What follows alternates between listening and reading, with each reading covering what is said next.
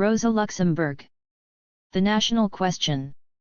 1. The right of nations to self-determination. Among other problems, the 1905 revolution in Russia has brought into focus the nationality question.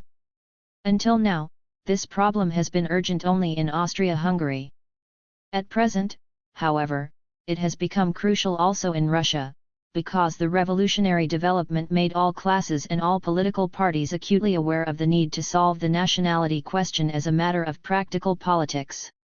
All the newly formed or forming parties in Russia, be they radical, liberal, or reactionary, have been forced to include in their programs some sort of a position on the nationality question, which is closely connected with the entire complex of the state's internal and external policies. For a workers' party, nationality is a question both of program and of class organization. The position a workers' party assumes on the nationality question, as on every other question, must differ in method and basic approach from the positions of even the most radical bourgeois parties, and from the positions of the pseudo-socialistic, petit bourgeois parties. Social democracy, whose political program is based on the scientific method of historical materialism and the class struggle, cannot make an exception with respect to the nationality question. Moreover, it is only by approaching the problem from the standpoint of scientific socialism that the politics of social democracy will offer a solution which is essentially uniform, even though the program must take into account the wide variety of forms of the nationality question arising from the social, historical, and ethnic diversity of the Russian Empire. In the program of the Social Democratic Labour Party, RSDLP, of Russia, such a formula, containing a general solution of the nationality question in all its particular manifestations, is provided by the 9th point. This says that the party demands a democratic republic whose constitution would ensure, among other things, that all nationalities forming the state have the right to self-determination. This program includes two more extremely important propositions on the same matter. These are the 7th point, which demands the abolition of classes and the full legal equality of all citizens without distinction of sex, religion, race, or nationality, and the 8th point, which says that the several ethnic groups of the state should have the right to schools conducted in their respective national languages at state expense, and the right to use their languages at assemblies and on an equal level with the state language in all state and public functions. Closely connected to the nationality question is the 3rd point of the program, which formulates the demand for wide self-government on the local and provincial level in areas which are characterized by special living conditions and by the special composition of their populations. Obviously, however, the authors of the program felt that the equality of all citizens before the law, linguistic rights, and local self-government were not enough to solve the nationality problem, since they found it necessary to add a special paragraph granting each nationality the right to self-determination. What is especially striking about this formula is the fact that it doesn't represent anything specifically connected with socialism nor with the politics of the working class.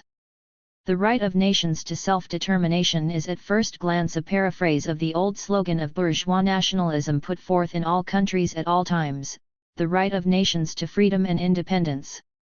In Poland, the innate right of nations to freedom has been the classic formula of nationalists from the Democratic Society to Lemanowski's Pobudka, and from the National Socialist Pobudka to the Anti-Socialist National League before it renounced its program of independence. Similarly, a resolution on the equal rights of all nations to freedom was the only tangible result of the famous Pan-Slav Congress held in Prague, which was broken up in 1848 by the Pan-Slavic bayonets of Windisch-Gratz. On the other hand, its generality and wide scope, despite the principle of the right of nations to self-determination which obviously can be applied not only to the peoples living in Russia but also to the nationalities living in Germany and Austria, Switzerland, and Sweden, America strangely enough is not to be found in any of the programs of today's socialist parties. This principle is not even included in the program of Austrian social democracy, which exists in a state with an extremely mixed population, where the nationality question is of crucial importance. The Austrian party would solve the nationality question not by a metaphysical formula which leaves the determination of the nationality question up to each of the nationalities according to their whims, but only by means of a well-defined plan. Austrian social democracy demands the elimination of the existing state structure of Austria, which is a collection of kingdoms and princely states patched together during the Middle Ages by the dynastic politics of the Habsburgs, and includes various nationalities mixed together territorially in a hodgepodge manner. The party rather demands that these kingdoms and states should be divided into territories on the basis of nationality, and that these national territories be joined into a state union. But because the nationalities are to some extent jumbled together through almost the entire area of Austria, the program of social democracy makes provision for a special law to protect the smaller minorities in the newly created national territories. Everyone is free to have a different opinion on this plan. Karl Kautsky, one of the most knowledgeable experts on Austrian conditions and one of the spiritual fathers of Austrian social democracy, shows in his latest pamphlet, Nationality and Internationalism, that such a plan, even if it could be put into effect, would by no means completely eliminate the conflicts and difficulties among the nationalities. Nonetheless, it does represent an attempt to provide a practical solution of these difficulties by the party of the proletariat, and because of the importance of the nationality question in Austria, we shall quote it in full. The nationality program of the Austrian Party, adopted at the Brunn Congress in 1899, says: because national conflicts in Austria are obstructing all political progress and the cultural development of the nationalities, because these conflicts result primarily from the backwardness of our public institutions, and because the prolongation of these conflicts is one of the methods by which the ruling classes ensure their domination and prevent measures in the true interests of the people, the Congress declares that the final settlement of the nationality and language question in Austria in the spirit of equality and reason is primarily a cultural demand, and therefore is one of the vital interests of the proletariat. This is possible only under a truly democratic regime based on universal, equal, and direct elections, a regime in which all feudal privileges in the state and the principalities will have been abrogated. Only under such a regime will the working classes, the elements which really support the state and society, be able to express their demands. The nurturing and development of the national peculiarities of all peoples in Austria are possible only on the basis of equal rights and the removal of oppression. Therefore, state bureaucratic centralism and the feudal privileges of the principalities must be opposed. Only under such conditions will it be possible to create harmony among the nationalities in Austria in place of the quarreling that takes place now, namely, through the recognition of the following guiding principles. Austria is to be transformed into a democratic federation of nationalities, Nationalitäten Bundesstaat. The historic crown lands are to be replaced by nationally homogeneous self-ruling bodies, whose legislation and administration shall be in the hands of national chambers, elected on the basis of universal, equal, and direct franchise. All self-governing regions of one and the same nation are to form together a nationally distinct union, which shall take care of this union's affairs autonomously. That is, linguistic and cultural, according to the explanation given in the draft by the party's leadership. A special law should be adopted by the parliament to safeguard the rights of national minorities. We do not recognize any national privilege, therefore we reject the demand for a state language. Whether a common language is needed, a federal parliament can decide. The Party Congress, as the organ of international social democracy in Austria, expresses its conviction that on the basis of these guiding principles, understanding among peoples is possible. It solemnly declares that it recognizes the right of each nationality to national existence and national development. Peoples can advance their culture only in close solidarity with one another, not in petty quarrels. Particularly the working class of all nations must, in the interest of the individual nationalities and in the general interest, maintain international cooperation and fraternity in its struggle and must conduct its political and economic struggle in closely united ranks. In the ranks of international socialism, the Russian Workers' Party is the only one whose program includes the demand that nationalities be granted the right to self-determination. Apart from Russian social democracy, we find this formula only in the program of the Russian Social Revolutionaries, where it goes hand in hand with the principle of state federalism. The relevant section of the political declaration of the Social Revolutionary Party states that the wide application of the principle of federalism in the relations between individual nationalities is possible, and stresses the recognition of their unlimited right to self-determination. It is true that the above formula exists in another connection with international socialism, namely, it is a paraphrase of one section of the resolution on the nationality problem adopted in 1896 by the International Socialist Congress in London. However, the circumstances which led to the adoption of that resolution, and the way in which the resolution was formulated, show clearly that if the ninth paragraph in the program of the Russian Party is taken as an application of the London Resolution, it is based on a misunderstanding. The London Resolution was not at all the result of the intention or need to make a statement at an international congress on the nationality question in general, nor was it presented or adopted by the Congress as a formula for the practical resolution of that question by the workers' parties of the various countries. Indeed, just the opposite was true. The London Resolution was adopted on the basis of a motion presented to the Congress by the social patriotic faction of the Polish movement, or the Polish Socialist Party, PPS, a motion which demanded that the reconstruction of an independent Poland be recognized as one of the most urgent demands of international socialism. 3. Influenced by the criticism raised at the Congress by Polish social democracy and the discussion concerning this in the socialist press, as well as by the first mass demonstration of the workers' movement in Russia, the memorable strike of 40,000 textile workers in Petersburg in May 1896, the International Congress did not consider the Polish motion, which was directed in its arguments and in its entire character against the Russian revolutionary movement. Instead, it adopted the London Resolution already mentioned, which signified a rejection of the motion for the reconstruction of Poland. The Congress, the resolution states, declares itself in favor of the complete right of all nations to self-determination, and expresses its sympathy for the workers of every country now suffering under the yoke of military, national, or other despotism. The Congress calls on the workers of all these countries to join the ranks of the class-conscious workers of the whole world in order to fight together with them for the defeat of international capitalism and for the achievement of the aims of international social democracy.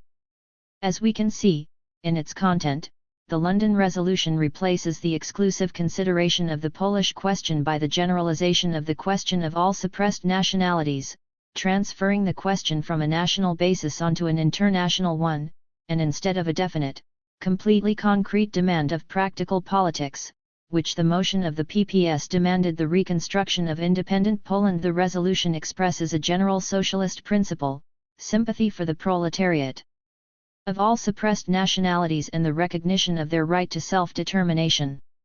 There can be no doubt that this principle was not formulated by the Congress in order to give the international workers' movement a practical solution to the nationality problem.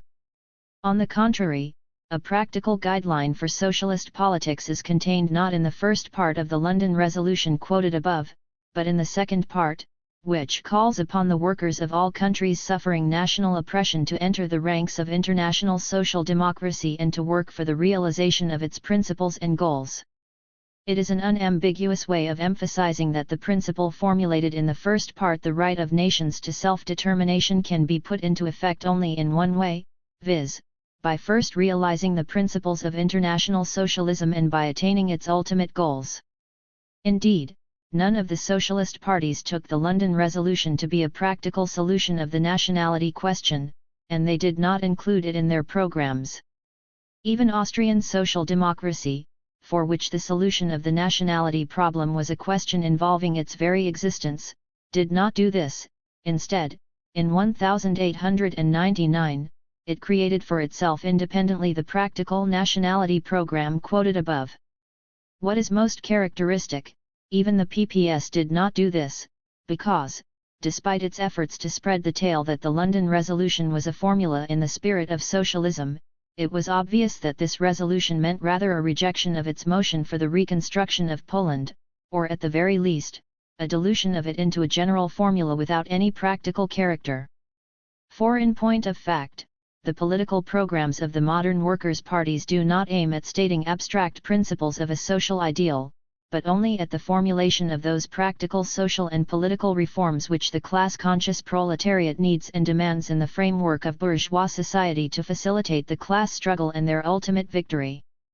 The elements of a political program are formulated with definite aims in mind, to provide a direct, practical, and feasible solution to the crucial problems of political and social life, which are in the area of the class struggle of the proletariat, to serve as a guideline for everyday politics and its needs, to initiate the political action of the Workers' Party and to lead it in the right direction, and finally, to separate the revolutionary politics of the proletariat from the politics of the bourgeois and petit bourgeois parties. The formula, the right of nations to self-determination, of course doesn't have such a character at all. It gives no practical guidelines for the day-to-day politics of the proletariat, nor any practical solution of nationality problems. For example, this formula does not indicate to the Russian proletariat in what way it should demand a solution of the Polish national problem, the Finnish question, the Caucasian question, the Jewish, etc. It offers instead only an unlimited authorization to all interested nations to settle their national problems in any way they like. The only practical conclusion for the day-to-day politics of the working class which can be drawn from the above formula is the guideline that it is the duty of that class to struggle against all manifestations of national oppression. If we recognize the right of each nation to self-determination, it is obviously a logical conclusion that we must condemn every attempt to place one nation over another, or for one nation to force upon another any form of national existence. However, the duty of the class party of the proletariat to protest and resist national oppression arises not from any special right of nations, just as, for example, its striving for the social and political equality of sexes does not at all result from any special rights of women which the movement of bourgeois emancipationists refers to. This duty arises solely from the general opposition to the class regime and to every form of social inequality and social domination, in a word, from the basic position of socialism. But leaving this point aside, the only guideline given for practical politics is of a purely negative character. The duty to resist all forms of national oppression does not include any explanation of what conditions and political forms the class-conscious proletariat in Russia at the present time should recommend as a solution for the nationality problems of Poland, Latvia, the Jews, etc., or what program it should present to match the various programs of the bourgeois, nationalist, and pseudo-socialist parties in the present class struggle. In a word, the formula, the right of nations to self-determination, is essentially not a political and problematic guideline in the nationality question, but only a means of avoiding that question. 2. The general and cliché-like character of the 9th point in the program of the Social Democratic Labour Party of Russia shows that this way of solving the question is foreign to the position of Marxian socialism. A right of nations which is valid for all countries and all times is nothing more than a metaphysical cliché of the type of rights of man and rights of the citizen. Dialectic materialism, which is the basis of scientific socialism, has broken once and for all with this type of eternal formula. For the historical dialectic has shown that there are no eternal truths and that there are no rights. In the words of Engels, what is good in the here and now, is an evil somewhere else, and vice versa, or, what is right and reasonable under some circumstances becomes nonsense and absurdity under others. Historical materialism has taught us that the real content of these eternal truths, rights, and formulae is determined only by the material social conditions of the environment in a given historical epoch. On this basis, scientific socialism has revised the entire store of democratic clichés and ideological metaphysics inherited from the bourgeoisie.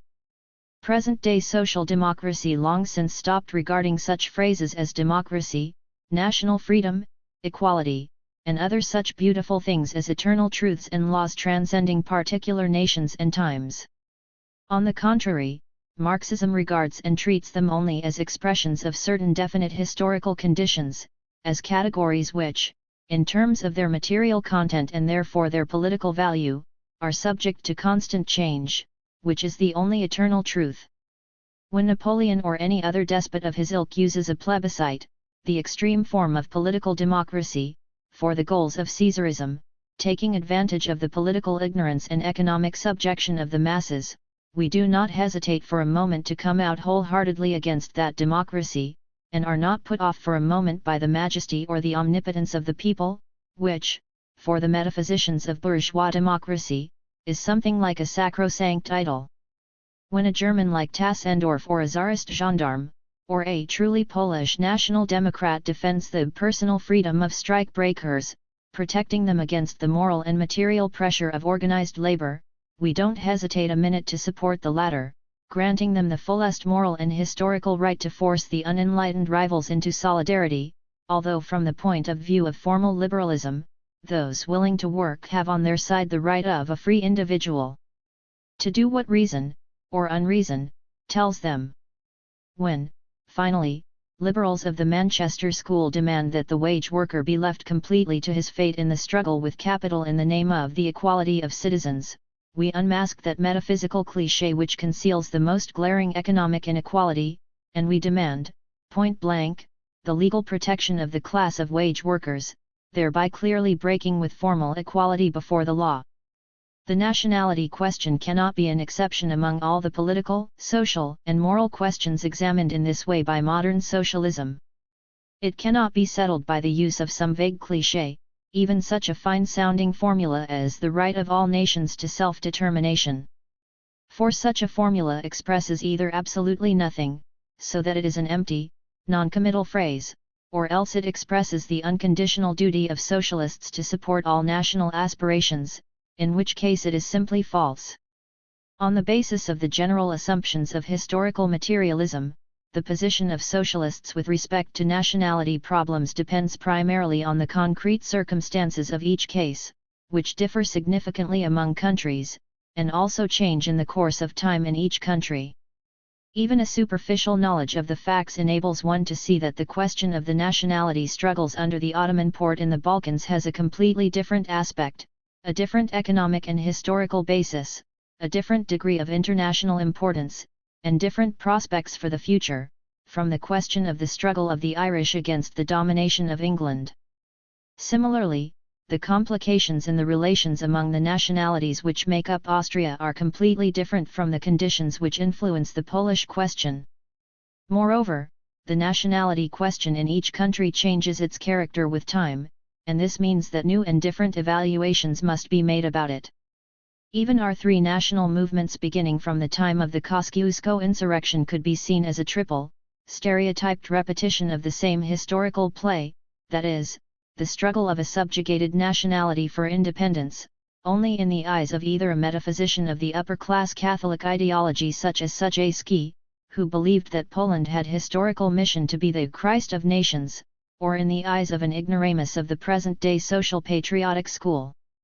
Whoever cuts deeper with the scalpel of the researcher, more precisely, of the historical materialist researcher, will see beneath the surface of our three national uprisings three completely different socio-political movements, which took on an identical form of struggle with the invader in each case only because of external circumstances. To measure the Kosciuszko insurrection and the November and January insurrections by one and the same yardstick by the sacred laws of the subjugated nation actually reveals a lack of all judgment and the complete absence of any historical and political discrimination. 6. A glaring example of how the change of historical conditions influences the evaluation and the position of socialists with respect to the nationality question is the so-called Eastern Question. During the Crimean War in 1855, the sympathies of all democratic and socialist Europe were on the side of the Turks and against the South Slavs who were seeking their liberty. The right of all nations to freedom did not prevent Marx, Engels, and Liebknecht from speaking against the Balkan Slavs and from resolutely supporting the integrity of the Turks. For they judged the national movements of the Slavic peoples in the Turkish Empire not from the standpoint of the eternal sentimental formulae of liberalism, but from the standpoint of the material conditions which determined the content of these national movements, according to their views of the time.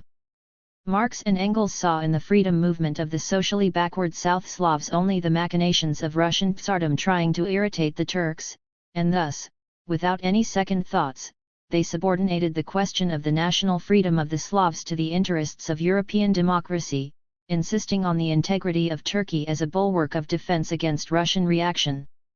This political position was maintained in German social democracy as late as the second half of the 1890s, when the grey-haired Wilhelm Liebknecht, on the occasion of the struggle of the Armenian Turks, still spoke in that spirit. But by this time the position of German and international social democracy on the Eastern question had changed. Social democracy began to support openly the aspirations of the suppressed nationalities in Turkey to a separate cultural existence, and abandoned all concern for the artificial preservation of Turkey as a whole. And at this time it was guided not by a feeling of duty toward the Armenians or the Macedonians as subjugated nationalities, but by the analysis of the material base of conditions in the East in the second half of the last century. By this analysis, the Social Democrats became convinced that the political disintegration of Turkey would result from its economic political development in the second half of the 19th century, and that the temporary preservation of Turkey would serve the interests of the reactionary diplomacy of Russian absolutism. Here, as in all other questions, social democracy was not contrary to the current of objective development, but with it, and, profiting from its conclusions, it defended the interests of European civilization by supporting the national movements within Turkey. It also supported all attempts to renew and reform Turkey from within, however weak the social basis for such a movement may have been. A second example of the same thing is provided by the diametrically opposite attitudes of Marx and Engels during the Revolution of 1848 with respect to the national aspirations of the Czechs and the Poles.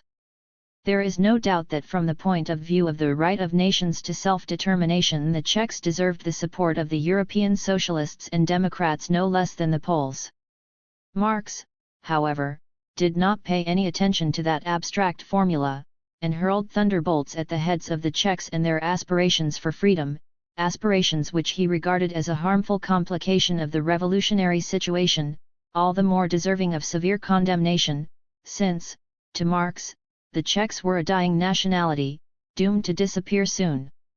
The creators of the Communist Manifesto put forth these views at the same time that they were defending the nationalist movement of the Poles with all their strength, calling upon all revolutionary and progressive forces to help our patriots.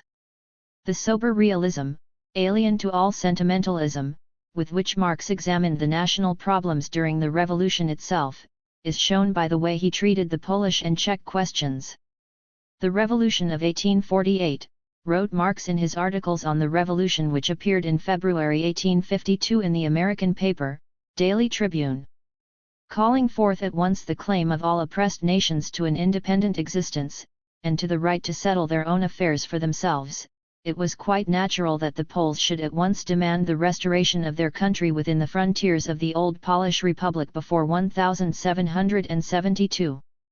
It is true, this frontier, even at that time, had become obsolete. If taken as the delimitation of German and Polish nationality, it had become more so every year since by the progress of Germanization, but then, the Germans had proclaimed such an enthusiasm for the restoration of Poland, that they must expect to be asked, as a first proof of the reality of their sympathies, to give up their share of the plunder. On the other hand, should whole tracts of land, inhabited chiefly by Germans, should large towns, entirely German, be given up to a people that as yet had never given any proofs of its capability of progressing beyond a state of feudalism based upon agricultural serfdom? The question was intricate enough. The only possible solution was in a war with Russia. The question of delimitation between the different revolutionized nations would have been made a secondary one to that of first establishing a safe frontier against the common enemy. The Poles, by receiving extended territories in the east, would have become more tractable and reasonable in the west, and Riga and Milan would have been deemed, after all, quite as important to them as Danzig and Elbing. Thus the advanced party in Germany, deeming a war with Russia necessary to keep up the continental movement, and considering that the national re-establishment even of a part of Poland would inevitably lead to such a war, supported the Poles, while the reigning, middle-class party clearly foresaw its downfall from any national war against Russia, which would have called more active and energetic men to the helm, and, therefore, with a feigned enthusiasm for the extension of German nationality, they declared Prussian Poland, the chief seat of Polish revolutionary agitation, to be part and parcel of the German Empire that was to be. 7. Marx treated the Czech question with no less political realism. The question of nationality gave rise to another struggle in Bohemia. This country, inhabited by 2 millions of Germans, and 3 millions of Slavonians of the Czechian tongue, had great historical recollections, almost all connected with the former supremacy of the Czechs. But then the force of this branch of the Slavonic family had been broken ever since the wars of the Hussites in the 15th century. The province speaking the Czechian tongue was divided, one part forming the Kingdom of Bohemia, another the Principality of Moravia, a third the Carpathian hill country of the Slovaks, being part of Hungary. The Moravians and Slovaks had long since lost every vestige of national feeling and vitality, although mostly preserving their language. Bohemia was surrounded by thoroughly German countries on 3 sides out of 4. The German element had made great progress on her own territory, even in the capital, in Prague. The two nationalities were pretty equally matched, and everywhere capital, trade, industry, and mental culture were in the hands of the Germans. The chief champion of the Czechian nationality, Professor Palocki, is himself nothing but a learned German run-mad, who even now cannot speak the Czechian language correctly and without foreign accent. But, as it often happens, dying Czechian nationality, dying according to every fact known in history for the last 400 years, made in 1848 a last effort to regain its former vitality, an effort whose failure, independently of all revolutionary considerations, was to prove that Bohemia could only exist, henceforth, as a portion of Germany, although part of her inhabitants might yet, for some centuries, continue to speak a non-German language. Revolution and Counter-Revolution in Deutschland, pages 57-62. We quote the above passages in order to stress the methods which Marx and Engels used with respect to the nationality question, methods not dealing in abstract formulae, but only in the real issues of each individual case. That method did not, though, keep them from making a faulty evaluation of the situation, or from taking a wrong position in certain cases. The present state of affairs shows how deeply Marx was in error in predicting, 60 years ago, the disappearance of the Czech nationality, whose vitality the Austrians today find so troublesome. Conversely, he overestimated the international importance of Polish nationalism. This was doomed to decay by the internal development of Poland, a decay which had already set in at that time. But these historical errors do not detract an ounce from the value of Marx's method, for there are in general no methods of research which are, a priori, protected against a wrong application in individual cases. Marx never claimed to be infallible, and nothing, in the last resort, is so contrary to the spirit of his science as infallible historical judgments. It was possible for Marx to be mistaken in his position with respect to certain national movements, and the author of the present work tried to show in 1896 and 1897 that Marx's views on the Polish question, as on the Eastern question, were outdated and mistaken. But it is this former position of Marx and Engels on the question of Turkey and the South Slavs, as well as on the national movement of the Czechs and Poles, that shows emphatically how far the founders of scientific socialism were from solving all nationality questions in one manner only, on the basis of one slogan adopted a priori. It also shows how little they were concerned with the metaphysical rights of nations when it was a matter of the tangible material problems of European development. Finally, an even more striking example of how the creators of modern socialist politics treated the national question is their evaluation of the freedom movement of the Swiss in the 14th century. This is part of history, therefore free from the influence of all the expectations and passions of day-to-day politics. The uprising of the Swiss cantons against the bloody oppression of the Habsburg despotism, which, in the form of the historical myth of William Tell, is the object of absolute worship by the liberal bourgeois romantic idealist, was appraised by Friedrich Engels in 1847 in the following way. The struggle of the early Swiss against Austria, the famous oath at Ritli, the heroic shot of Tell, the immortal victory at Morgarten, all this represented the struggle of restless shepherds against the thrust of historical development, a struggle of hidebound, conservative, local interests against the interests of the entire nation, a struggle of primitivism against enlightenment, barbarism against civilization.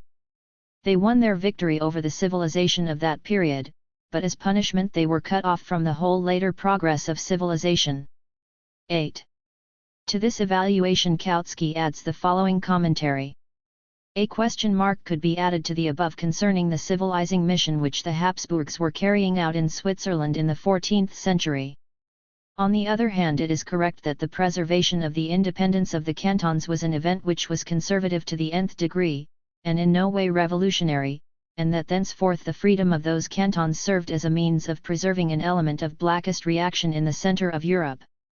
It was those forest cantons which defeated Zwingli and his army in 1531 at the Battle of Kappel, and thereby put a stop to the spread of Protestantism in Switzerland. They provided armies to all the despots of Europe, and it was the Swiss of the forest cantons who were the staunchest supporters of Louis XVL against the revolution. For this the Republic raised a magnificent monument to them in Lucerne. Die Neue Zeit, 1904–1905, Volume 2, p.146. From the point of view of the right of nations to self-determination, the Swiss uprising obviously deserves the sympathy of socialists on all scores.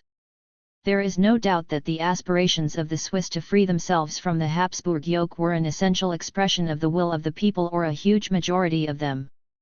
The national movement of the Swiss had a purely defensive character, and was not informed by the desire to oppress other nationalities. It was intended only to throw off the oppression of a foreign and purely dynastic invader. Finally, this national movement formally bore all the external characteristics of democratism, and even revolutionism, since the people were rebelling against absolute rule under the slogan of a popular republic. In complete contrast to this movement is the national uprising in Hungary in 1848. It is easy to see what would have been the historical outcome of the victory of the Hungarians because the social and national conditions of that country ensured the absolute domination of the Magyar minority over the mixed majority of the other, subjugated nationalities. A comparison of these two struggles for national independence, the Hungarian in 1848 and the Swiss 5 centuries earlier, is all the more significant since both were directed against the same enemy, the absolutism of the Austrian Habsburgs. The method and the viewpoint on national politics of Marx and Engels are brought into high relief by this comparison. Despite all the external evidences of revolutionism in the Swiss movement, and despite the indisputable two-edged character of the Magyar movement, obvious in the flunkeyism with which the Hungarian revolutionaries helped the Vienna government to suppress the Italian Revolution, the creators of scientific socialism sharply criticized the Swiss uprising as a reactionary event, while they supported fervently the Hungarian uprising in 1848. In both cases they were guided not by the formula of the right of nations to self-determination, which obviously was much more applicable to the Swiss than to the Magyars, but only by a realistic analysis of the movements from a historical and political standpoint. The uprising of the fragmented peasant cantons, with their regionalism against the centralist power of the Habsburgs, was, in the eyes of Engels, a sign of historical reaction, just as the absolutism of the princely power, moving toward centralism, was at that time an element of historical progress. From a similar standpoint, we note in passing, Lassalle regarded the peasant wars, and the parallel rebellion of the minor knights of the nobility in Germany in the 16th century against the rising princely power, as signs of reaction. On the other hand, in 1848, Habsburg absolutism was already a reactionary relic of the Middle Ages, and the national uprising of the Hungarians, a natural ally of the internal German revolution directed against the Habsburgs, naturally had to be regarded as an element of historical progress. 3. What is more, in taking such a stand, Marx and Engels were not at all indulging in party or class egoism, and were not sacrificing entire nations to the needs and perspectives of Western European democracy, as it might have appeared. It is true that it sounds much more generous, and is more flattering to the overactive imagination of the young intellectual, when the socialists announce a general and universal introduction of freedom for all existing suppressed nations. But the tendency to grant all peoples, countries, groups, and all human creatures the right to freedom, equality, and other such joys by one sweeping stroke of the pen, is characteristic only of the youthful period of the socialist movement, and most of all of the phraseological bravado of anarchism. The socialism of the modern working class, that is, scientific socialism, takes no delight in the radical and wonderful-sounding solutions of social and national questions, but examines primarily the real issues involved in these problems. The solutions of the problems of social democracy are not in general characterized by magnanimity, and in this respect they are always outdone by socialist parties which are not hampered by scientific doctrines, and which therefore always have their pockets full of the most beautiful gifts for everyone. Thus, for example, in Russia, the Social Revolutionary Party leaves social democracy far behind in the agricultural question. It has for the peasants a recipe for the immediate partial introduction of socialism in the village, without the need of a boring period of waiting for the conditions of such a transformation in the sphere of industrial development. In comparison with such parties, social democracy is and always will be a poor party, just as Marx in his time was poor in comparison with the expansive and magnanimous Bakunin, just as Marx and Engels were both poor in comparison with the representatives of real or rather philosophical socialism. But the secret of the magnanimity of all socialists with an anarchist coloration and of the poverty of social democracy, is that anarchistic revolutionism measures strength by intentions, not intentions according to strength, that is, it measures its aspirations only by what its speculative reason, fumbling with an empty utopia, regards as good and necessary for the salvation of humanity. Social democracy, on the other hand, stands firmly on historical ground in its aspirations, and therefore reckons with historical possibilities. Marxian socialism differs from all the other brands of socialism because, among other things, it has no pretensions to keeping patches in its pocket to mend all the holes made by historical development. Actually, even if as socialists we recognized the immediate right of all nations to independence, the fates of nations would not change an iota because of this. The right of a nation to freedom as well as the right of the worker to economic independence are, under existing social conditions, only worth as much as the right of each man to eat off gold plates, which, as Nicholas Chernyshevsky wrote, he would be ready to sell at any moment for a ruble. In the 1840s the right to work was a favorite postulate of the utopian socialists in France, and appeared as an immediate and radical way of solving the social question. However, in the revolution of 1848 that right ended, after a very short attempt to put it into effect, in a terrible fiasco, which could not have been avoided even if the famous national workshops had been organized differently. An analysis of the real conditions of the contemporary economy, as given by Marx in his Capital, must lead to the conviction that even if present-day governments were forced to declare a universal right to work, it would remain only a fine-sounding phrase, and not one member of the rank and file of the reserve army of labor waiting on the sidewalk would be able to make a bowl of soup for his hungry children from that right.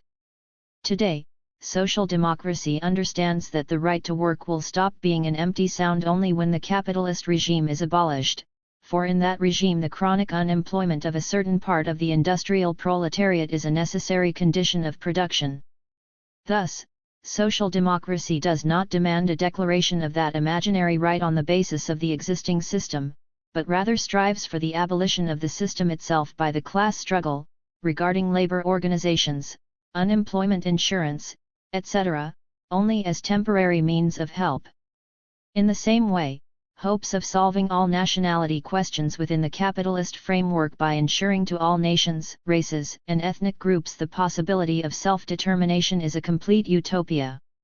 And it is a utopia from the point of view that the objective system of political and class forces condemns many a demand in the political program of social democracy to be unfeasible in practice. For example, important voices in the ranks of the international workers' movement have expressed the conviction that a demand for the universal introduction of the 8-hour day by legal enactment has no chance of being realized in bourgeois society because of the growing social reaction of the ruling classes, the general stagnation of social reforms, the rise of powerful organizations of businessmen, etc. Nonetheless, no one would dare call the demand for the 8-hour day a utopia, because it is in complete accordance with the progressive development of bourgeois society.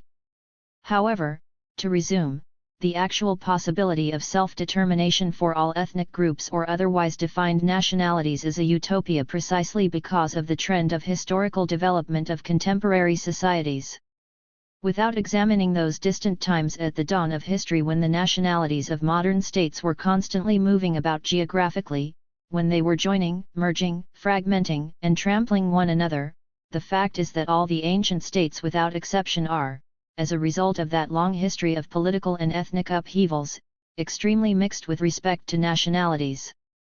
Today, in each state, ethnic relics bear witness to the upheavals and intermixtures which characterized the march of historical development in the past.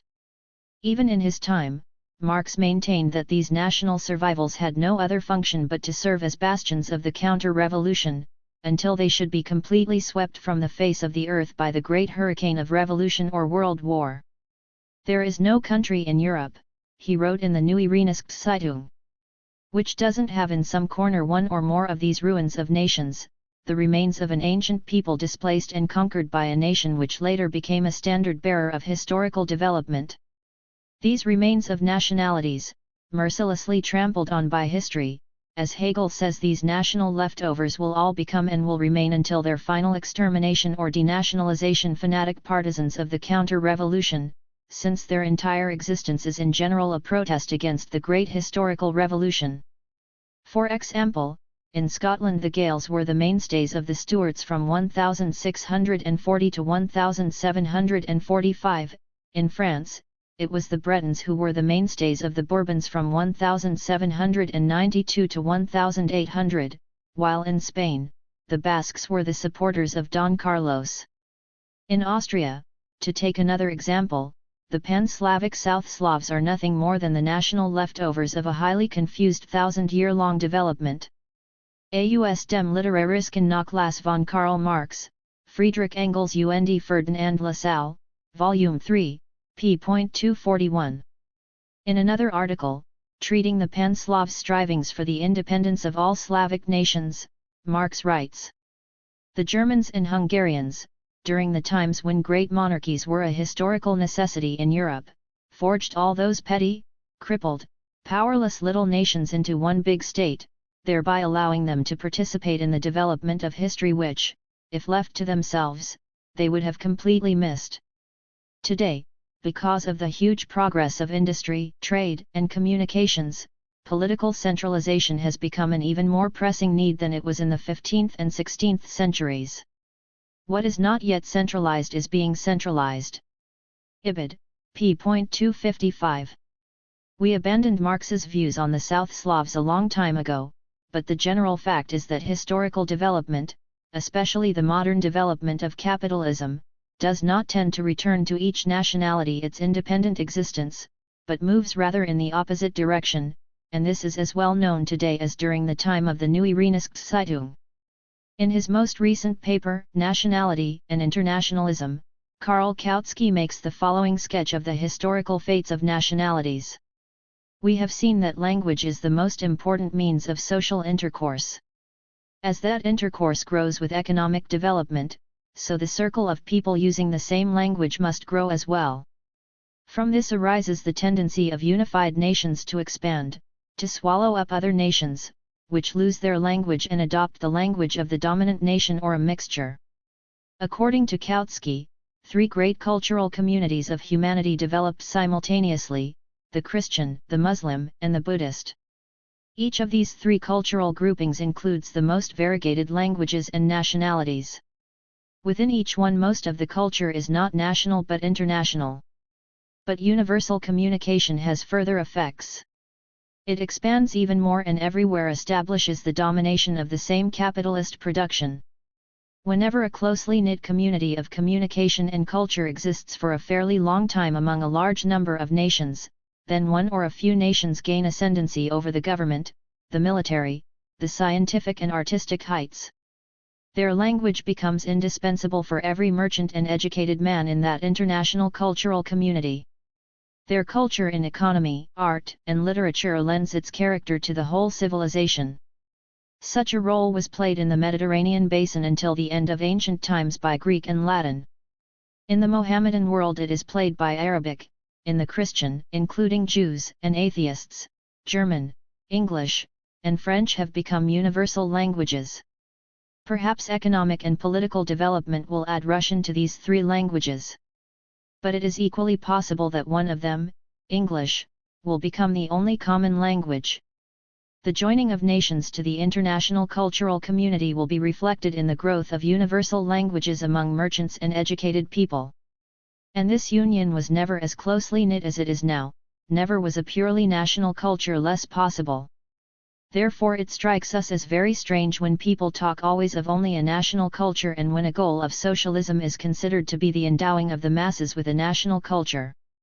When socialist society provides the masses with an education, it also gives them the ability to speak several languages, the universal languages, and therefore to take part in the entire international civilization and not only in the separate culture of a certain linguistic community.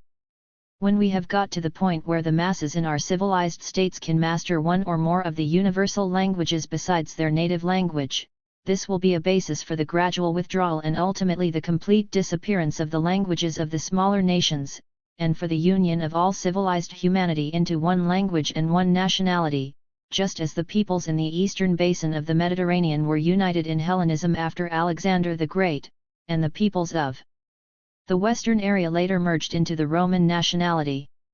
The variety of languages within our circle of civilization makes understanding among members of the various nations difficult and is an obstacle to their civilized progress.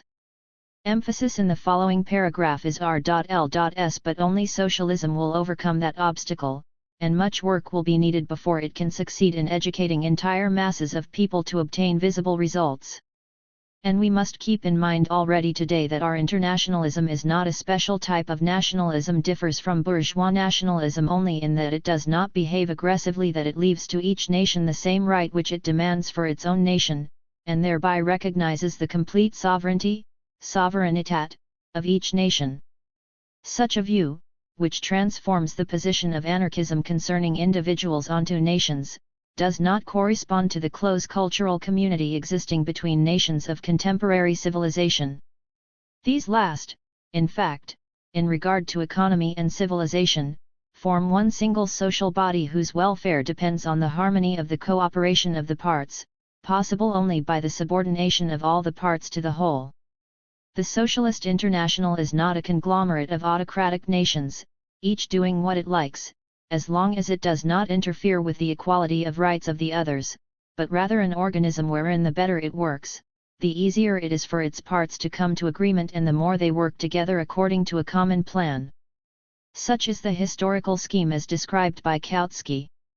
To be sure, he presents the matter from a different point of view than Marx does, emphasizing mainly the side of cultural, peaceful development, whereas Marx accents its political side, an external armed conquest. Both, however, characterize the fate of nationalities in the course of events, not as tending to separate themselves and become independent, but completely vice versa. Kautsky formulates, as far as we know, for the first time in socialistic literature of recent times, the historical tendency to remove completely all national distinctions within the socialist system and to fuse all of civilized humanity into one nationality. K. Kautsky, Nationalitat und Internationalitat, pages 12-17 and p.23.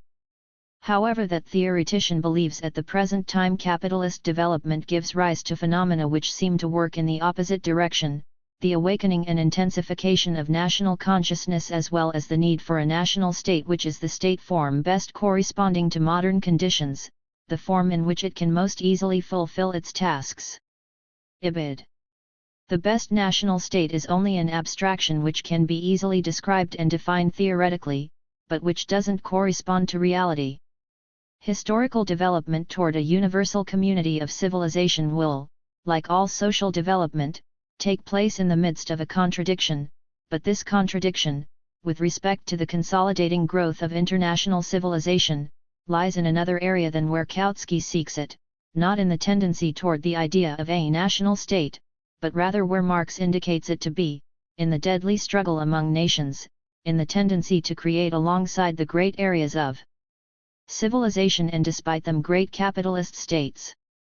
The development of world powers, a characteristic feature of our times growing in importance along with the progress of capitalism, from the very outset condemns all small nations to political impotence. Apart from a few of the most powerful nations, the leaders in capitalist development, which possess the spiritual and material resources necessary to maintain their political and economic independence, self-determination, the independent existence of smaller and petty nations, is an illusion, and will become even more so. The return of all, or even the majority of the nations which are today oppressed, to independence would only be possible if the existence of small states in the era of capitalism had any chances or hopes for the future.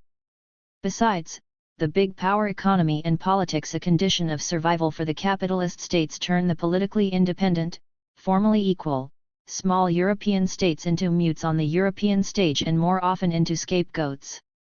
Can one speak with any seriousness of the self-determination of peoples which are formally independent, such as Montenegrins, Bulgarians, Romanians, the Serbs, the Greeks, and, as far as that goes, even the Swiss, whose very independence is the product of the political struggles and diplomatic game of the concert of Europe? From this point of view, the idea of ensuring all nations the possibility of self-determination is equivalent to reverting from great capitalist development to the small medieval states, far earlier than the 15th and 16th centuries. The other principal feature of modern development, which stamps such an idea as utopian, is capitalist imperialism. The example of England and Holland indicates that under certain conditions a capitalist country can even completely skip the transition phase of national state and create at once, in its manufacturing phase, a colony-holding state. The example of England and Holland, which, at the beginning of the 17th century, had begun to acquire colonies, was followed in the 18th and 19th centuries by all the great capitalist states. The fruit of that trend is the continuous destruction of the independence of more and more new countries and peoples, of entire continents. The very development of international trade in the capitalist period brings with it the inevitable, though at times slow, ruin of all the more primitive societies, destroys their historically existing means of self-determination, and makes them dependent on the crushing wheel of capitalist development and world politics. Only complete formalist blindness could lead one to maintain that, for example, the Chinese nation, whether we regard the people of that state as one or several nations, is today really determining itself. The destructive action of world trade is followed by outright partition or by the political dependence of colonial countries in various degrees and forms. And if social democracy struggles with all its strength against colonial policy in all its manifestations, trying to hinder its progress, then it will at the same time realize that this development, as well as the roots of colonial politics, lies at the very foundations of capitalist production, that colonialism will inevitably accompany the future progress of capitalism, and that only the innocuous bourgeois apostles of peace can believe in the possibility of today's states avoiding that path. The struggle to stay in the world market, to play international politics, and to have overseas territories is both a necessity and a condition of development for capitalist world powers. The form that best serves the interests of exploitation in the contemporary world is not the national state, as Kautsky thinks, but a state bent on conquest. When we compare the different states from the point of view of the degree to which they approach this ideal, we see that it is not the French state which best fits the model, at least not in its European part, which is homogeneous with respect to nationality. Still less does the Spanish state fit the model, since it lost its colonies. It has shed its imperialist character and is purely national in composition.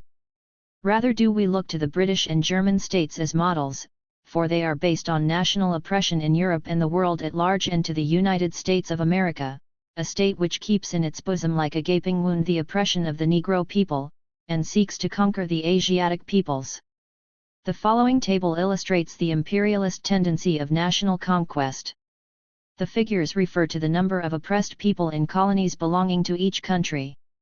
The huge figures quoted, which include around 500 million people, should be increased by the colossal addition of the countries which do not figure as colonies, but are actually completely dependent on European states, and then we should break these totals down into countless nationalities and ethnic groups to convey an idea of the effects to date of capitalist imperialism on the fates of nations and their ability to determine themselves.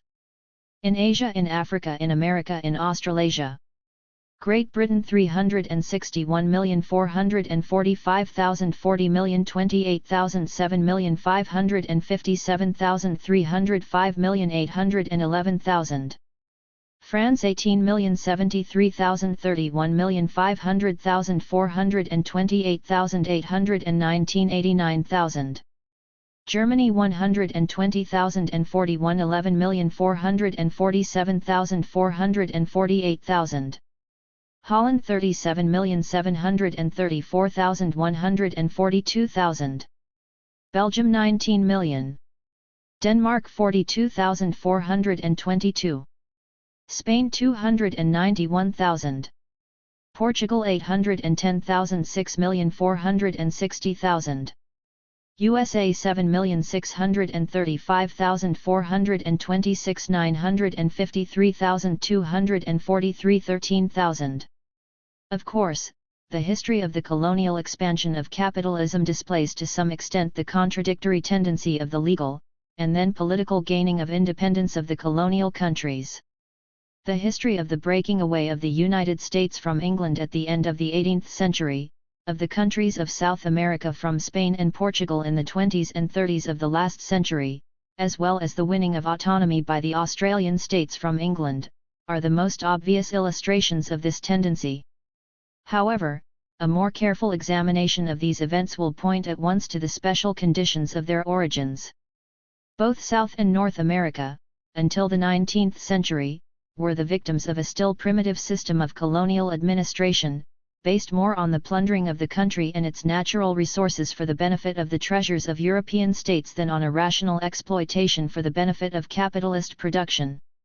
In these cases, it was a matter of an entire country, which possessed all the conditions for the independent development of capitalism, making its own way by breaking the rotting fetters of political dependence.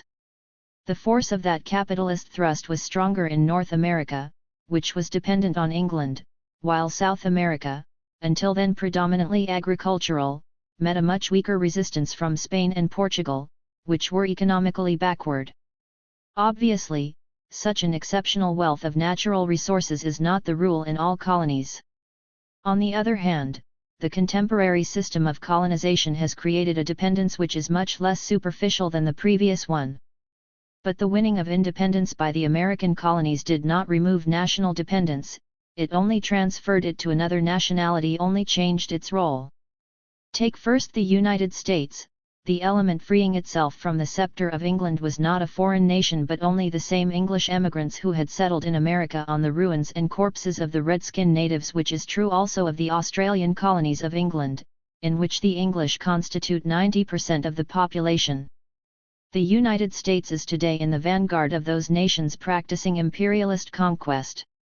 In the same way, Brazil, Argentina, and the other former colonies whose leading element is immigrants Portuguese and Spanish, won independence from the European states primarily in order to exercise control over the trade in Negroes and their use on the plantations, and to annex all the weaker colonies in the area.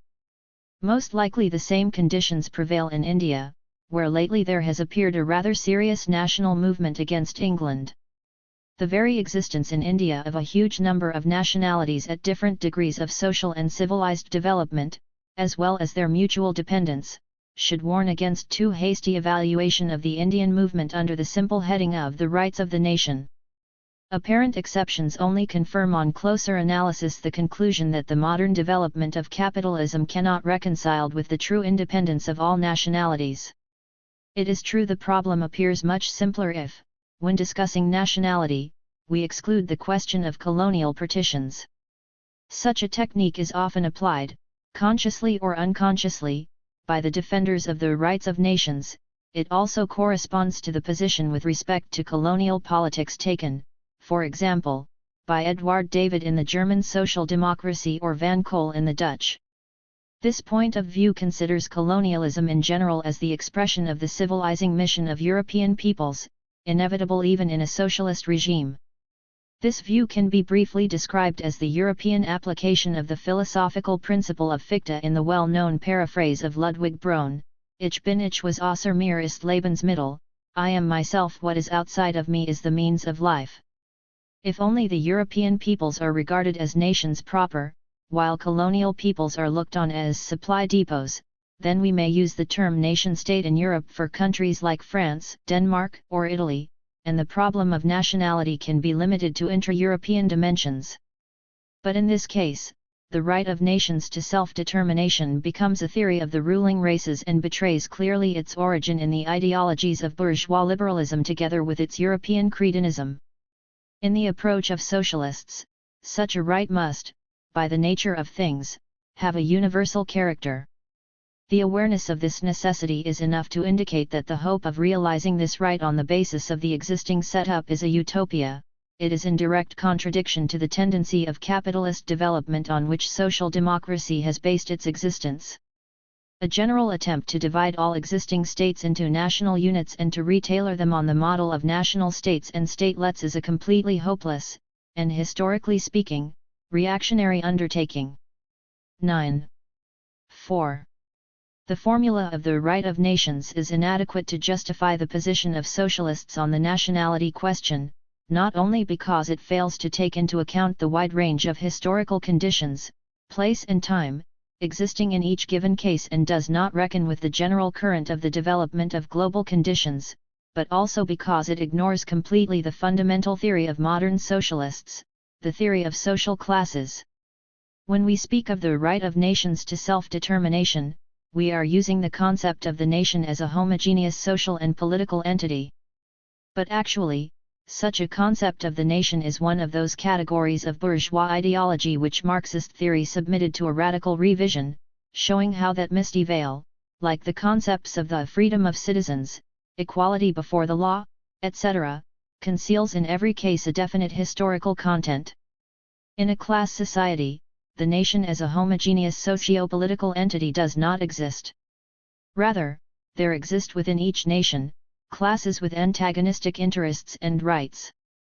There literally is not one social area, from the coarsest material relationships to the most subtle moral ones, in which the possessing class and the class-conscious proletariat hold the same attitude, and in which they appear as a consolidated national entity. In the sphere of economic relations, the bourgeois classes represent the interests of exploitation, the proletariat the interests of work. In the sphere of legal relations, the cornerstone of bourgeois society is private property. The interest of the proletariat demands the emancipation of the propertyless man from the domination of property. In the area of the judiciary, bourgeois society represents class justice, the justice of the well-fed and the rulers.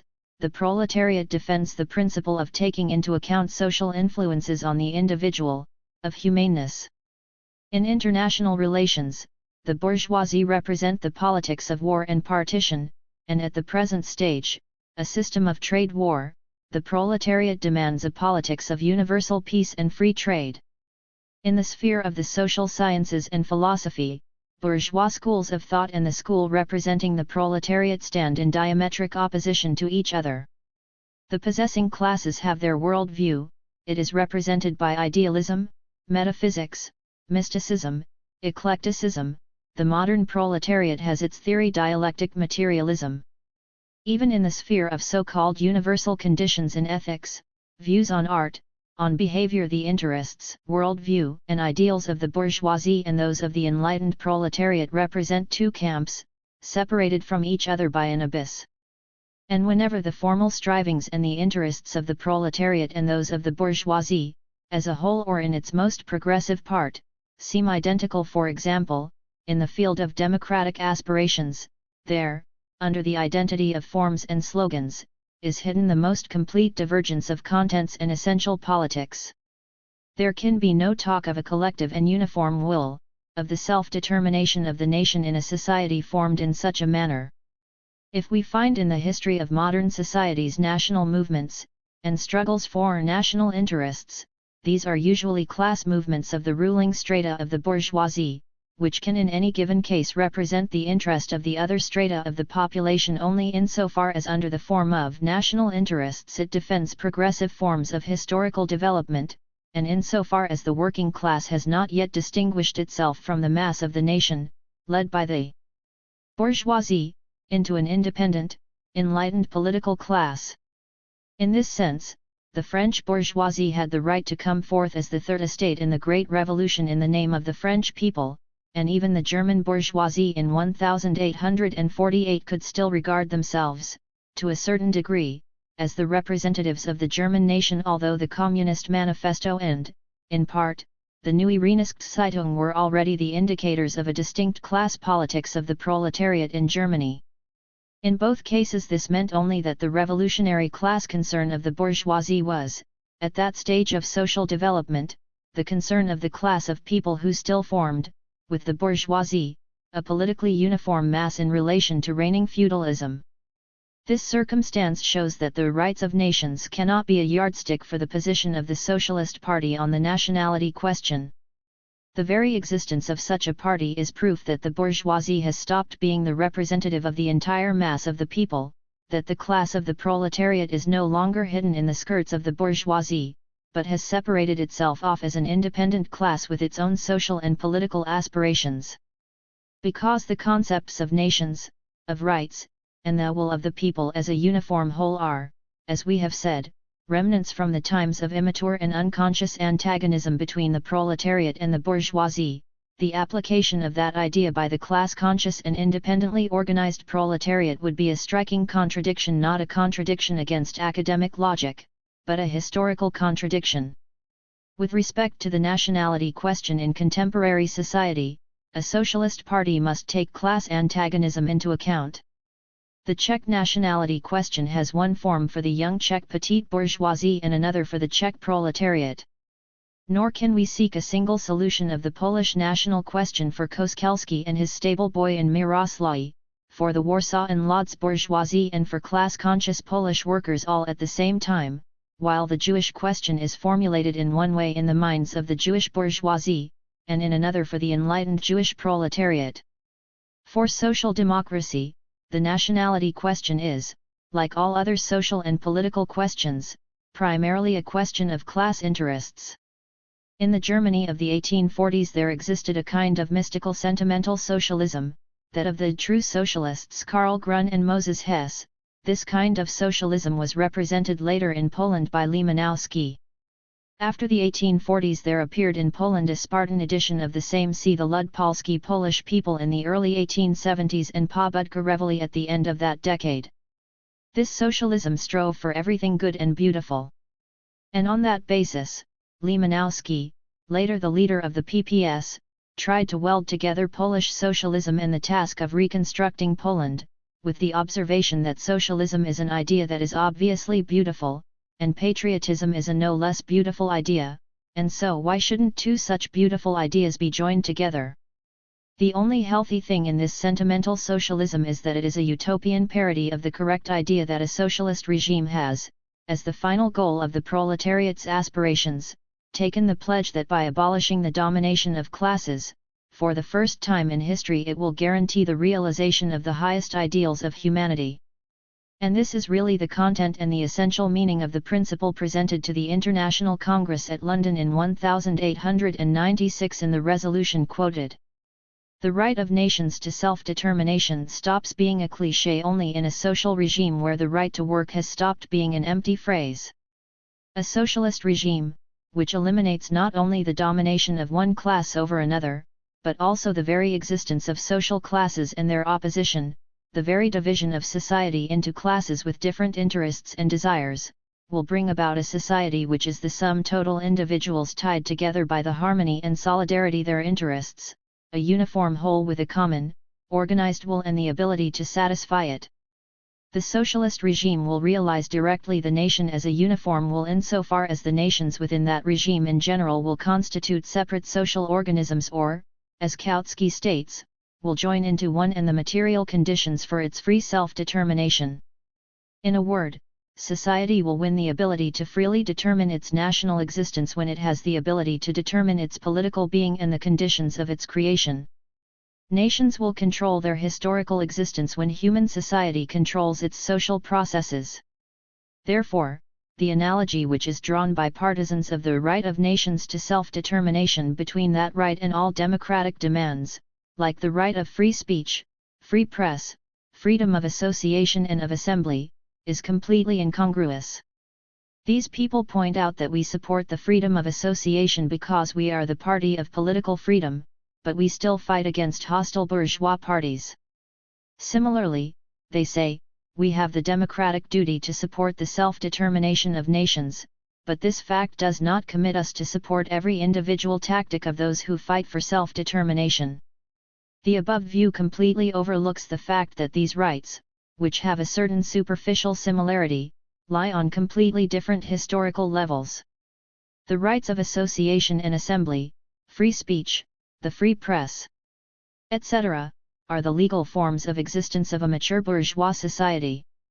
But the right of nations to self-determination is only a metaphysical formulation of an idea which in bourgeois society is completely non-existent and can be realized only on the basis of a socialist regime.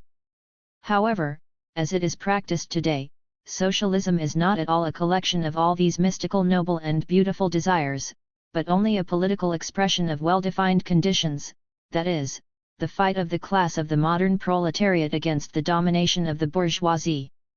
Socialism means the striving of the proletariat to bring about the dictatorship of its class in order to get rid of the present form of production. This task is the main and guiding one for the Socialist Party as the party of the proletariat. It determines the position of that party with respect to all the several problems of social life. Social democracy is the class party of the proletariat. Its historical task is to express the class interests of the proletariat and also the revolutionary interests of the development of capitalist society toward realizing socialism. Thus, social democracy is called upon to realize not the right of nations to self-determination but only the right of the working class, which is exploited and oppressed, of the proletariat, to self-determination. From that position social democracy examines all social and political questions without exception, and from that standpoint it formulates its programmatic demands. Neither in the question of the political forms which we demand in the state, nor in the question of the state's internal or external policies, nor in the questions of law or education, of taxes, or the military, does social democracy allow the nation to decide its fate according to its own vision of self-determination. All of these questions affect the class interests of the proletariat in a way that questions of national political and national cultural existence do not. But between those questions and the national political and national cultural questions, exist usually the closest ties of mutual dependence and causality.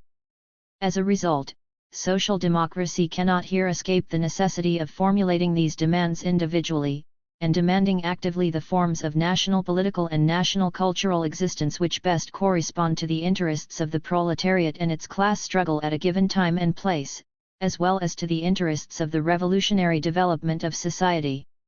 Social democracy cannot leave these questions to be solved by nations. This becomes perfectly obvious as soon as we bring the question down from the clouds of abstraction to the firm ground of concrete conditions. The nation should have the right to self-determination. But who is that nation and who has the authority and the right to speak for the nation and express its will? How can we find out what the nation actually wants? Does there exist even one political party which would not claim that it alone, among all others, truly expresses the will of the nation, whereas all other parties give only perverted and false expressions of the national will? All the bourgeois, liberal parties consider themselves the incarnation of the will of the people and claim the exclusive monopoly to represent the nation. But conservative and reactionary parties refer no less to the will and interests of the nation, and within certain limits, have no less of a right to do so. The Great French Revolution was indubitably an expression of the will of the French nation, but Napoleon, who juggled away the work of the revolution in his coup of the 18th Brumaire, based his entire state reform on the principle of la volonté générale, the general will. In 1848, the will of the nation produced first the Republic and the Provisional Government, then the National Assembly, and finally Louis Bonaparte, who cashiered the Republic, the Provisional Government, and the National Assembly. During the 1905 revolution in Russia, liberalism demanded in the name of the people a cadet ministry, absolutism, in the name of the same people, arranged the pogroms of the Jews, while the revolutionary peasants expressed their national will by sending the estates of the gentry up in smoke. In Poland, the Party of the Black Hundreds, National Democracy, had a claim to be the will of the people, and in the name of the self-determination of the nation incited national workers to assassinate socialist workers. Thus the same thing happens to the true will of the nation as to the true ring in Lessing's story of Nathan the Wise. It has been lost and it seems almost impossible to find it and to tell it from the false and counterfeit ones. On the surface, the principle of democracy provides a way of distinguishing the true will of the people by determining the opinion of the majority. The nation wants what the majority of the people want. But woe to the Social Democratic Party which would ever take that principle as its own yardstick, that would condemn to death social democracy itself as the revolutionary party.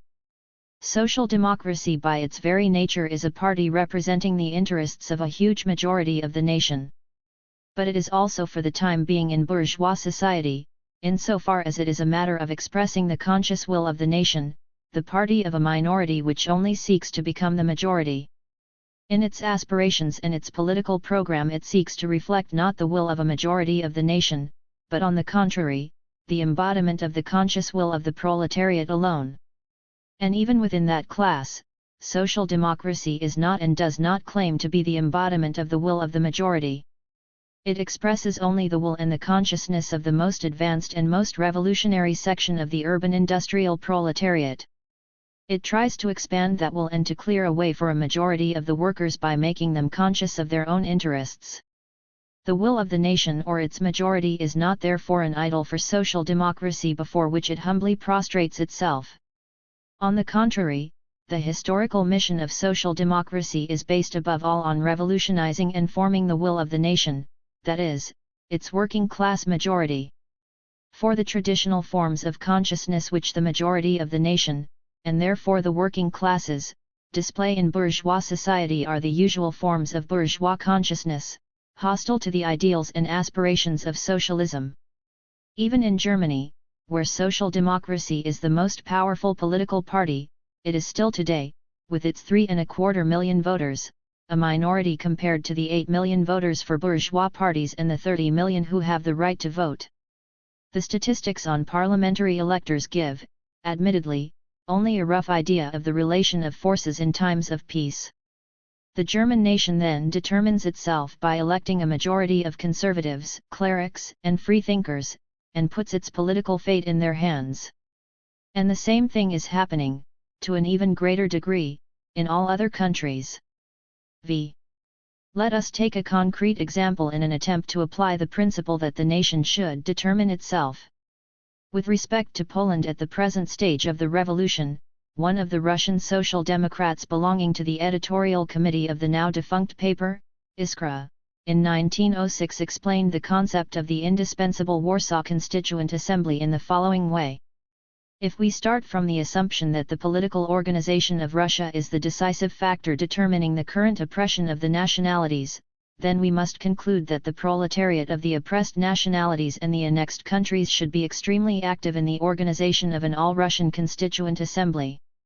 This assembly could, if it wished, carry out its revolutionary mission, and break the fetters of force with which Tsardom binds to itself the oppressed nationalities. And there is no other satisfactory, that is, revolutionary way of solving that question than by implementing the rights of the nationalities to determine their own fate. Emphasis in the entire citation is RLS. The task of a united proletarian party of all nationalities in the assembly will be to bring about such a solution of the nationality question, and this task can be realized by the party only insofar as it is based on the movement of the masses, on the pressure they put on the Constituent Assembly. But in what concrete form should the admitted right to self-determination be realized? Where the nationality question can be more or less identified with the existence of a legal state as is the case in Poland, then the organ which can realize the nation's right to self-determination can and should be a national constituent assembly whose special task is to determine the relation of a given borderland country to the state as a whole, to decide whether it should belong to the state or break away from it, to decide its internal setup and its future connection with the state as a whole. And therefore the Constituent Assembly of Poland should decide whether Poland will become part of a new Russia and what its constitution should be. And the Polish proletariat should use all its strength to ensure that its class makes its mark on the decision of that organ of national self-government. If we should ask the All-Russian Assembly to hand the solution of the Polish national question over to the Warsaw Sejm, I do not believe that there is any need to put off calling that Sejm until the Petersburg constituents should take up the nationality question. On the contrary, I think that the slogan of a Constituent Assembly in Warsaw should be put forth now, at the same time as the slogan for an all-Russian Constituent Assembly. The government which finally calls a Constituent Assembly for all Russia should also call, or sanction the calling of, a special Constituent Sejm for Poland. The job of the All-Russian Assembly will be to sanction the work of the Warsaw Sejm, and in the light of the different social forces involved in the Petersburg Constituent Assembly, the more this is given on the basis of the real principles of democracy, the more decisively and clearly will the Polish nation express its national will. It will do this most clearly in the elections to the Sejm especially called to decide the future fate of Poland. On the basis of this Sejm's decisions, the representatives of the Polish and Russian proletariat in the All-Russian Assembly will be able to energetically defend the real recognition of the right to self-determination. Thus, the simultaneous calling of all Russian and all Polish constituent assemblies, this should be our slogan. The presentation by the proletariat of the demand for a constituent assembly for Poland should not be taken to mean that the Polish nation would be represented in the All-Russian Assembly by any delegation of the Warsaw Sejm. I think that such representation in the All-Russian Assembly would not correspond to the interests of revolutionary development. It would join the proletariat and bourgeois elements of the Polish Sejm by bonds of mutual solidarity and responsibility, in contradiction to the real mutual relations of their interests. In the All-Russian Assembly, the proletariat and bourgeoisie of Poland should not be represented by one delegation. But this would occur even if a delegation were sent from the Sejm to an assembly which included representatives of all the parties of the Sejm proportionally to their numbers. In this case, the direct and independent representation of the Polish proletariat in the assembly would disappear, and the very creation of real political parties in Poland would be made difficult. Then the elections to the Polish Sejm, whose main task is to define the political relations between Poland and Russia, would not show the political and social faces of the leading parties, as elections to an all-Russian assembly could do, for the latter type of elections would advance, besides the local, partial, historically temporary and specifically national questions, the general questions of politics and socialism, which really divide contemporary societies. Here as everywhere I speak of a definite manner of solving the nationality question for Poland, not touching those changes which may prove themselves indispensable while resolving this question for other nations. Note of the author of the cited article. The above article appeared in Robotnik, the organ of the PPS, number 75, February 7, 1906. Note of the editorial board of Przykład Socjaldemokratyczny. This article gives a moral sanction on the part of the opportunist wing of Russian social democracy to the slogan put forth by the PPS in the first period of the revolution, that is, to the Warsaw Constituent Assembly. However, it had no practical result. After the dissolution of the PPS, the so-called left wing of that party, having publicly rejected the program of rebuilding Poland, found itself forced to abandon its partial program of nationalism in the form of the slogan of a Warsaw Constituent Assembly. But the article remains a characteristic attempt to give practical effect to the principle of the right of nations to self-determination. In the above argument, which we quoted in full in order to be able to examine it from all aspects, several points strike the reader. Above all, according to the author, on the one hand, a Constituent Assembly of Poland should decide whether Poland should enter the formation of a new Russia and what kind of constitution it should have. On the other, the Polish proletariat should use its strength to ensure that its class will make the greatest mark on the decisions of that organ of national self-government. Here the class will of the Polish proletariat is expressly opposed to the passive will of the Polish nation. The class will of the proletariat can obviously leave its mark on the decisions of the Warsaw Constituent Assembly only if it is clearly and expressly formulated, in other words, the class party of the Polish proletariat, the Socialist Party, must have a well-defined program with respect to the national question, which it can introduce in the Warsaw Constituent Assembly, a program which corresponds not to the will of the nation but only to the will and interests of the Polish proletariat.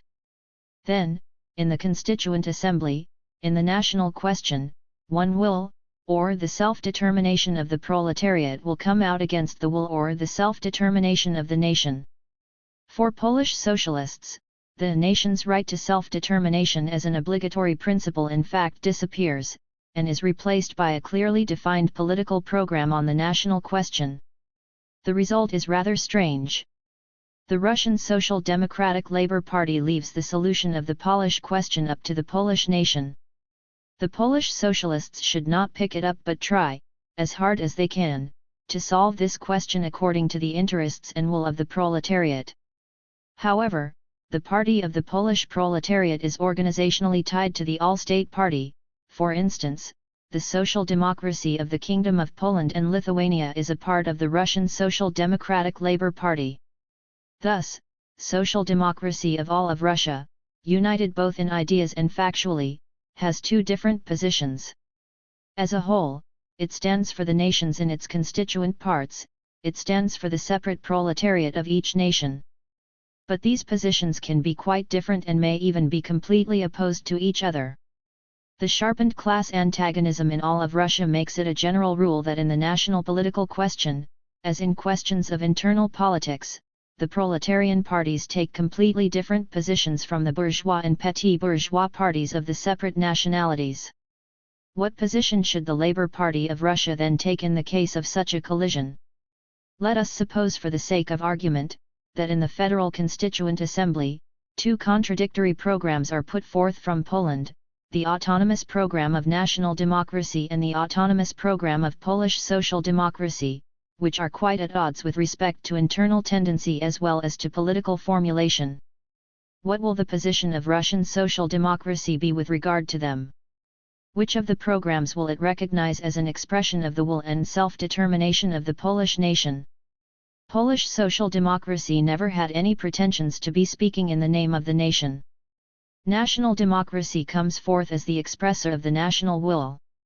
Let us also assume for a moment that this party wins a majority at the elections to the Constituent Assembly by taking advantage of the ignorance of the petit bourgeois elements as well as certain sections of the proletariat.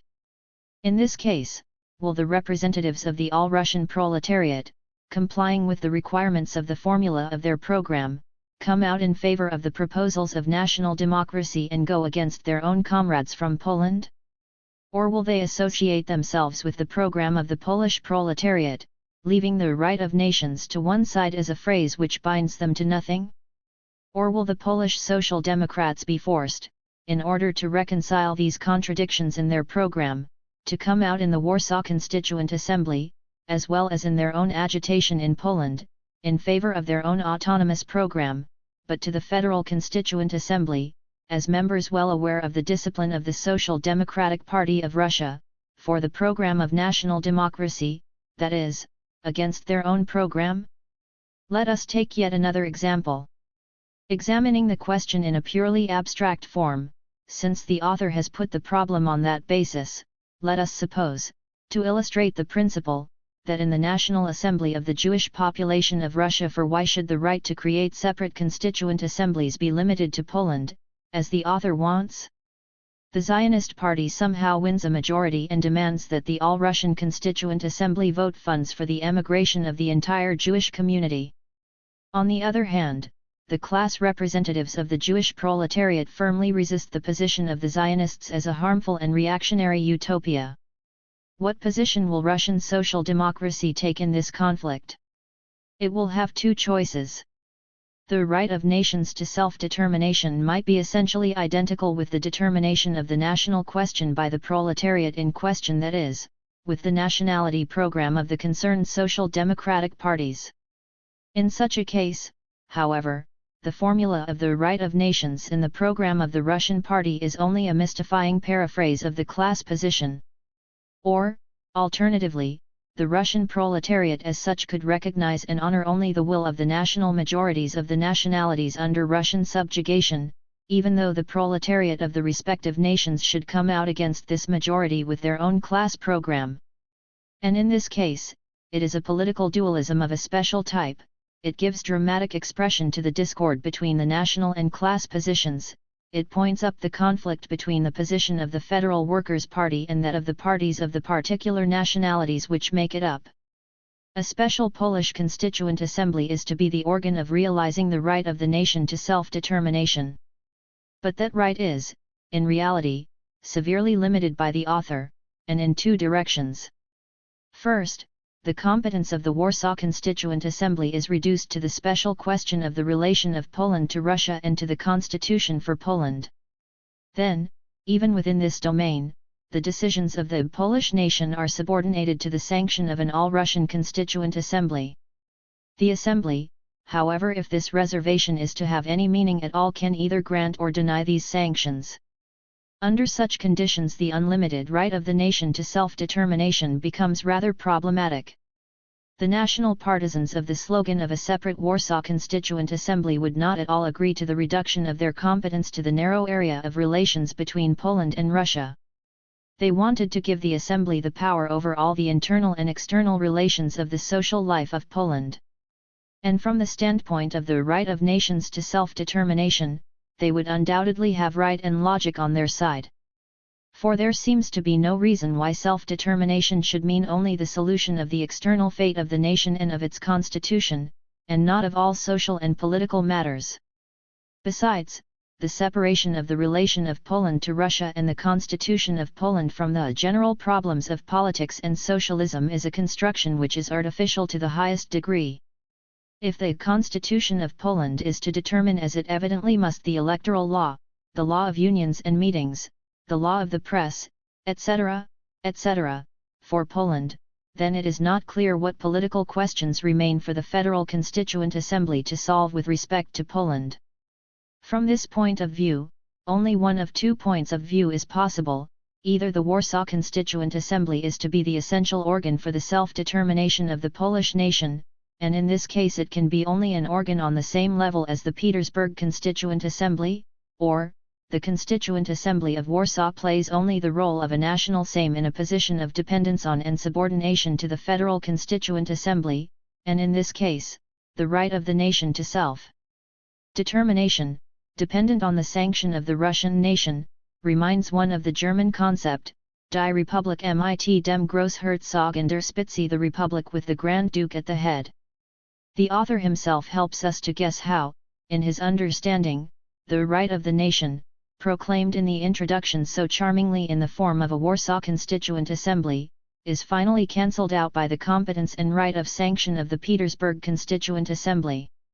In this matter, the Menshevik journalist adopts the view that the Warsaw Constituent Assembly will be the organ of national interests, whereas the Federal Assembly will be the organ of the class and general social interests, the terrain of the class struggle between the proletariat and the bourgeoisie.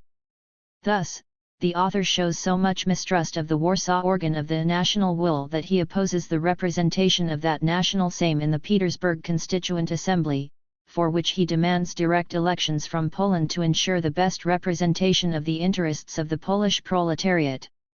The defender of two constituent assemblies feels instinctively that even with universal and equal elections to the Warsaw Assembly, its very individual nature would weaken the position of the Polish proletariat, while the combined entry of the Polish proletariat with the proletariat of the entire state in a general constituent assembly would strengthen the class position and its defense. Hence arises his vacillation between one and the other position and his desire to subordinate the organ of the national will to the organ of the class struggle. This is, then, again an equivocal political position, in which the collision between the national point of view and the class point of view takes the form of the opposition between the Warsaw and the Petersburg constituent assemblies. Only one question remains: since the representation in a federal constituent assembly is more useful for the defense of the Polish proletariat, then why cannot that body resolve the Polish national question, in order to ensure the preponderance of the will and interests of the Polish proletariat? So many hesitations and contradictions show how desirable it would be for the nation and the working class to develop a common position. Apart from this, we must add that the entire construction of the Warsaw Constituent Assembly as the organ of national self-determination is only a house of cards. The dependence or independence of nation-states is determined not by the vote of majorities in parliamentary representations, but only by socio-economic development, by material class interests, and as regards the external political affairs, by armed struggle, war, or insurrection. The Warsaw Assembly could only really determine the fate of Poland if Poland had first, by means of a successful uprising, won factual independence from Russia. In other words, the Polish people can realize its right to self-determination only when it has the actual ability, the necessary force for this, and then it will realize it not on the basis of its rights but on the basis of its power. The present revolution did not call forth an independence movement in Poland, it did not show the least tendency to separate Poland from Russia. On the contrary, it buried the remains of these tendencies by forcing the National Party, National Democracy, to renounce the program of the reconstruction of Poland, while the other party, the PPS, was smashed to bits and also, midway in the struggle, was forced to renounce this program explicitly. Thus, the right of the Polish nation to self-determination remains the right to eat off gold plates. The demand for a Warsaw Constituent Assembly is therefore obviously deprived of all political or theoretical importance and represents only a momentary tentative improvisation of deteriorated Polish nationalism, like a soap bubble which bursts immediately after appearing. This demand is useful only as an illustration of the application of the right of a nation to self-determination in practice. This illustration is a new proof that by recognizing the right of nations to self-determination in the framework of the present regime, social democracy is offering the nations either the cheap blessing to do what they, the nations, are in a position to do by virtue of their strength, or else an empty phrase with no force at all. On the other hand, this position brings social democracy into conflict with its true calling, the protection of the class interests of the proletariat and the revolutionary development of society, which the creators of scientific socialism used as the basis of their view on the nationality question. The preservation of that metaphysical phrase in the program of the Social Democratic Party of Russia would be a betrayal of the strictly class position which the party has tried to observe in all points of its program. The 9th paragraph should be replaced by a concrete formula, however general, which would provide a solution of the nationality question in accordance with the interests of the proletariat of the particular nationalities. That does not in the least mean that the program of the social democratic organization of the respective nationalities should become, eo ipso, the program of the All-Russian Party.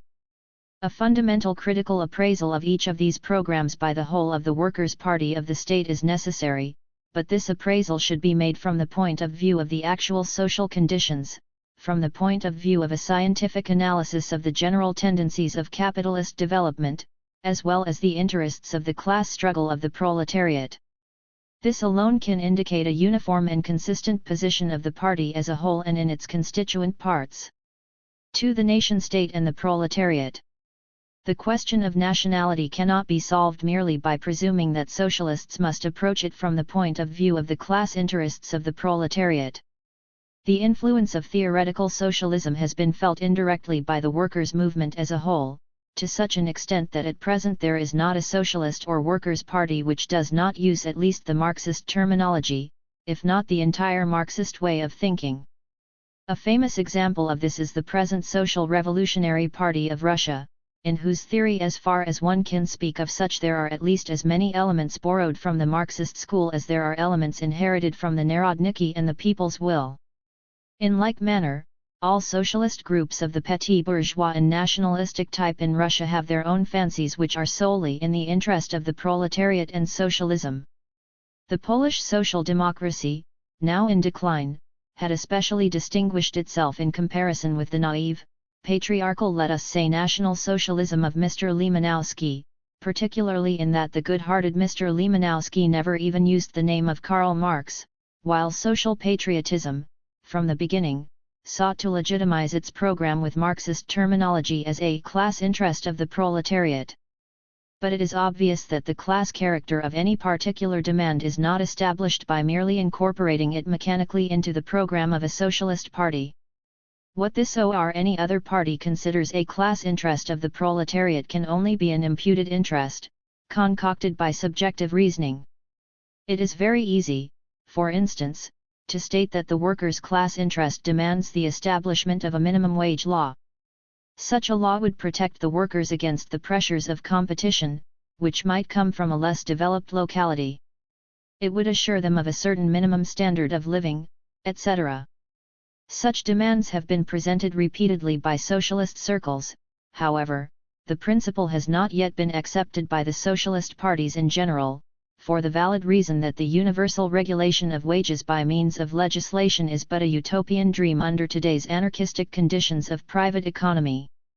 This is because workers' wages, like the prices of any kind of commodity, are set up in the capitalistic system under the operation of free competition and the spontaneous movement of capital. Therefore, the legal regulation of wages can be achieved only in exceptional, clearly defined areas, e.g., in small communities.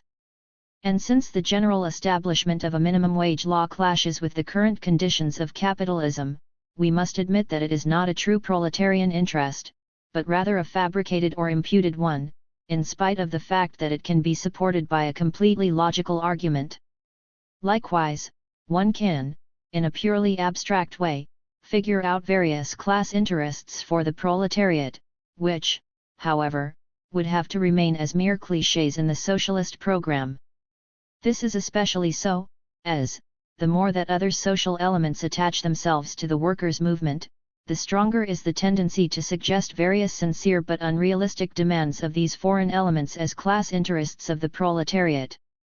The other social elements referred to here include those members of society who have been deprived of political shelter by the failure of the bourgeois parties. In this category are the bourgeois and petit bourgeois intelligentsia. If the socialist parties had no objective criterion by which to establish just what fits the class interests of the proletariat, but were only directed by what certain people might think would be good or useful for the workers, then socialist programs would be a motley collection of subjective, and often completely utopian, desires. Basing itself on historical foundations on the foundations of the development of capitalist society, today's social democracy derives its immediate interests, the demands of today's proletariat, as well as its long-range goals, not merely from subjective reasoning about what would be good or useful for the proletariat, but from examining the objective development of society for a verification of its actual interests, as well as for material means for their realization. It is from this standpoint that the main alternatives for a practical solution to the question of nationality should be examined, those which are suggested by historical examples as well as those which correspond to the slogans popular in socialist circles. We should first consider the idea of a nation-state. In order to evaluate this concept accurately, it is first necessary to search for historical substance in the idea, to see what is actually hiding behind the mask. In his article on the struggles of nationalities and the social democratic program in Austria, published over 10 years ago, Kautsky enumerates 3 factors, which, according to him, make up the roots of the modern national idea, as found in the rise of the modern state in all of Europe.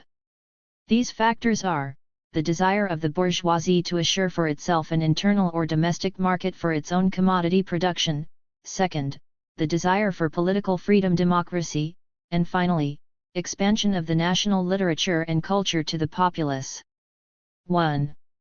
In Kautsky's theory one can see, above all, his basic position, his own view of nationality as a historical category. According to his reasoning, the idea of the nation is intimately connected with a definite era of modern development. The market interests of the bourgeoisie, democratic currents, culture of the people, these are typical aspects of a bourgeois society. Naturally, we are not speaking here of a nationality as a specific ethnic or cultural group. Such nationality is, of course, separate and distinct from the bourgeois aspect. National peculiarities had already existed for centuries. But here we are concerned with national movements as an element of political life, with the aspirations of establishing a so-called nation-state, then the connection between those movements and the bourgeois era is unquestionable. The history of the national unification of Germany is a typical example of this connection, as the nucleus around which the later German Reich crystallized was the German Zollverein and Zollparlament. Their sponsor, Friedrich List, with his trivial theory of national economy, can be more justifiably considered the real messiah of the national unity of Germany than the idealist Fichte, mentioned usually as the first apostle of German national rebirth. This national movement, which captured the imagination of the German people and princes during Fichte's time, and which the pseudo-revolutionary Burschenschaffen loudly ushered in spite of Fichte's ardent sympathy for the Great French Revolution, basically represented only a medieval reaction against the seeds of the revolution, which were brought to Germany by Napoleon, and against the elements of the modern bourgeois system. The sultry, romantic wind of national rebirth finally died out after the victorious return of Germany to feudal subdivision and to pre-March reaction. By contrast, the gospel of that vulgar agent of German industry, List, in the 30s and 40s based the national rebirth on the elements of bourgeois development, on industry and trade, on the theory of the domestic market. The material basis for this patriotic movement, which in the 30s and 40s of the 19th century aroused such strong political, educational, philosophical, and literary currents in Germany, was above all, the need to unify all the German territories, which were divided into several dozen feudal statelets and were crisscrossed by customs and tax barriers, into one great, integrated, capitalistic fatherland, establishing a broad foundation for mechanized manufacturing and big industry. The history of the industrial and commercial unification of Germany is so completely intertwined with the fate of Germany's political unification, that the history of the customs union Zollverein, which reflected all the political developments and happenings in Germany, passes over, with perfect continuity, into the history of the birth of the present German Reich. In 1834, the customs union was born, grouping 17 minor states around Prussia, and gradually, one after another, the remaining states also joined this union.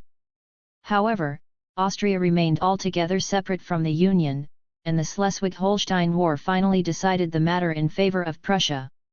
In 1867, the last renewal of the customs union became superfluous in the presence of the new national union, and the North German Union, after the Franco-Prussian War, transferred its customs rights and duties by inheritance to the newly formed Reich. In the place of the Zollbundesrat and the Zollparlament there were now the Bundesrat and Reichstag. In this example from modern history, Germany excellently demonstrates the true economic foundation of modern nation-states. Although the bourgeois appetite for markets for its own commodities is so elastic and extensive that it always has the natural tendency to include the entire globe, the very essence of the modern bourgeois national idea is based on the premise that in the eyes of the bourgeoisie of every country, its own nation their fatherland is called and destined by nature to serve it the bourgeoisie as a field for the sale of products. It is as if this were an exclusive patrimony determined by the god Mercury. At least this is how the national question appears where the development of capitalism takes place normally, without abrupt fluctuations, i.e., where production for the domestic market exceeds production for export. This is exactly what happened in Germany and in Italy. However, it would be wrong to take Kautsky's formulation literally. We cannot assume that the material foundation of modern national movements is only the vaguely understood appetite of the industrial bourgeoisie for a native market for its commodities. Moreover, a capitalistic bourgeoisie needs many other conditions for its proper development: a strong military, as a guarantee of the inviolability of this fatherland, as well as a tool to clear a path for itself in the world market. Furthermore, it needs a suitable customs policy, suitable forms of administration in regard to communications, jurisdiction, school systems, and financial policy. In a word, capitalism demands for its proper development not only markets, but also the whole apparatus of a modern capitalistic state. The bourgeoisie needs for its normal existence not only strictly economic conditions for production, but also, in equal measure, political conditions for its class rule. From all this it follows that the specific form of national aspirations, the true class interest of the bourgeoisie, is state independence. The nation-state is also simultaneously that indispensable historical form in which the bourgeoisie passes over from the national defensive to an offensive position, from protection and concentration of its own nationality to political conquest and domination over other nationalities. Without exception, all of today's nation-states fit this description, annexing neighbors or colonies, and completely oppressing the conquered nationalities. This phenomenon becomes understandable only when one takes into consideration the fact that, according to the bourgeois way of thinking, it is possible to have a national movement for unification and defense of one's own nationality, and at the same time, to oppress another nationality, which is, of course, contrary to the very ideology of the nation-state. The German bourgeoisie in 1848 presents a striking example of this phenomenon in its attitude toward the Polish question.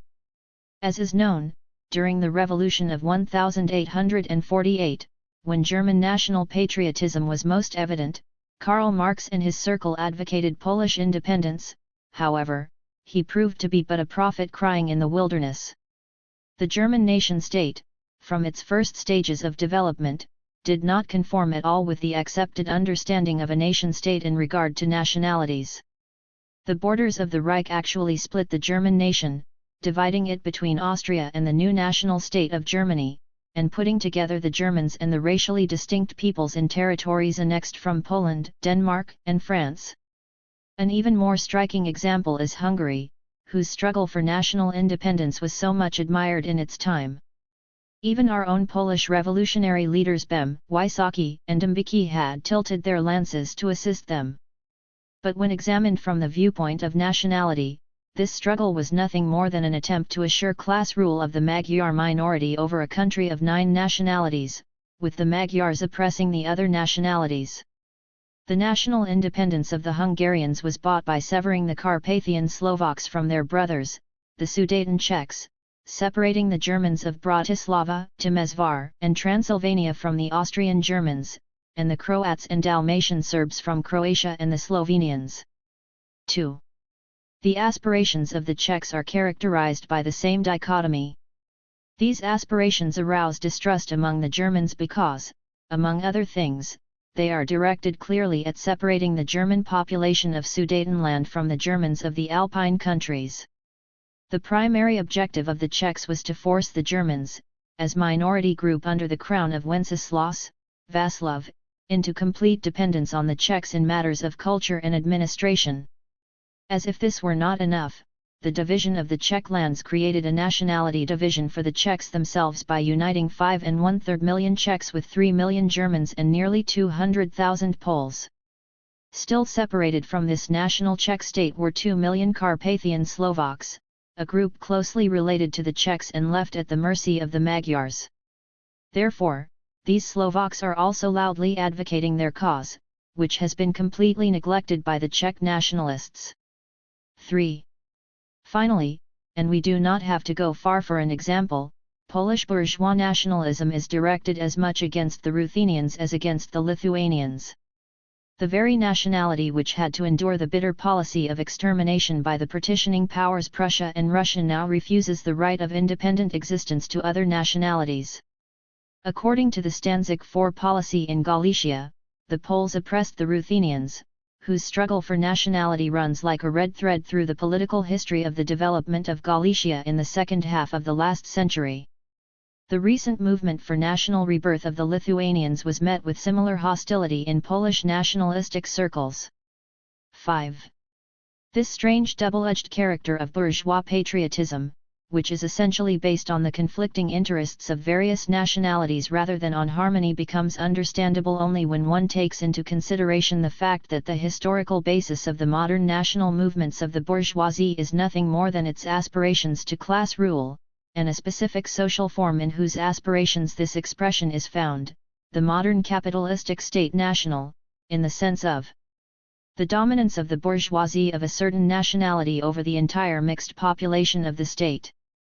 A democratic organization, together with general education of the people, these distinctly ideological elements of the nation mentioned by Kautsky are merely details of a modern bourgeois state, easily attainable by the bourgeoisie within the framework and spirit of the state. Therefore, Independence and state unification constitute the real axis around which the national movements of the bourgeoisie rotate. 6. This matter appears quite different from the point of view of the interests of the proletariat. The contemporary proletariat, as a social class, is the offspring of the capitalist economy and the bourgeois state. The capitalist society and bourgeois state taking them not as an abstract idea, but in tangible form as history has created them in each country were already, from the very beginning, a frame of activity for the proletariat. A bourgeois state, national or not national, is just that foundation, together with capitalistic production as the ruling form of social economy, on which the working class grows and thrives. In this respect, there is a basic historical difference between the bourgeoisie and the proletariat. The bourgeoisie develops and is carried in the womb of the feudal class system. Aspiring to assure triumph for capitalism as the form of production, and for itself as the ruling class, the bourgeoisie creates the modern state on the ruins of the feudal system. Within the bounds of the development of capitalism and the rule of the bourgeoisie, the proletariat is next to make itself heard politically still as part of the bourgeois state. But the state was already from the beginning its natural womb, just as the shell of an egg is for the chicken. Therefore, historically speaking, the idea that the modern proletariat could do nothing as a separate and conscious class without first creating a new nation-state, is the same as saying that the bourgeoisie in any country should first of all establish a feudal system, if by some chance it did not come about normally by itself, or had taken on particular forms, as for instance in Russia. The historical mission of the bourgeoisie is the creation of a modern national state, but the historical task of the proletariat is the abolition of this state as a political form of capitalism, in which they themselves, as a conscious class, come into existence to establish the socialist system. The proletariat, as part of the whole society, can take part in national movements of the bourgeoisie, where the bourgeois development demands the creation of a nation-state, as was the case, for example, in Germany. But then it follows the lead of the bourgeoisie, and does not act as an independent class with a separate political program. The national program of the German socialists in the 40s advanced two ideas, directly opposing the national program of the bourgeoisie: unification with borders which would be based strictly on divisions of nationalities, and a republican form of government. The interests of the proletariat on the nationality question are just the opposite of those of the bourgeoisie. The concern about guaranteeing an internal market for the industrialists of the fatherland, and of acquiring new markets by means of conquest, by colonial or military policies, all these, which are the intentions of the bourgeoisie in creating a national state, cannot be the aims of a conscious proletariat. The proletariat, as a legitimate child of capitalistic development, takes this development into account as a necessary historical background of its own growth and political maturation.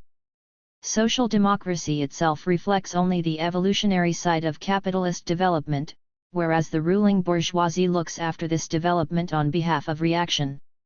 Social democracy nowhere considers its task to be the active support of industry or trade, rather it struggles against military, colonial, and customs protection, just as it combats the whole basic apparatus of the existing class state, its administration, legislature, school systems, etc.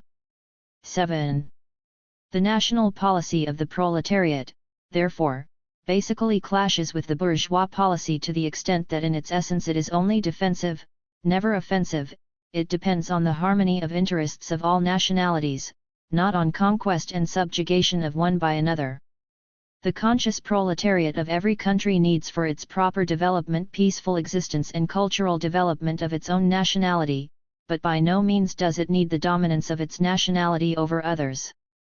Therefore, considering the matter from this point of view, the nation-state, as an apparatus of the domination and conquest of foreign nationalities, while it is indispensable for the bourgeoisie, has no meaning for the class interests of the proletariat. Therefore, of these three roots of the modern national idea, which Kautsky enumerated, for the proletariat as a class only the last two are important: democratic organization, and education of the populace. Vital for the working class as conditions of its political and spiritual maturity, are the freedom of using its own native language, and the unchecked and unwarped development of national culture, learning, literature, the arts, and normal education of the masses, unimpaired by the pressures of the nationalists so far as these can be normal in the bourgeois system. It is indispensable for the working class to have the same equal national rights as other nationalities in the state enjoy.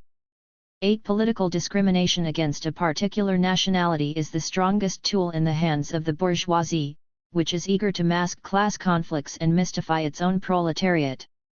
The advocates Polish nationalists, one of the very best social conditions, state at this point that, whatever the situation, the surest guarantee of cultural development and of the rights of every nationality is precisely the independence of the state, their own nation-state, and that therefore the nation-state is finally also an indispensable class interest of the proletariat. We are hardly concerned with determining what is or would be the best for the proletariat. Such observations have no practical value. Moreover, once the subject of what would be the best from the standpoint of the proletariat is approached in an abstract way, we would have to conclude that the best cure for national pressure, as well as for all types of disorders of a social nature, is undoubtedly the socialist system.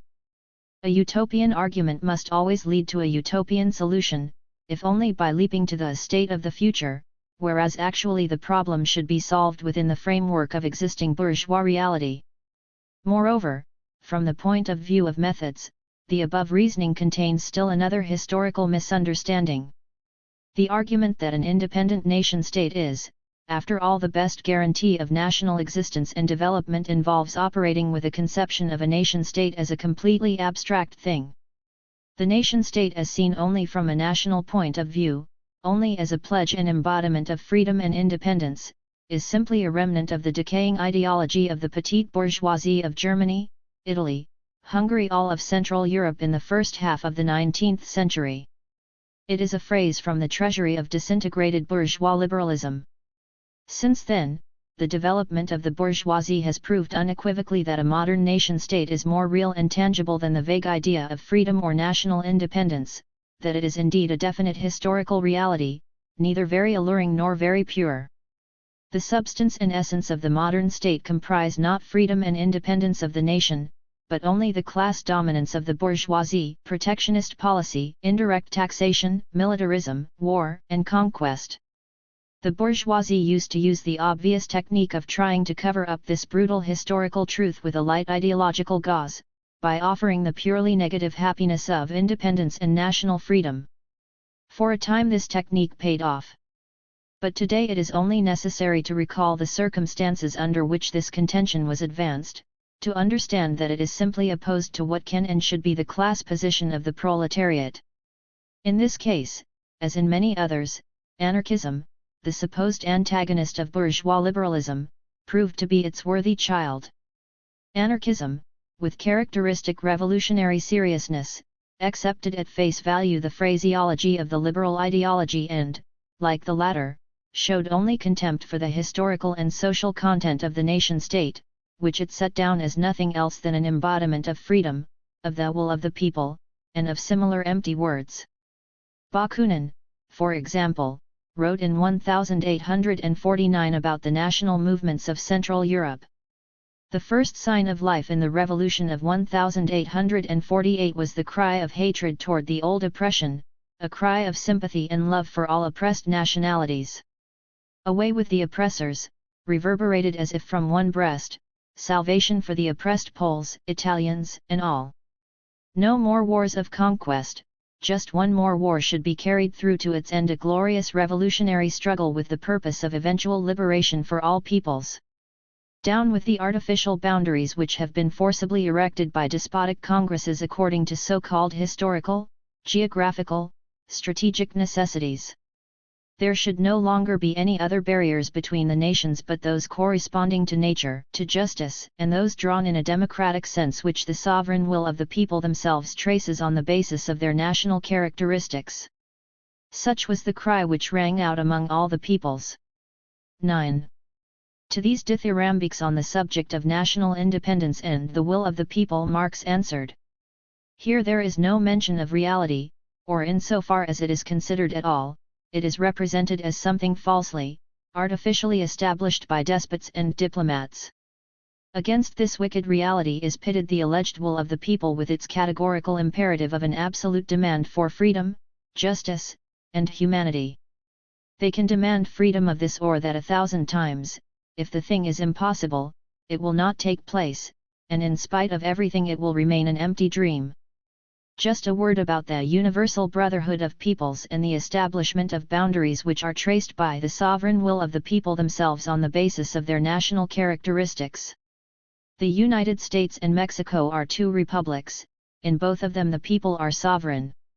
Then how did it happen that between these republics, which, according to the moralistic theory should be brotherly and federated, a war broke out over Texas, that the sovereign will of the American people, supported by the bravery of American volunteers, moved the American borders, established by nature itself, a few hundred miles further south, claiming this action to be from geographic, commercial, and strategic necessities.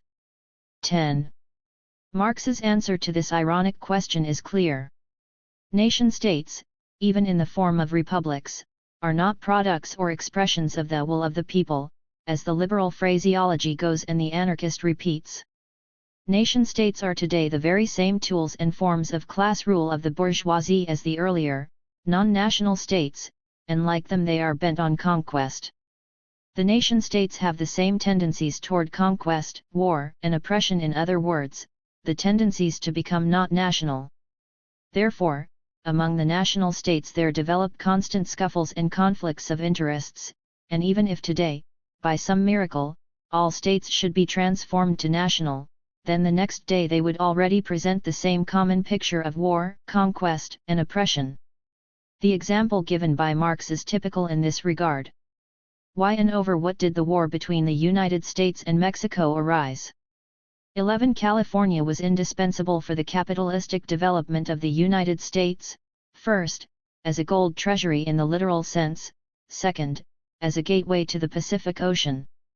Only by the acquisition of this land could the capitalism of the United States extend from ocean to ocean, entrenching itself and opening for itself an outlet to the west as well as to the east. For the backward Mexicans, California was just a simple territorial possession. The interests of the bourgeoisie were decisive.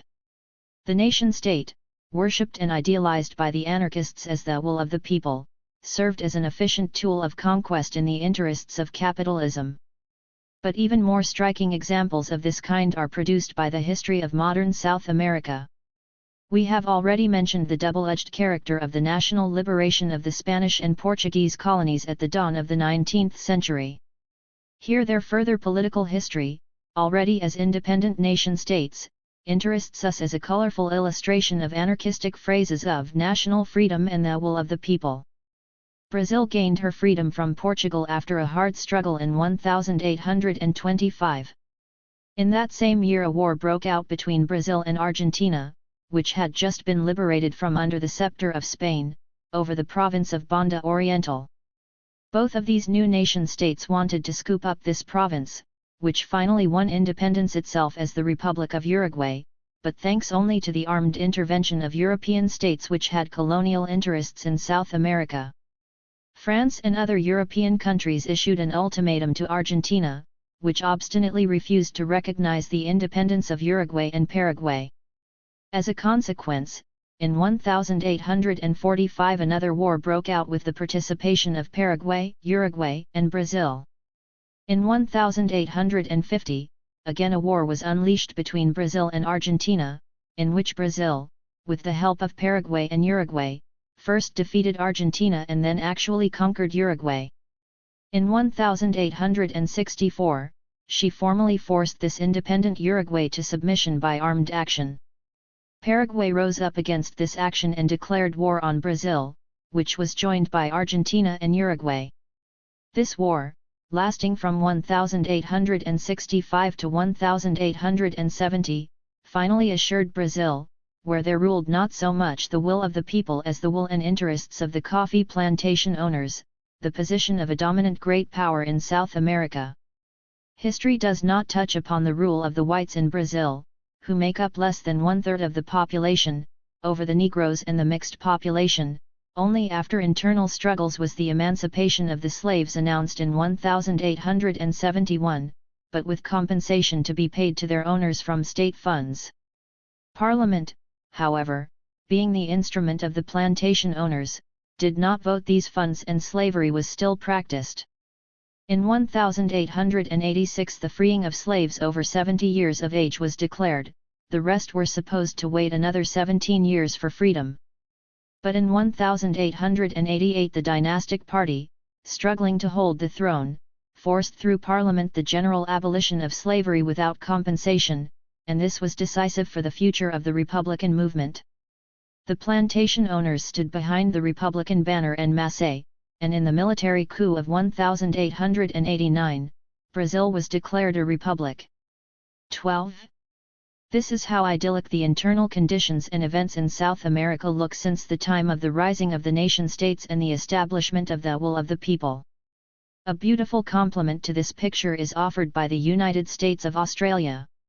Hardly had these states emerged from the position of English colonies and gained their freedom the republican form of government or the federal system, the very ideal of Bakuninist phraseology, when they began an offensive policy in regard to New Hebrides, next door to New Guinea, and in skillful imitation of the United States of America, declared their own particular national doctrine, that Australia should belong to the Australians. At the same time, the growing navy of the Australian Union is an emphatic commentary on this doctrine. If, on the one hand, political independence, i.e., the nation-state, is necessary for capitalism and the class interest of the bourgeoisie just because a nation-state is a tool of domination, or control, and conquest, on the other hand, the working class is interested in the cultural and democratic content of nationalism, which is to say that the workers are interested in such political systems as assure a free development of culture and democracy in national life by means of defense, not conquest, and in the spirit of solidarity and cooperation of various nationalities which belong historically in the same bourgeois state. Equality before the law for nationalities and political organizations, and the assurance of national cultural development, such are the general forms of the program of the proletariat, a natural program resulting from its class position, in contrast to the nationalism of the bourgeoisie. 2. The classical confirmation and proof of these general principles is the most famous nationality problem within the framework of the Russian state, the Polish question. In Poland, the national movement, right from the beginning, took on a completely different character from that of Western Europe. Those who search for a historical analogy for the Polish national idea in the history of today's Germany and Italy, betray their own misunderstanding of the true historical substance of the national movements in Germany and Italy as well as in Poland. With us Poles, the national idea was a class idea of the nobility, never of the bourgeoisie. The material base of Polish national aspirations was determined not as in Central Europe in the 19th century, by modern capitalist development, but, on the contrary, by the nobility's idea of its social standing, rooted in the natural feudal economy. The national movements of Poland vanished together with these feudal relations, whereas the bourgeoisie, as the historical spokesman of capitalistic development, was with us, from the very beginning, a clearly anti-national factor. This was due not only to the specific origin of the 19th century bourgeoisie, alien and heterogeneous, a product of colonization, an alien body transplanted into the Polish soil. Also decisive was the fact that Polish industry from its beginning, already in the 1820s and 1830s, was an export industry, even before it managed to control or even to create a domestic market within Poland. We will not quote here all the statistics of the industrial development of our country, but rather refer the reader to our treatise, Die Industrielle Entwicklung Polens, The Industrial Development of Poland, published also in Russian, as well as to the work Kwestia Polska or Ruch Socjalistyczny, The Polish Question and the Socialist Movement, Krakow 1905. Here we shall recall only the most important outlines of this development.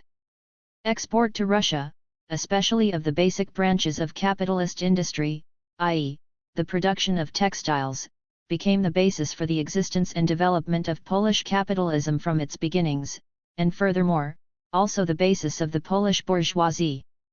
As a consequence, our bourgeoisie from the first showed political leanings, not toward the west, to the national unification of Galicia with the crown, but toward the east, toward Russia. These leanings, after the withdrawal of the customs barrier between the empire and the Polish kingdom, increased with the development of big industry.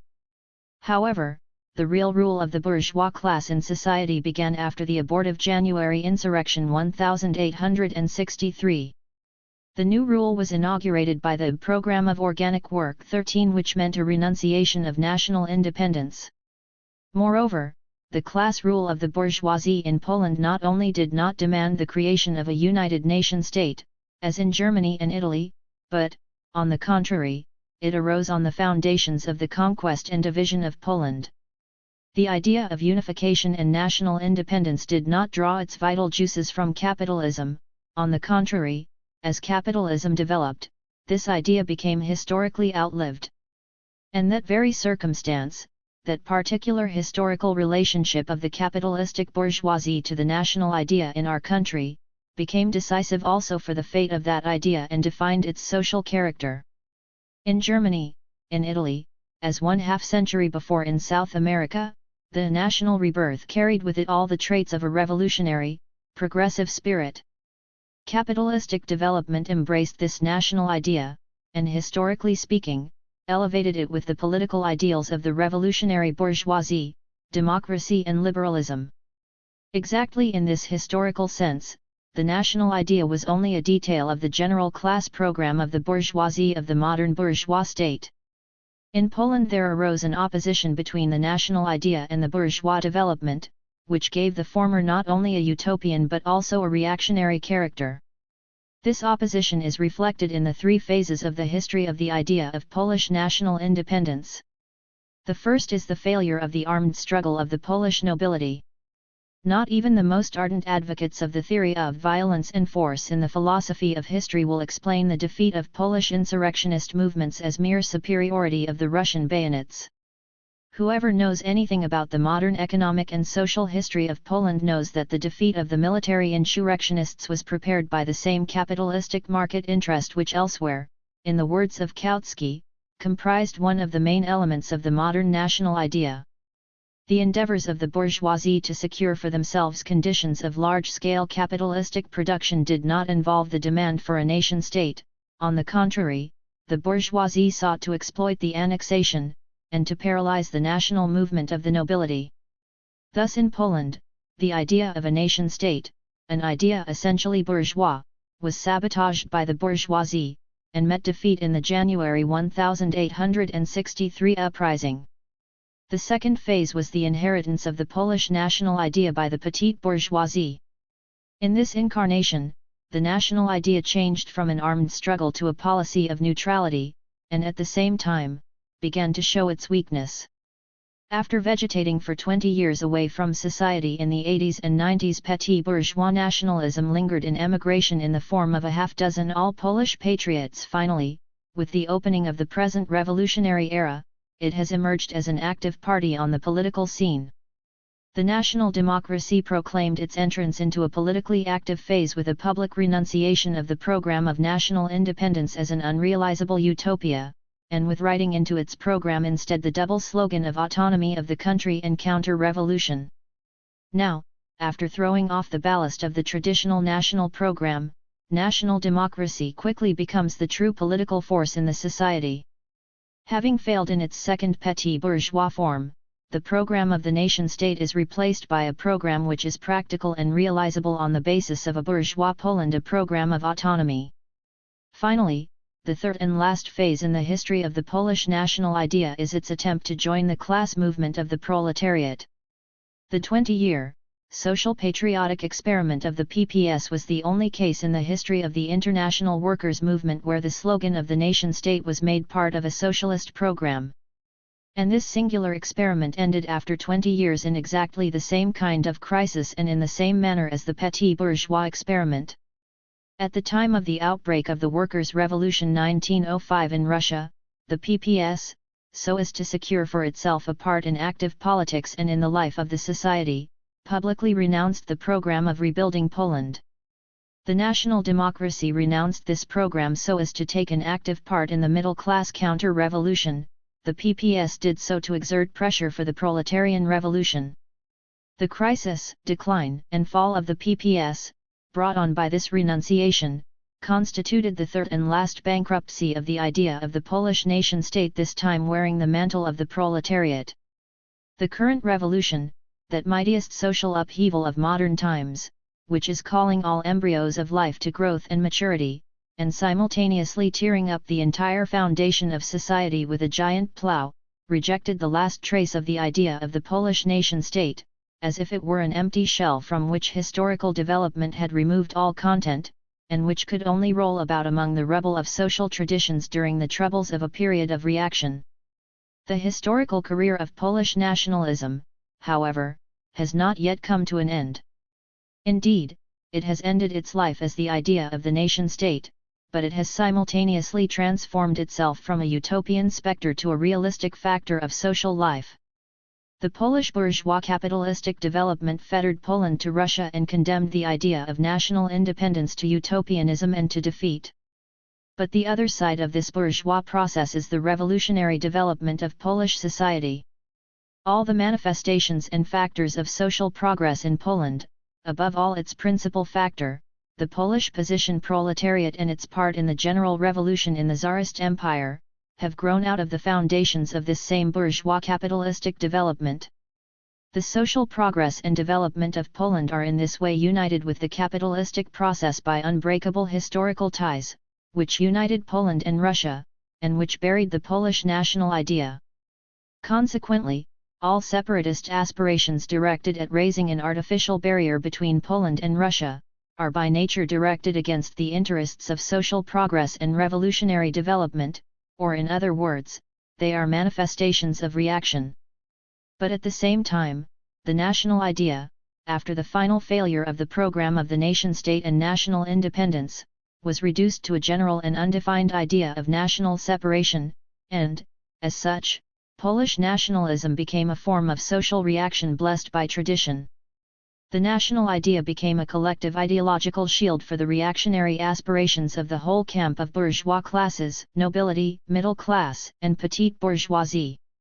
Historical dialectics also proved to be far more imaginative, supple, and inclined to variety than the minds of the politicians, caught in the grip of stereotypes, and speculating in the abstract wilderness of the rights of nations.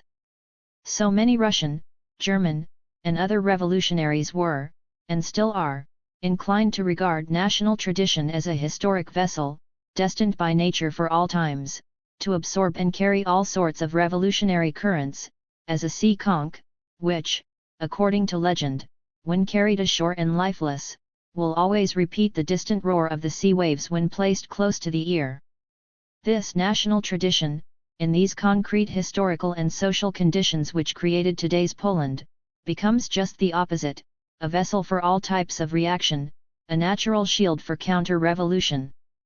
Under the slogan of national tradition there took place the elections of the national democracy to the First Duma, protected by the Cossacks from the criticisms and protests of the Polish proletariat. In the name of the national idea the National Democrats used bullets to chase away the Social Democratic workers from the pre-election meetings, and even killed several dozen workers in Warsaw, Lodz, and Pabianice. 14 Under the national slogan, workers' national unions were organized by the National Democracy for counteraction against the economic struggle and the revolutionary action of the proletariat. Under the national slogan, National Democratic Railroad workers broke the railroad strike, which had been started in December 1905 in Poland, forcing the striking workers to return to work at gunpoint. Under the national slogan, the National Democracy began a crusade against the general strike and other forms of strikes, claiming they were ruining the country's industry and the national wealth. Under the national slogan, the Polish Circle in the Duma renounced participation in the Wyborg Manifesto deliberations, and in the declaration of the Wyborg Manifesto itself, after the dispersion of the Duma. Under the national slogan, the National Democracy organized so-called Polish Falcons, 15 or, rather, armed fighting squads destined for murdering socialists, making strikes impossible, and so on. Mr. Dmowski, the leader of the National Democracy, declared in its official organ that socialists are outsiders and are thus foreign enemies, thereby justifying in advance the national murders of the socialists. And finally, in the name of the national idea, the future of the nation, and national defense, the Polish bourgeoisie, with the National Democracy at the head, publicly stood behind the banner of neo-pan-Slavism, in the ranks of the hirelings of absolutism and the Russian national idea, with no reservations. The last vestige of the political national program, Poland's autonomy, was thus given up on the altar of counter-revolution. Mistreated by history, the Polish national idea moved through all stages of decline and fall. Having started its political career as a romantic, noble insurgent, glorified by international revolution, it now ends as a national hooligan, a volunteer of the Black Hundreds of Russian absolutism and imperialism. 3. Federation, centralization, and particularism. We must turn next to another proposed form of the solution of the nationality question, i.e., federation. Federalism has long been the favorite idea of revolutionaries of anarchic hue. During the 1848 revolution, Bakunin wrote in his manifesto, "The revolution proclaimed by its own power the dissolution of despotic states, the dissolution of the Prussian state. Austria. Turkey, the dissolution of the last stronghold of the despots, the Russian state, and as a final goal a universal federation of European republics." From then on, federation has remained an ideal settlement of any nationality difficulties in the programs of socialist parties of a more or less utopian, petit bourgeois character, that is, parties which do not, like social democracy, take a historical approach but which traffic in subjective ideals. Such, for example, is the Party of Social Revolutionaries in Russia. Such was the PPS in its transitional phase, when it had ceased to demand the creation of a national state and was on the way to abandoning any philosophical approach. Such, finally, are a number of socialist groups in the Russian Empire, with which we will become acquainted more closely at the end of the present chapter.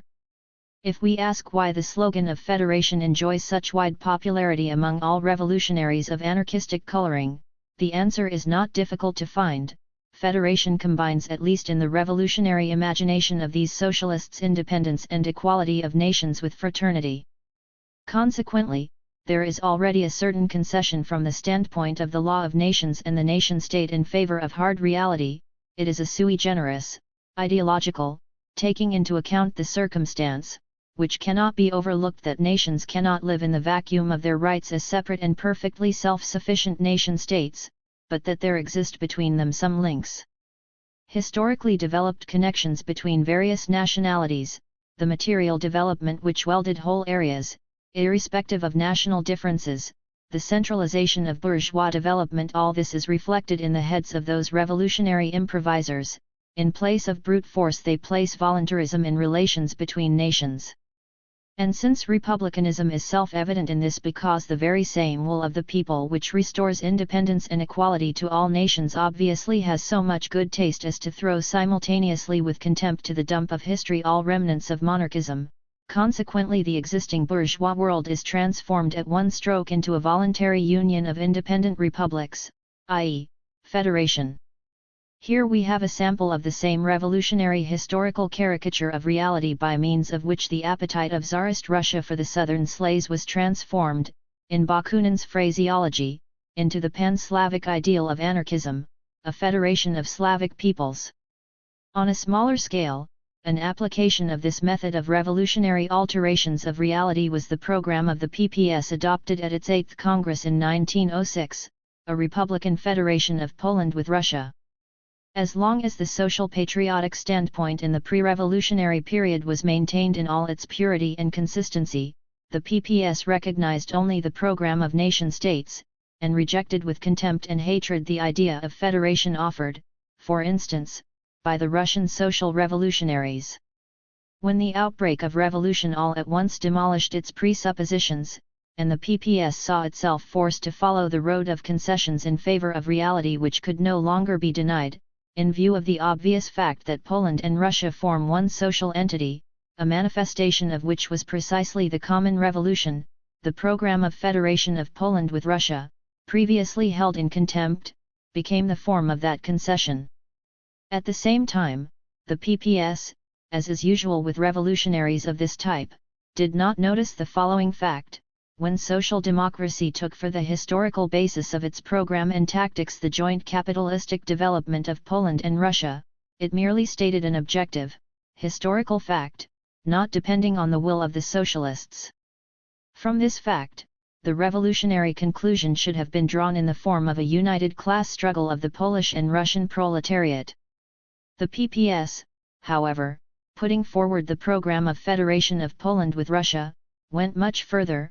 In place of the passive recognition of historical fate, it itself actively proposed a union of Poland with Russia and assumed responsibility for the union, and in lieu of the objective historical development, it placed the subjective consent of socialists in revolutionary form.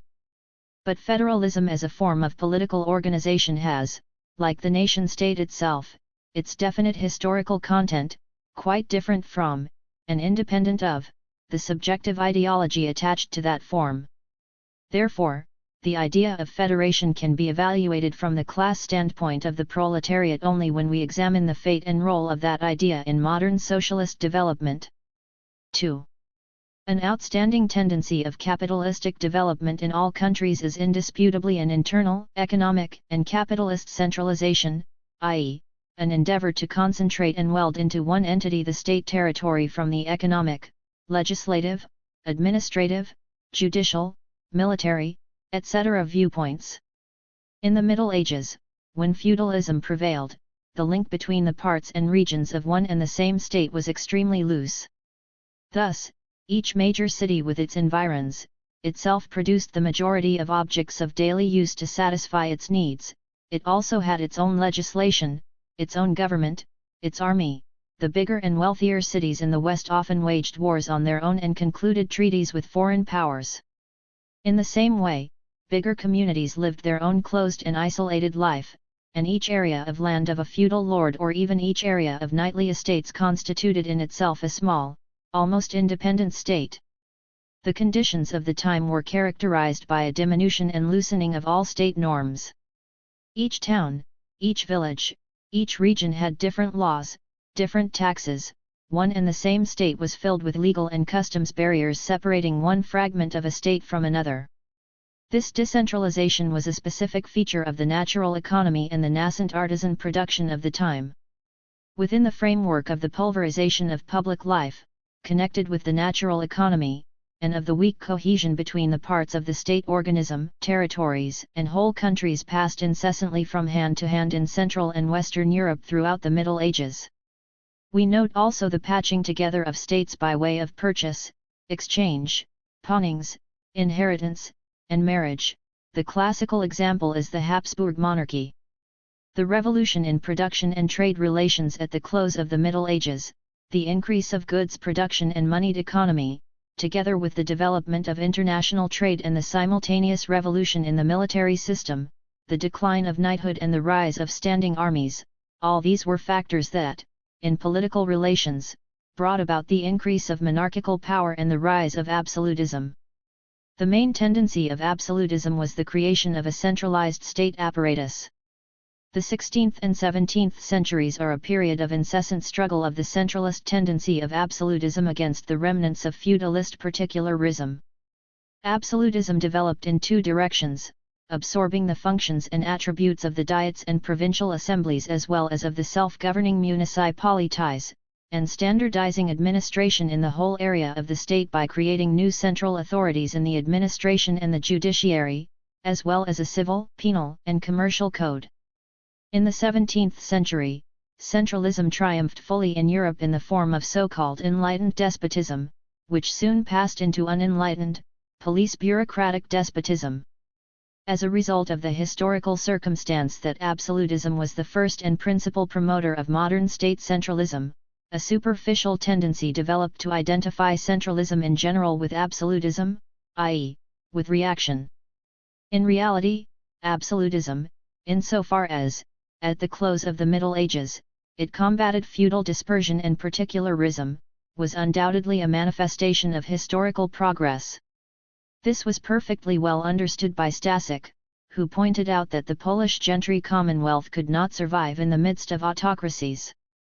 On the other hand, absolutism itself played only the role of a stirrup drink parting good wishes with regard to the modern bourgeois society for which, politically and socially, it paved the way by toppling feudalism and founding a modern, uniform, great state on its ruins. Indeed, independent of absolutism, and after its historical demise, bourgeois society continued to carry through with undiminished force and consistency the centralist tendency. The present centralism of France as a political area is the work of the Great Revolution. The very name, Great Revolution, exerted, everywhere its influence reached in Europe, a centralizing influence. Such a product of the revolution's centralism was the Republic Helvetic, in which, in 1798, suddenly the previously loosely confederated Swiss cantons were compressed. The first spontaneous action of the March 1848 revolution in Germany was the destruction by the popular masses of the so-called customs houses Mothhäuser, the symbols of medieval particularism. Capitalism, with its large-scale machine production, whose vital principle is concentration, swept away and continues to sweep away completely any survivals of medieval economic, political, and legal discrimination. Big industry needs markets and freedom of untrammeled trade in big areas. Industry and trade, geared to big areas, require uniform administration, uniform arrangement of roads and communications, uniform legislation and judiciary, as far as possible in the entire international market, but above all in the whole area inside each respective state. The abolition of the customs, and tax autonomy of the separate municipalities and gentry holdings, as well as of their autonomy in administering courts and law, were the first achievements of the modern bourgeoisie. Together with this went the creation of one big state machinery that would combine all functions, the administration in the hands of one central government, legislation in the hands of a legislative body, the parliament, the armed forces in the form of one centralized army subject to a central government, customs arrangements in the form of one tariff encompassing the entire state externally, a uniform currency in the whole state, etc. In accordance with this, the modern state also introduced in the area of spiritual life, as far as possible, a uniformity in education and schools, ecclesiastical conditions, etc., organized on the same principles in the entire state. In a word, as comprehensive a centralization as possible in all areas of social life is a prominent trend of capitalism. As capitalism develops, centralization increasingly pierces all obstacles and leads to a series of uniform institutions, not only within each major state, but in the entire capitalistic world, by means of international legislation. Postal and telegraphic services as well as railway communication have been for decades the object of international conventions. This centralist tendency of capitalistic development is one of the main bases of the future socialist system, because through the highest concentration of production and exchange, the ground is prepared for a socialized economy conducted on a worldwide scale according to a uniform plan. On the other hand, only through consolidating and centralizing both the state power and the working class as a militant force does it eventually become possible for the proletariat to grasp the state power in order to introduce the dictatorship of the proletariat, a socialist revolution. Consequently, the proper political framework in which the modern class struggle of the proletariat operates and can conquer is the big capitalistic state. Usually, in the socialist ranks, especially of the utopian trend, attention is paid only to the economic aspect of capitalistic development, and its categories industry, exploitation, the proletariat, depressions are regarded as indispensable prerequisites for socialism. In the political sphere, usually only democratic state institutions, parliamentarianism, and various freedoms are regarded as indispensable conditions of this movement. However, it is often overlooked that the modern big state is also an indispensable prerequisite for the development of the modern class struggle and a guarantee of the victory of socialism. The historical mission of the proletariat is not socialism applicable on every inch of ground separately, not dictatorship, but world revolution, whose point of departure is big state development. Therefore, the modern socialist movement, legitimate child of capitalist development, possesses the same eminently centralist characteristic as the bourgeois society and state. Consequently, social democracy is, in all countries, a determined opponent of particularism as well as of federalism. In Germany, Bavarian or Prussian particularism, i.e., a tendency to preserve Bavaria's or Prussia's political distinctiveness, their independence from the Reich in one respect or another, is always a screen for gentry or petit bourgeois reaction. German social democracy also combats, with full energies, the efforts, for instance, of South German particularists to preserve a separate railroad policy in Bavaria, Baden, Württemberg. It also energetically combats particularism in the conquered provinces of Alsace-Lorraine, where the petite bourgeoisie tries to separate itself, by its French nationalism, from political and spiritual community with the entire German Reich. Social democracy in Germany is also a decided opponent of those survivals of the federal relationship among the German states inside the Reich which have still been preserved. The general trend of capitalist development tends not only toward the political union of the separate provinces within each state, but also toward the abolition of any state federations and the welding of loose state combinations into homogeneous, uniform states, or, wherever this is impossible, to their complete breakup. An expression of this is the modern history of the Swiss Confederacy, as well as of the American Union, of the German Reich, as well as of Austria-Hungary. 3. The first centralist constitution of the Integrated Republic of Switzerland, created by the Great Revolution, was obliterated without a trace by the time of the Restoration, and reaction, which triumphed in Switzerland under the protection of the Holy Alliance, quickly returned to the independence of the cantons, to particularism and only a loose confederation. Domestically, this implementation of the ideal of voluntary union of independent groups and state units in the spirit of anarchists and other worshippers of federation involved the adoption of an aristocratic constitution, with the exclusion of the broad working masses, as well as the rule of Catholic clericalism. A new opposition trend, toward the democratization and the centralization of the Swiss Federation, was born in the period of revolutionary seething between the July 1830 and March 1848 revolutions, which was manifested in Switzerland in the form of a tendency to create a close state union in place of federation, and to abolish the political rule of noble families and of the Catholic clergy. Here, centralism and democracy initially went hand in hand, and encountered the opposition of the reaction which fought under the slogan of federation and particularism. The first constitution of the present Swiss Confederation of 1848 was born out of a bitter struggle against the so-called Sonderbund, i.e., a federation of 7 Catholic cantons which, in 1847, undertook a revolt against the General Confederation in the name of saving the independence of the cantons and their old aristocratic system, and clericalism. Although the rebels proudly waved the banner of freedom and independence of the cantons against the despotism of the Confederacy, in particular of freedom of conscience against Protestant intolerance, the ostensible cause of the conflict was the closing of the convents by the democratic radical parties. Democratic and revolutionary Europe, undeceived by this, applauded wholeheartedly when the Confederacy, by brutal armed force, i.e., by violence, forced the advocates of federalism to bow and surrender to the Confederate authority. And when Freilagrath, the bard of the Neue Rheinischen-Zeitung, triumphantly celebrated the victory of the bayonets of Swiss centralism as a reveille to the March Revolution in the Highlands, the first shot was fired. In the Highlands against the Parsons, it was the absolutist government of Germany, the pillar of Metternich's reaction, that took up the cause of the Federalists and the defenders of the old independence of the cantons.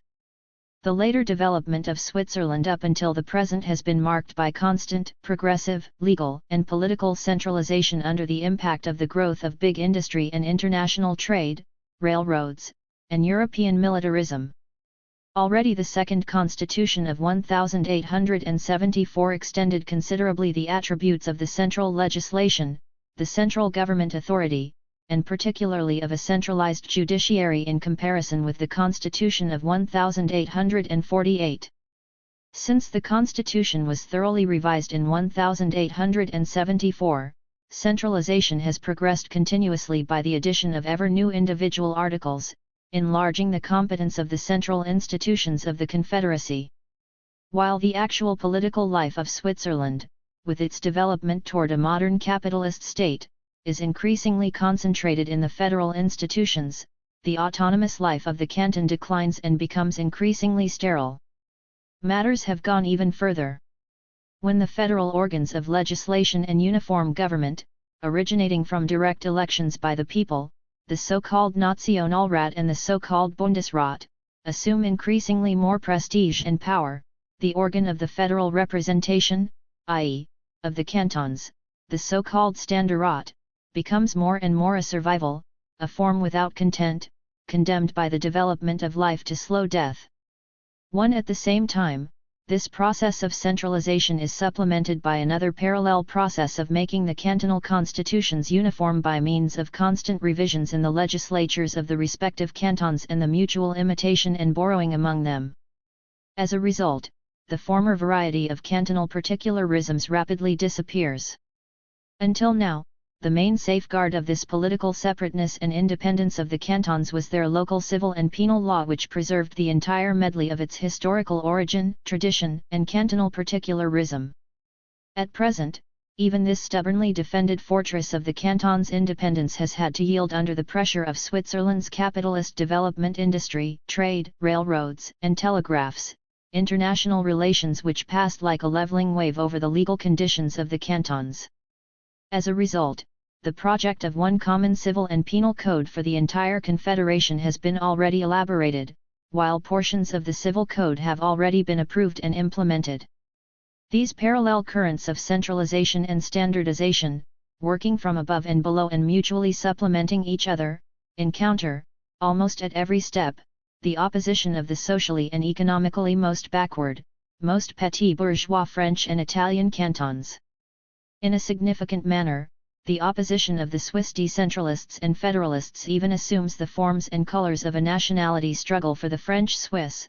The expansion of the power of the Confederacy at the expense of cantonal particularism is tantamount to the increase of the preponderance of the German element, and as such they, the French Swiss, openly combat it. No less characteristic is another circumstance, viz., the same French cantons which, in the name of federation and independence, combat state centralism, have internally the least developed communal self-government, while the most democratic self-governing institutions, a true rule of the people, prevail in those communes of the German cantons which advocate centralization of the Confederation. In this way, both at the very bottom and at the top of state institutions, both in the latest results of the development of present-day Switzerland and at its point of departure, centralism goes hand in hand with democracy and progress, while federalism and particularism are linked with reaction and backwardness. In another form, the same phenomena are repeated in the history of the United States of America. The first nucleus of the Union of the English colonies in North America, which until then had been independent, which differed greatly from one another socially and politically, and which in many respects had divergent interests, was also created by revolution. The revolution was the advocate and creator of the process of political centralization which has never stopped up to the present day. Also, here, as in Switzerland, the initial, most immature form of development, was the same voluntary federation which, according to the conscious and unconscious adherents of anarchistic ideas, stands at the apex of modern social development as the crowning summit of democracy. In the first Constitution of the United States, elaborated in the period 1777 to 1781, there triumphed completely the freedom and independence of the several colonies, their complete right of self-determination. The Union was loose and voluntary to such an extent that it practically did not possess any central executive and made possible, almost on the morrow of its establishment, a fratricidal customs war among its free and equal members, New York, New Jersey, Virginia, and Maryland, while in Massachusetts, under the blessing of complete independence and self-determination, a civil war, an uprising of debt-encumbered farmers broke out, which aroused in the wealthy bourgeoisie of the states a vivid yearning for a strong central authority. This bourgeoisie was forcibly reminded that in a bourgeois society the most beautiful national independence has real substance and value only when it serves the independent utilization of the fruits of internal order, i.e., the undisturbed rule of private property and exploitation. The Second Constitution of 1787 already created, in place of federation, a unified state with a central legislative authority and a central executive. However, centralism had still, for a long time, to combat the separatist tendencies of the states' writers, which finally erupted in the form of an open revolt of the southern states, the famous 1861 War of Secession. Here we also see a striking repetition of the 1847 Swiss situation. As advocates of centralism, the northern states acted representing the modern, big capital development, machine industry, personal freedom and equality before the law, the true corollaries of the system of hired labor, bourgeois democracy and bourgeois progress. On the other hand, the banner of separatism, federation and particularism, the banner of each hamlet's independence and right of self-determination, was raised by the plantation owners of the South, who represented the primitive exploitation of slave labor. In Switzerland as in America, centralism struggled against the separatist tendencies of federalism by means of armed force and physical coercion, to the unanimous acclaim of all progressive and democratic elements of Europe. It is significant that the last manifestation of slavery in modern society tried to save itself, as reaction always does, under the banner of particularism, and the abolition of slavery was the obverse of the victory of centralist capitalism. After the victorious war against the secessionists, the Constitution of the American Union underwent a new revision in the direction of centralism. The remainder was, from then on, achieved by big capital, big power, imperialist development, railroads, world trade, trusts, finally, in recent times, customs protectionism, imperialist wars, the colonial system, and the resulting reorganization of the military, of taxation, and so on. At present, the central executive in the person of the President of the Union possesses more extensive power, and the administration and judiciary are more centralized than in the majority of the monarchies of Western Europe. While in Switzerland the gradual expansion of the central functions at the expense of federalism takes place by means of amendments to the Constitution, in America this takes place in a way of its own without any constitutional changes, through a liberal interpretation of the Constitution by the judicial authorities. The history of modern Austria presents a picture of incessant struggle between a centralist and federalist trend. The starting point of this history, the 1848 revolution, shows the following division of roles. The advocates of centralism are the German liberals and Democrats, the then leaders of the revolution, while the obstruction under the banner of federalism is represented by the Slavic counter-revolutionary parties, the Galician nobility, the Czech, Moravian and Dalmatian Diets, the Pan-Slavists and the admirers of Bakunin, that prophet and phrase-maker of the anarchist autonomy of free peoples. Marx characterized the policy and role of the Czech federalists in the 1848 revolution as follows. The Czech and Croat Pan-Slavists worked, some deliberately and some unknowingly, in accordance with the clear interests of Russia. They betrayed the cause of revolution for the shadow of a nationality which, in the best case, would have shared the fate of the Polish one. The Czech, Moravian, Dalmatian, and a part of the Polish delegates, the aristocracy, conducted a systematic struggle against the German element. The Germans and a part of the Poles, the impoverished gentry, were the main adherents of revolutionary progress. Fighting against them, the mass of the Slavic delegates was not content to demonstrate in this way the reactionary tendencies of their entire movement, but even debased itself by scheming and plotting with the very same Austrian government which had dispersed their Prague Congress. They received a well-deserved reward for their disgraceful behavior. They had supported the government during the October uprising, the outcome of which finally assured a majority to the Slavs. This now almost exclusively Slavic assembly was dispersed by the Austrian soldiery exactly as the Prague Congress had been, and the Pan-Slavists were threatened with imprisonment if they dared to complain. They achieved only this, that the Slavic nationality is now everywhere threatened by Austrian centralism. 2.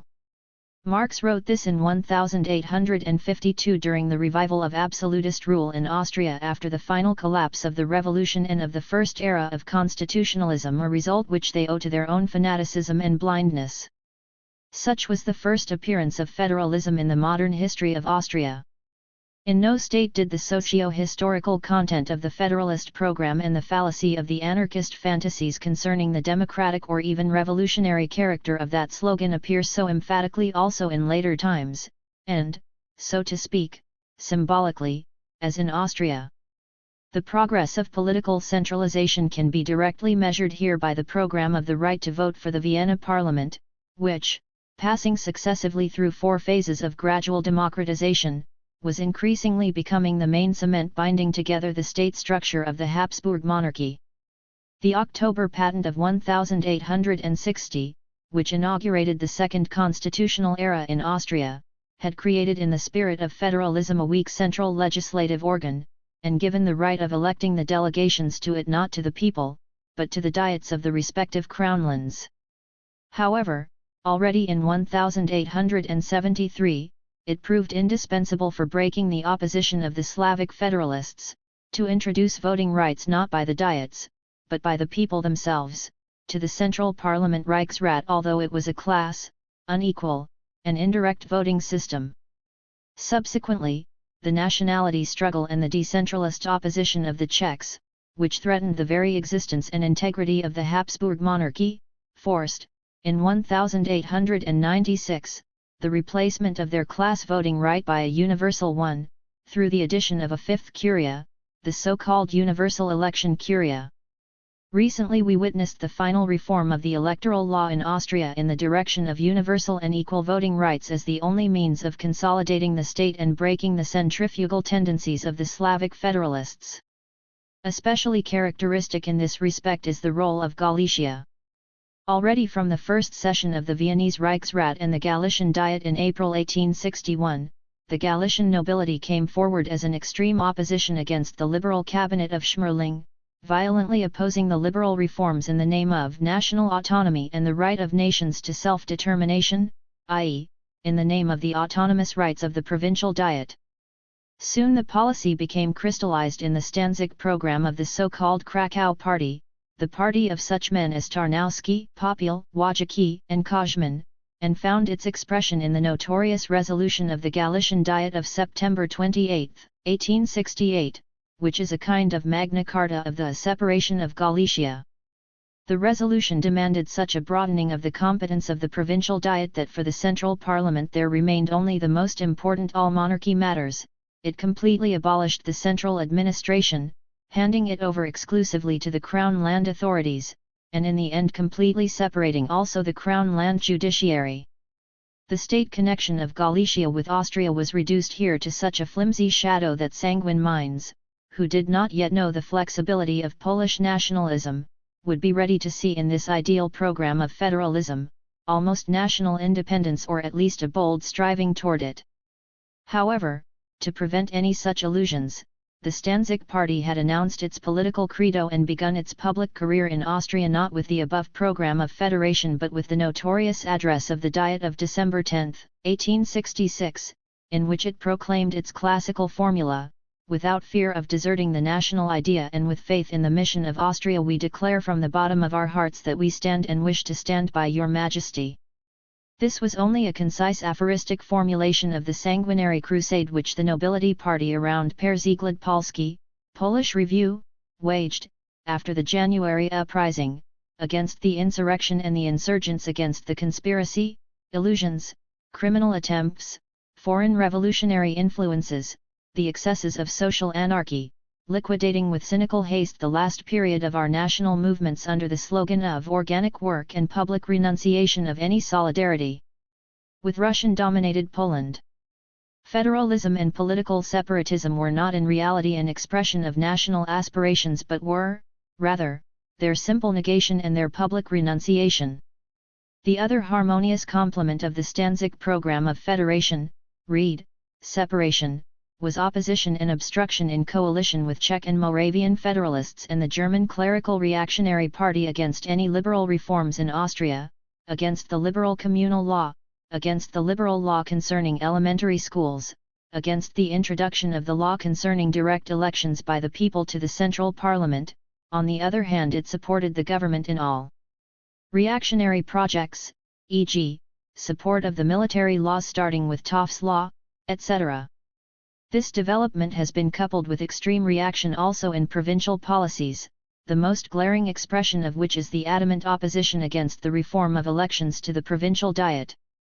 Finally, the third component of Galician federalism is the policy of the Polish nobility toward the Ruthenians. Quite analogous to the French federalists of Switzerland, the Galician advocates of a potential decentralization of the Austrian state have been strict centralists internally in relation to the Ruthenian population. The Galician nobility has from the beginning stubbornly combated the demand of autonomy for the Ruthenians, the administrative division of Galicia into eastern and western, and the granting of equal status to the Ruthenian language and script along with the Polish language. The program of separation and federalism suffered a decisive defeat in Austria as early as 1873, when direct elections to the central parliament were introduced, and from then on the Stanzik party, in keeping with its opportunistic principles, abandoned the policy of obstruction and acquiesced in Austrian centralism. However, Galician federalism from then on appears on the stage if not as a program of realistic politics then as a means of parliamentary maneuvers each time that serious democratic reforms are considered. The last memorable appearance of the program of separating Galicia in the public arena is connected with the struggle of the Galician nobility against the most recent electoral reform, against the introduction of universal and equal voting rights for the Vienna Parliament. And as if to put stronger emphasis on the reactionary content of the federalist program, the deputies of Austrian Social Democracy, in April 1906, voted unanimously against the motion concerning the separation of Galicia. At their head in his character as representative of the Austrian Workers' Party, a representative of the all-monarchy proletarian policy spoke and voted against the separation of Galicia. This was Mr. Ignacy Dasinski, who, as a leader in the three parts of the patriotic PPS, considers the separation of the Kingdom of Poland from Russia as his political program. The Austrian Social Democracy is a determined and open advocate of centralism, a conscious adherent of the state consolidation of Austria and consequently a conscious opponent of any separatist tendencies. The future of the Austrian state, says Kautsky, depends on the strength and influence of social democracy. Precisely because it is revolutionary, it is in this case a party upholding the Staatsstaatserhaltend Partei in this sense.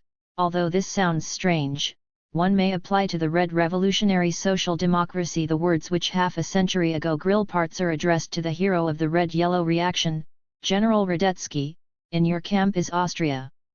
In die Ihnen Lager ist Österreich. 3 is just as in the matter of the separation of Galicia, Austrian Social Democracy decisively rejects the program of the Czech Federalists, that is, the separation of Bohemia.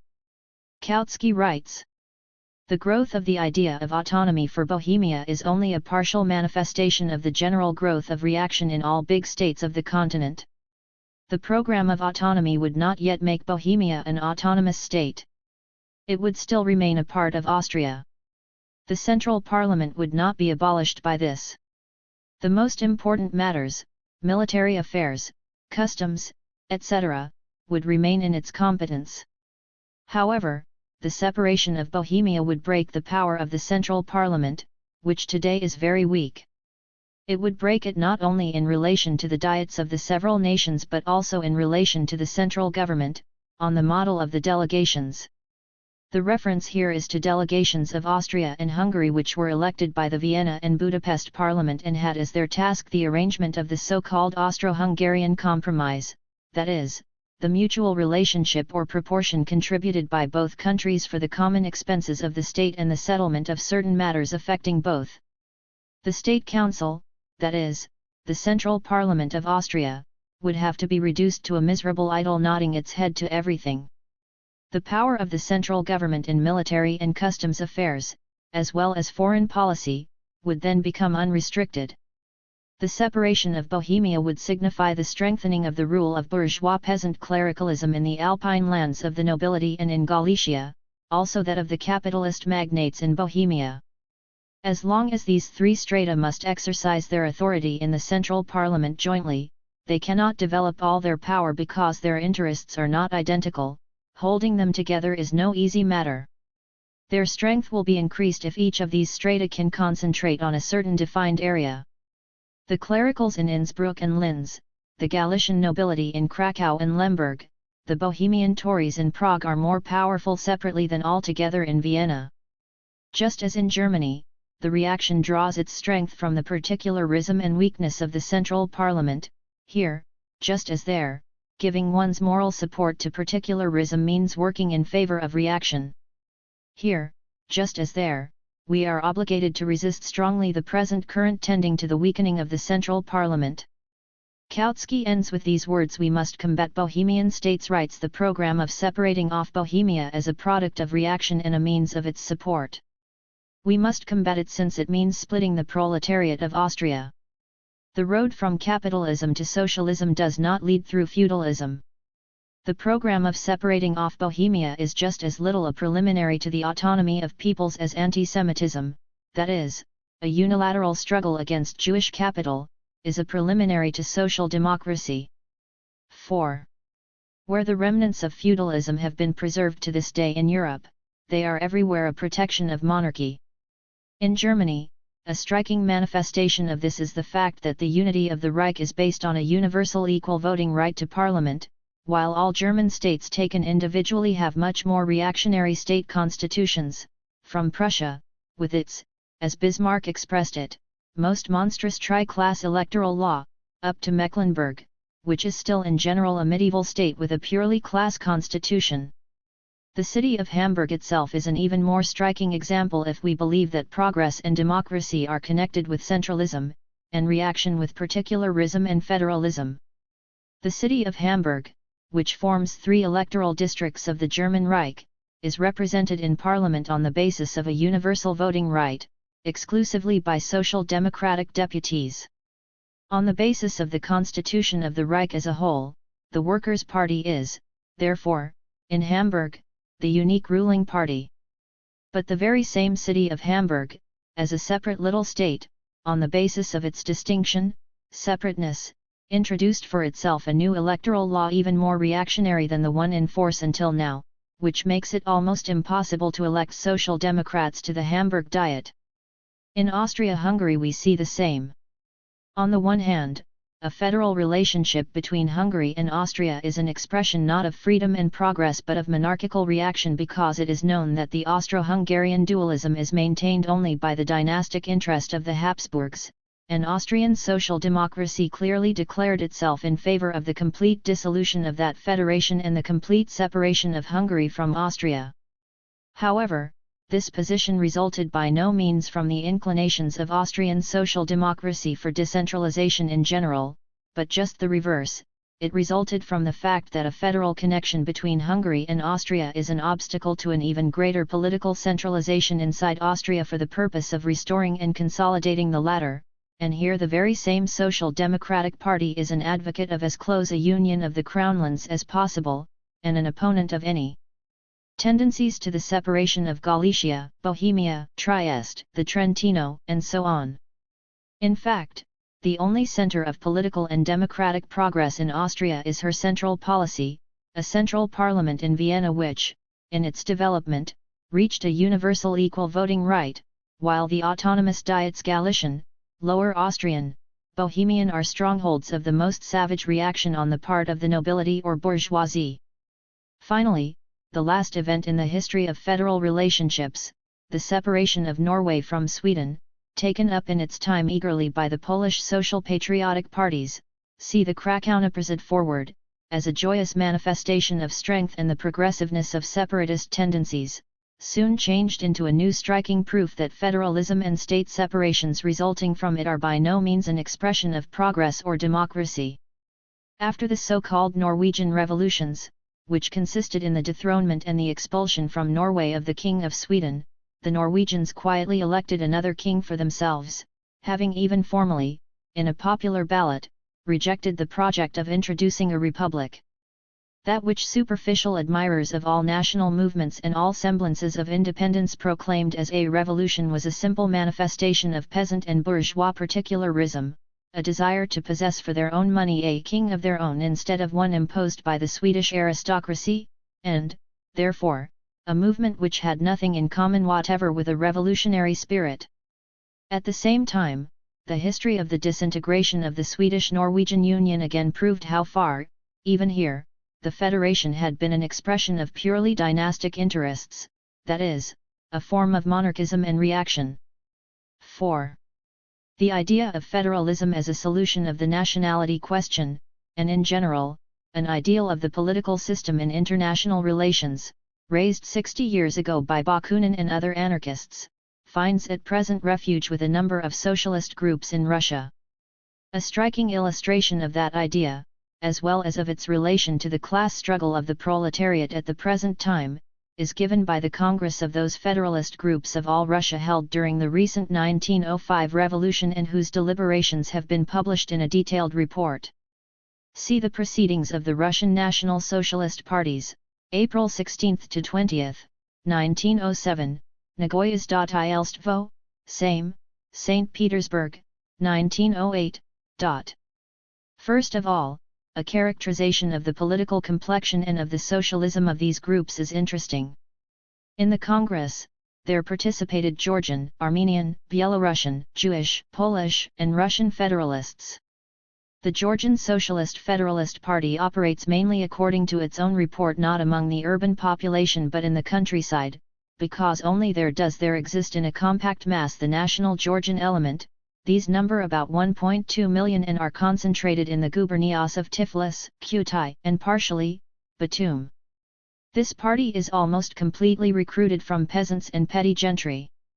In its striving for an independent regulation of its life, declares the delegate of the Georgian Socialist Federalist Party, without counting on the centralist bureaucracy, whether this be absolutistic or constitutional or even social democratic, the Georgian peasantry will probably find sympathy and help on the part of that petty Georgian gentry which lives on the land and by the size of its possessions and also its way of life differs little from the peasantry. Therefore, the party considers that even independently of considerations of a basic nature, merely the practical conditions of Georgian agriculture demand the treatment of the agrarian question as a class question, peasant or gentry only as an overall national question, as a social problem, as a problem of work. Starting with these assumptions, the Georgian federalists, in harmony with the Russian social revolutionaries, strive for the socialization of land which is to be achieved under the rule of the capitalistic or bourgeois system.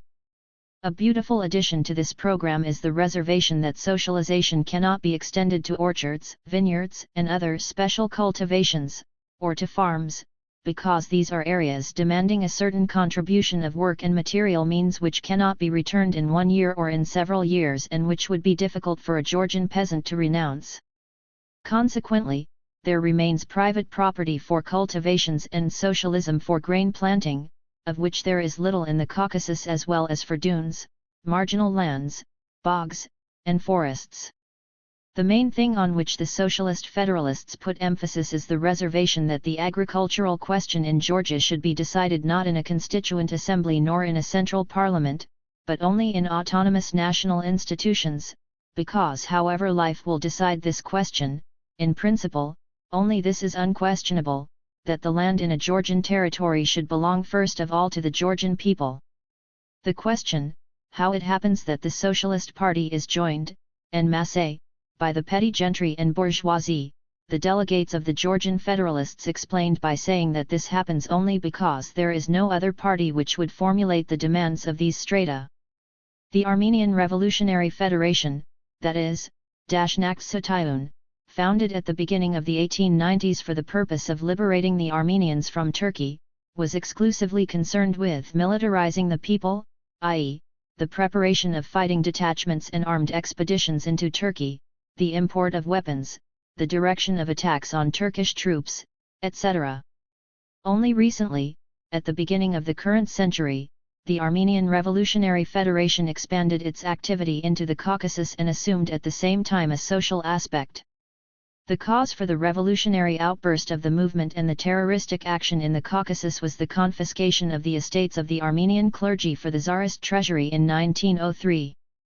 Besides its main combat action, the party began, against the background of those events, a propaganda among the rural population in the Caucasus as well as a struggle against Tsardom. The agrarian program of Dashnaq-Sutayun demands the expropriation of gentry estates without compensation, and surrendering their to the communes for equal distribution. This reform is to be based on the still rather general communal property in the central part of the Transcaucasus. Recently, there arose a young trend among the Armenian federalists maintaining that the Dashnaq-Sutayun party is simply a bourgeois, nationalistic organization of a rather doubtful socialistic aspect, an organization linking within itself completely heterogeneous social elements, and in its activity and action on completely heterogeneous socio-political territory, such as Turkey on the one side and the Caucasus on the other.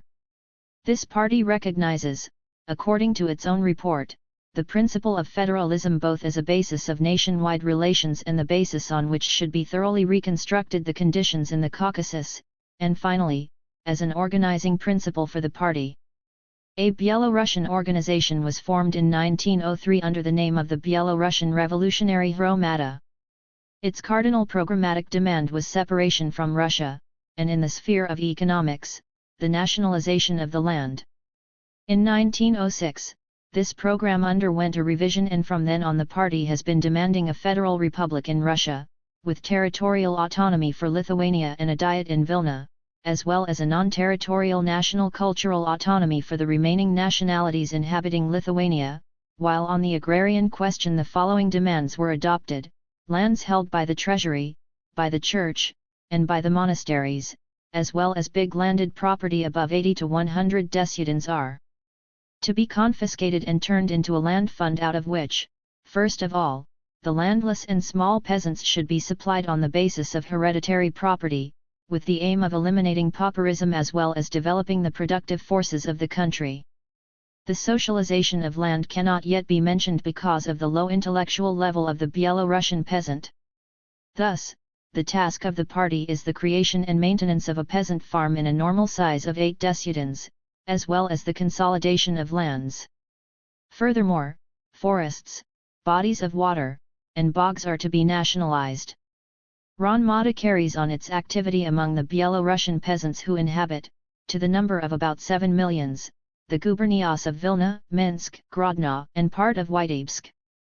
The Jewish Federalist Group, Sierp the Sickle, organized only a few years ago by Jewish dissidents from the Russian Social Revolutionary Party, demands non-territorial autonomy for all nationalities in the Russian state.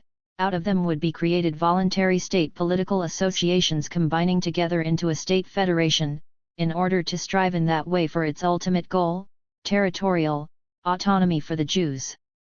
It directs its activity mainly to the organizing of Jewish workers in Vitebsk, Ekaterinoslav, Kiev, etc., and it expects the implementation of its program to arise from the victory of the socialist parties in the Russian state. It is superfluous to characterize the remaining two organizations, the PPS Revolutionary Faction, and the Russian Party of Social Revolutionaries, since they are sufficiently known by origin and character. Thus appears that diet of federalists cultivating at present that antiquated idea of federation rejected by the class movement of the proletariat. It is a collection of only petty bourgeois parties for whom the nationalist program is the main concern and the socialist program in addition. It is a collection of parties mainly representing, with the exception of the revolutionary fraction of the Polish Socialist Party and the Jewish Federalists, the chaotic aspirations of a peasantry in opposition, and the respective class proletarian parties that came into being with the revolutionary storm, in clear opposition to the bourgeois parties. In this collection of petty bourgeois elements, the party of the Russian terrorists is a trend, not only the oldest one, but also the one furthest left. The others manifest, much more clearly, that they have in common with the class struggle of the proletariat.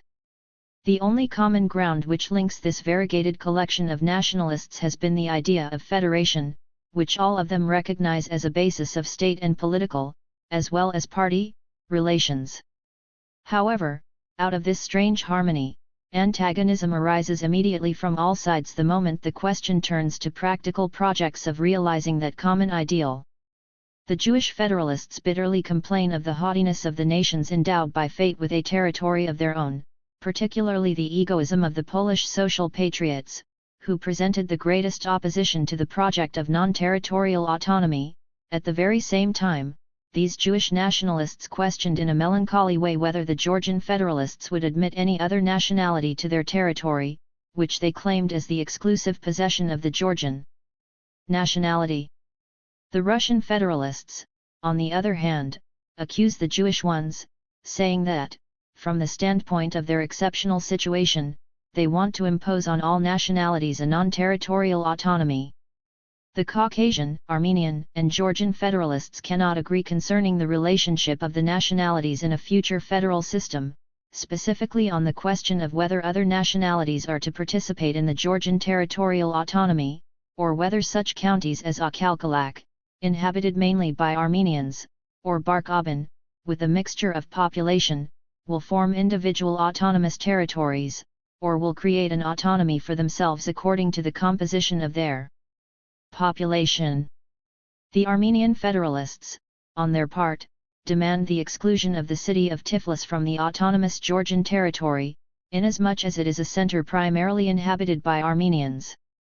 On the other hand, all the Georgian and Armenian federalists recognize that at present, since the Tatar-Armenian slaughter, the Tatars must be excluded from the Federation of Autonomous Caucasian Peoples as a nationality immature from the cultural point of view.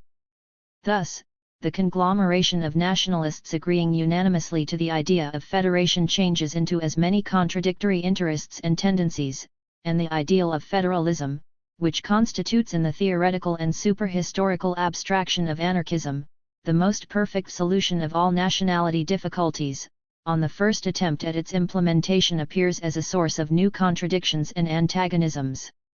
Here it is strikingly proved that the idea of federalism allegedly reconciling all nationalities is only an empty phrase, and that, among the various national groups, just because they don't stand on a historical basis, there is no essentially unifying idea which would create a common ground for the settlement of contradictory interests.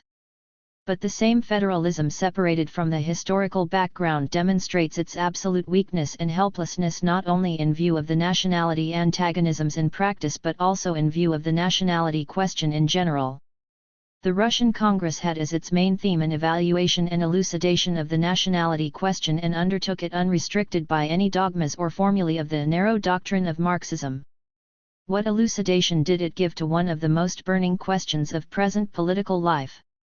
Over the whole history of mankind before the appearance of socialism, proclaimed the representative of the Social Revolutionary Party in his speech at the opening of the Congress, one may place as a motto the following words from the Holy Scripture, and they ordered him to say Shibboleth and he said Sibboleth and they massacred him at the ford of the river. Indeed, the greatest amount of blood spilled in international struggle was spilled because of the fact that one nation pronounced Shibboleth and the other Sibboleth. After this profound introduction from the philosophy of history, there followed a series of speeches maintained at the same level, and the debates about the nationality questions culminated in the memorandum of the Georgian Federalists, which proclaimed, "In primitive times, when the main task of people was hunting wild animals as well as creatures like themselves, there were neither masters nor slaves. Equality in social relations was not violated, but later, when people came to know the cultivation of the soil, rather than killing and eating their captives they began to keep them in captivity. What, therefore, was the reason out of which slavery arose? Obviously not only material interests as such, but also this circumstance, that man was by his physical nature a hunter and a warrior. And despite the fact that man has already long since become an industrial animal, he is to this very day a predator, capable of tearing apart his neighbor for minor material considerations. This is the source of unending wars and the domination of classes. Naturally, the origin of class domination was influenced also by other causes, for instance, man's ability to become accustomed to dependence. But undoubtedly, if man were not a warrior, there would be no slavery. There follows a bloody picture of the fate of the nationalities subject to tsardom and then again a theoretical elucidation. Somebody may tell us that bureaucratic rule rages not only in the borderlands but in Russia itself. From our point of view, this is completely understandable. A nation subjugating other nations eventually falls into slavery itself. For instance, the more Rome expanded its domination, the more the plebeians were losing their freedom. Another example, during the Great French Revolution, the military victories of the Republican Army annihilated the fruit of the revolution, the Republic. The Russians themselves enjoyed incomparably greater freedom before they united in one powerful state, that is, at the time of the rule of separate princes. Thus, the memorandum ends its historio-philosophical lecture: freedom does not agree with the clatter of arms. Conquest was the main cause which brought into being both slavery as well as the rule of some social classes over others. That is all that the Federalists of the present time are able to say about the nationality question. It is literally the same phraseology from the standpoint of justice, fraternity, morality, and similar beautiful things which already, 60 years ago, was proclaimed by Bakunin. And just as the father of anarchism was blind to the revolution of 1848, its inner springs, its historical tasks, the present last of the Mohicans of federalism in Russia stand helpless and powerless before the revolution in the Tsarist system. The idea of federation, by its nature and historical substance reactionary, is today a pseudo-revolutionary sign of petit bourgeois nationalism, which constitutes a reaction against the united revolutionary class struggle of the proletariat in the entire empire. 4. Centralization and autonomy. We have noted the general centralizing tendency of capitalism in the bourgeois states. But local autonomy also grows simultaneously out of the objective development and out of the needs of bourgeois society. Bourgeois economy requires as great a uniformity as possible in legislation, the judiciary, administration, the school system, etc., in the entire area of the state, and as far as possible, even in international relations. But the same bourgeois economy, in carrying out all these functions, demands accuracy and efficiency quite as much as uniformity. The centralism of the modern states is of necessity connected with a bureaucratic system. In the medieval state, in a serf economy, public functions were connected with landed property. These were the concrete rights, a kind of land tax.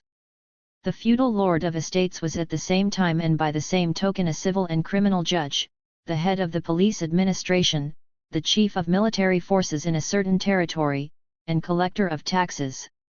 These functions connected with owning real estate were, like the land itself, the object of transactions, gift, sale, inheritance, and so on. Absolutism, which increased toward the end of the Middle Ages, paving the way for capitalism by its struggle against feudal dispersal of state authority, separated public functions from land ownership and created a new social category for the execution of these functions, namely crown officials. With the development of modern capitalistic states, the performance of public functions passed completely into the hands of paid hirelings. This social group increased numerically and created the modern state bureaucracy.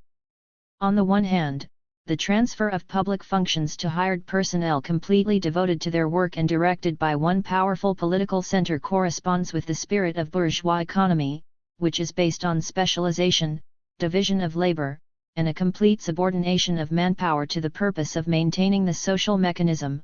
On the other hand, however, the centralist bureaucracy has serious drawbacks hampering the economy. Capitalist production and exchange are characterized by the highest sensitivity and elasticity, by the capacity, and even the inclination for constant changes in connection with thousands of social influences which cause constant fluctuations and undulations in market conditions, and in the conditions of production themselves. As a result of these fluctuations, the bourgeois economy requires subtle, perceptive administration of public services such as the centralized bureaucracy, with its rigidity and routine, is not able to afford. Hence, already as a corrective to the centralism of the modern state, there develops, in bourgeois society, along with legislation by representative assemblies, a natural tendency toward local autonomy, giving the possibility of a better adjustment of the state apparatus to social needs. For local autonomy takes into account the manifold variety of local conditions and also brings about a direct influence and cooperation of society through its public functions.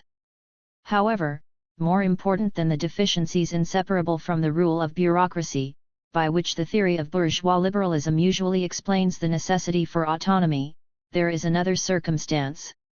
The capitalist economy brought forth, from the moment of the inception of mass factory production, a whole series of entirely new social needs imperiously demanding satisfaction. Above all, the penetration of big capital and the system of hired labor, having undermined and ruined the entire traditional social structure, created a plague unknown before, namely mass unemployment and pauperization for the proletariat. Since capital needs a reserve labor force and since public security must be preserved, society, in order to hold in check the proletarian masses deprived of means of livelihood and employment, cannot but take care of them. In this way, modern public welfare comes into being as a social function within the framework of capitalistic production. The agglomeration of big masses of industrial proletarians in the worst material conditions in the modern industrial centers created for the adjacent bourgeois classes a threat of infectious diseases and brought about another urgent social need, public concern for health, and in connection with this, the whole management of the sewage system and supply of water as well as public regulation of building construction.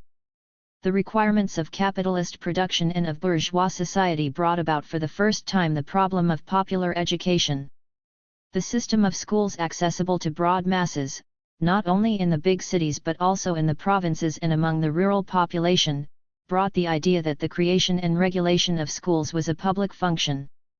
The movement of goods and persons in the whole area of the state as a normal phenomenon and a condition of the existence of capitalist production brought forth the need for constant public concern about roads and means of communication, not only in the form of trunk line railroads and maritime traffic, important from the point of view of military strategy and world trade, but also of vehicular roads, highways, bridges, river navigation, and subsidiary railroads. The creation and maintenance of these indispensable conditions of internal communication became one of the most urgent economic needs of bourgeois society. Finally, public safety of persons and property as a matter of general concern and social need is also a clearly modern product, connected with the requirements of capitalist economy. In medieval society, safety was guaranteed by some special areas of legal protection, for the rural population, the area of the respective feudal dominion, for the burghers, the protective walls of the city and the statutes and freedoms of each city separately. The knights were supposed to guarantee their own safety. Modern society, based on the production of goods, needs safety of persons and property as a universal social guarantee for everybody in the entire territory of the state without discrimination. The central government cannot satisfy all these needs. There are some the government cannot take care of at all, like the local affairs in the remote parts of the country. Understandably, the government tends to transmit the expenses of managing such affairs to the local population. Local autonomy, therefore, originates in all modern states very early, above all in the form of transferring the material burden of a series of social functions to the population itself. On the other hand, capitalism stratifies and links into one economic and social organism the biggest state areas, and, to a certain extent, the entire world. At the same time, however, in order to promote its interests, to perfect and integrate the bourgeois economy, capitalism splits the autonomous states and creates new centers, new social organisms, as, for instance, big cities and provincial regions, etc. A contemporary modern city is tied by numberless economic and political bonds not only to the state but to the entire world.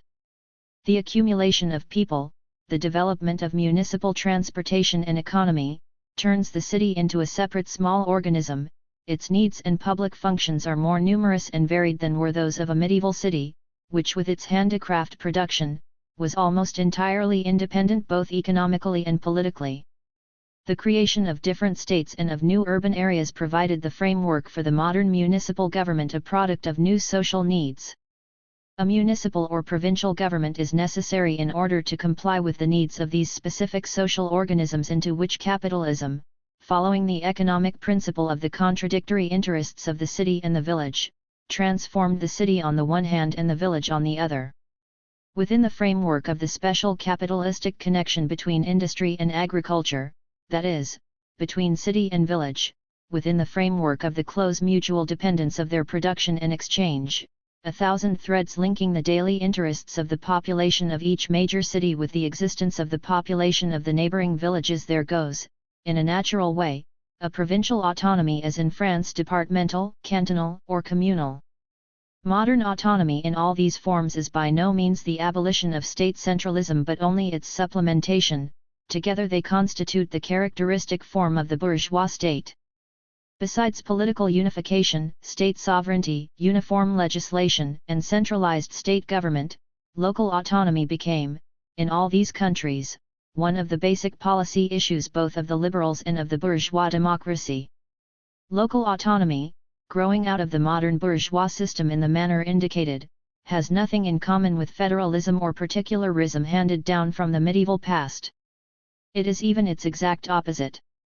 While the medieval particularism or federalism constitutes a separation of the political functions of the state, modern autonomy constitutes only an adaptation of the concentrated state functions to local needs and the participation in them of the people. While, therefore, communal particularism or federalism in the spirit of Bakunin's ideal is a plan for splitting the territory of a big state into small areas partly or completely independent of each other, modern autonomy is only a form of democratization of a centralized big state. The clearest illustration of this point of modern autonomy which grew in the chief modern states on the grave the former particularism and in clear opposition to it. 2. State administrative and bureaucratic centralism was initiated in France by absolutism during the Ancien Régime. By the suppression of communal independence in the cities, especially in Paris, by subjugating the largest feudal possessions and incorporating them into the crownlands, finally by concentrating administration in the hands of the State Council and royal supervisors, there was created already in the time of Richelieu a powerful apparatus of state centralism. The former independent feudal fiefs were reduced to the condition of provinces, some of them were governed by assemblies whose power, however, was more and more of an illusion. The Great Revolution undertook its work in two directions. On the one hand, continuing the tendency toward political centralization, it completely abolished the territorial remnants of feudalism. On the other, in place of the provincial administration of bureaucrats assigned by the government, it created a local administration with representatives elected by the people.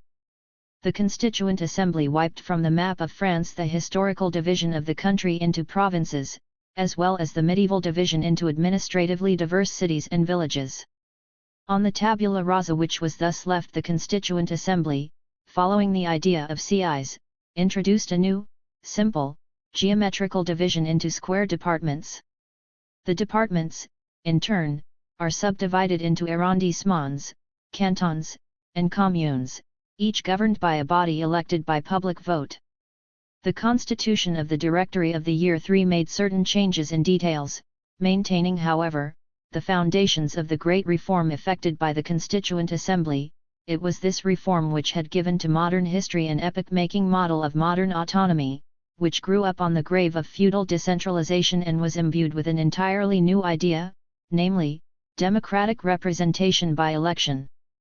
There followed 100 years of change in the history of autonomy in France. This history and the whole political fate of democracy in the country oscillated, in a characteristic manner, between two poles. The slogan of the aristocratic, monarchical reaction is, throughout this time, decentralization, in the sense of returning to the independence of the former historical provinces, while the slogan of liberalism and democracy is close adherence to political centralism and at the same time, the rights of representation of the local population, especially in the commune.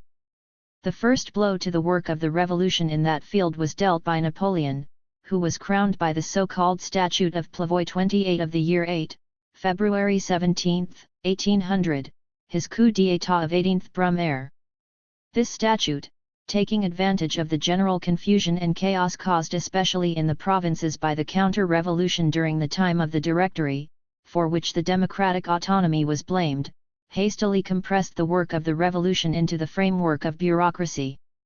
Maintaining the new territorial division of France in line with political centralism, Napoleon abolished, by one stroke of the pen, any participation of the people in local autonomy and gave over the entire power into the hands of officials assigned by the central government, prefect, sub-prefect, and mayor. In the department, the Napoleonic prefect was, in a considerable measure, a resurrection of the supervisor from the happy times of the Ancien Régime. Napoleon expressed this reversion with characteristic frankness when he said, "Avec mes préfets, mes gens d'armes et mes prêtres, je ferai tout ce que je voudrai."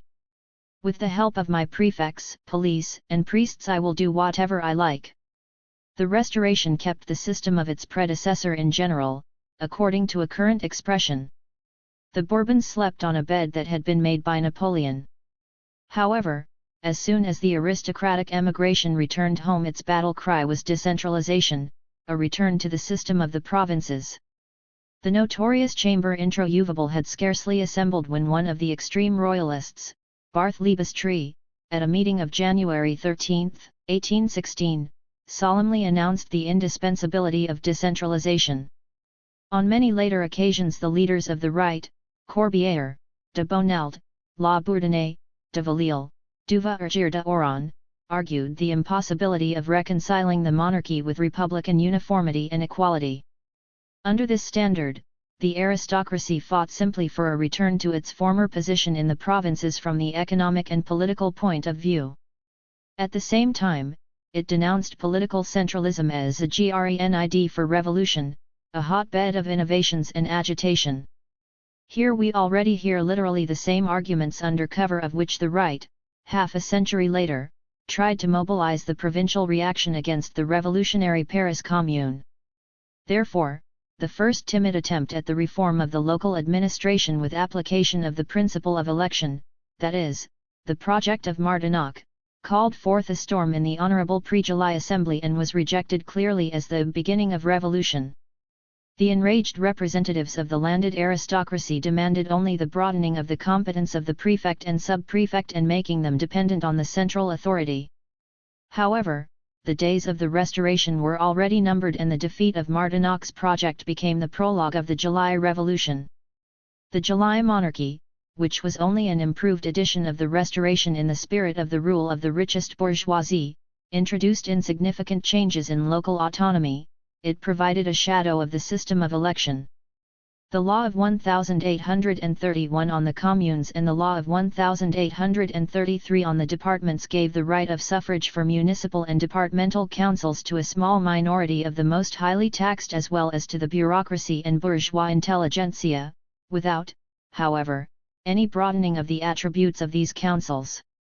The Revolution of 1848 restored the work of its great predecessor, introduced universal suffrage for departmental councils, and made the meetings of the councils public. After the June days, the party of the aristocratic clerical right violently demanded the return to decentralization as a weapon against the hydra of socialism.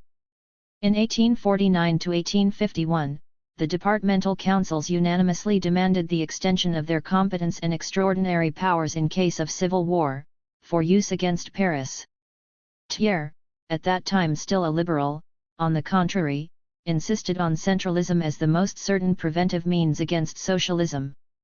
The very same Thiers, it is true, in 1871, himself waved the banner of federalism and decentralization to mobilize the provinces against the Paris Commune. The Second Republic, in liquidating the work of the February Revolution, prepared in 1851 a project for the reform of local administration which restored completely the system of Napoleon I, with an all-powerful prefect, and in this way built here, as in general, a bridge on which Napoleon III entered.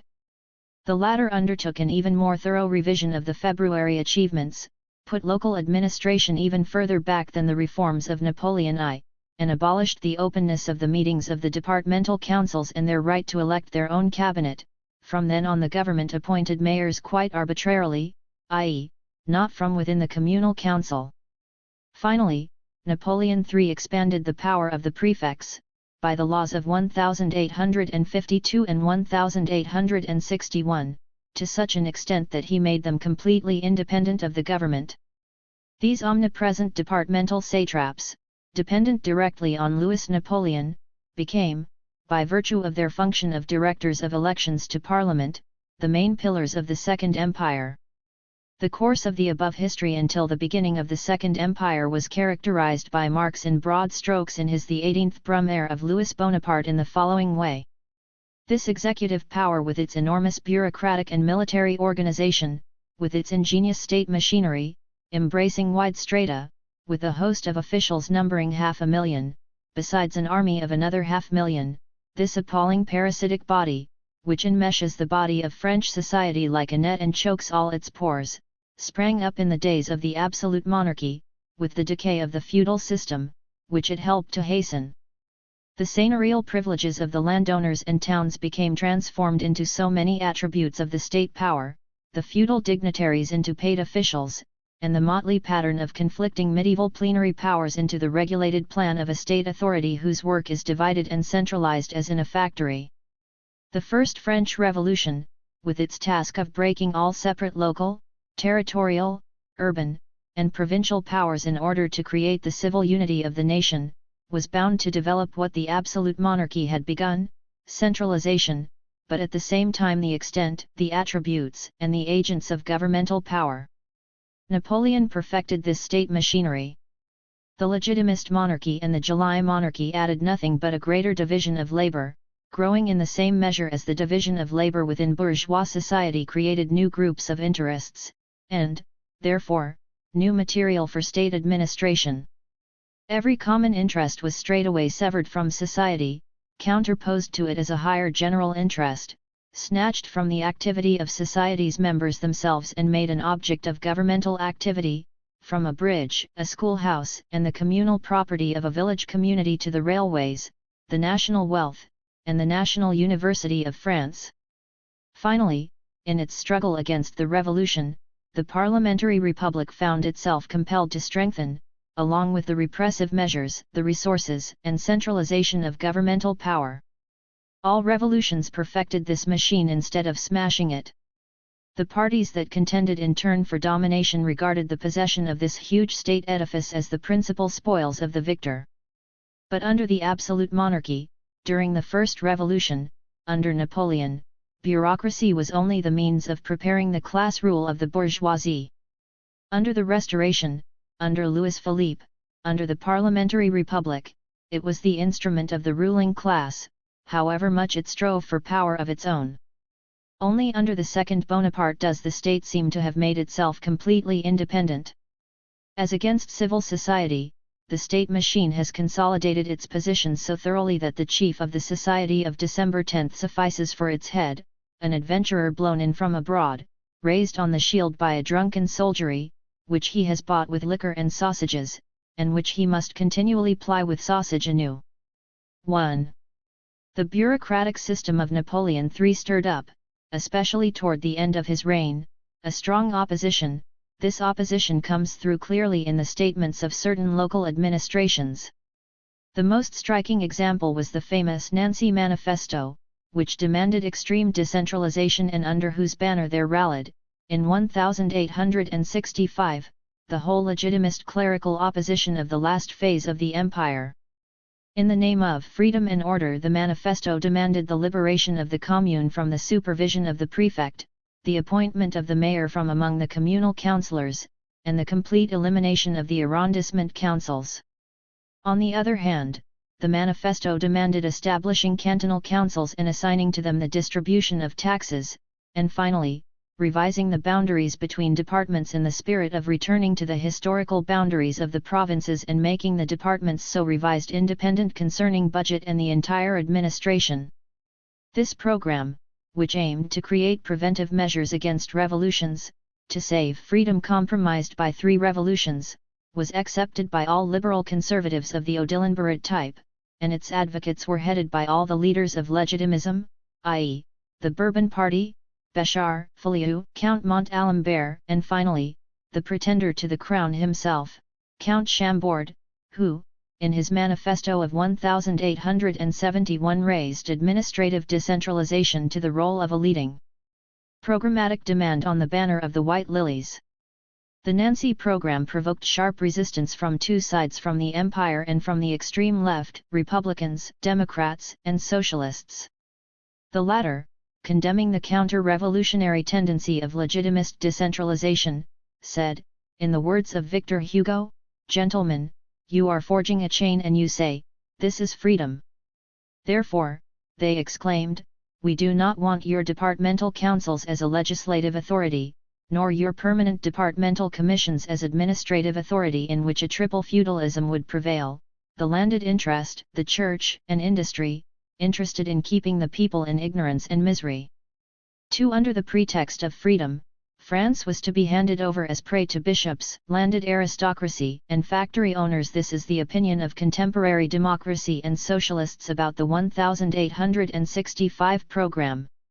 Louis Blanc was an especially inflexible opponent of decentralization, even to the departments, which he considered an artificial creation, though he fervently encouraged the widest self-government of the commune as the natural historical organization and the foundation of the state. In the revolutionary camp, the advocates of decentralization, who indeed went further than the legitimists, were only adherents of Proudhon, such as Desmaret, who distinctly proclaimed the slogan of federalism both in application to the United States of Europe and to communes and districts within the state, as an ideal solution of the social question because it was a way of annihilating power by dividing it.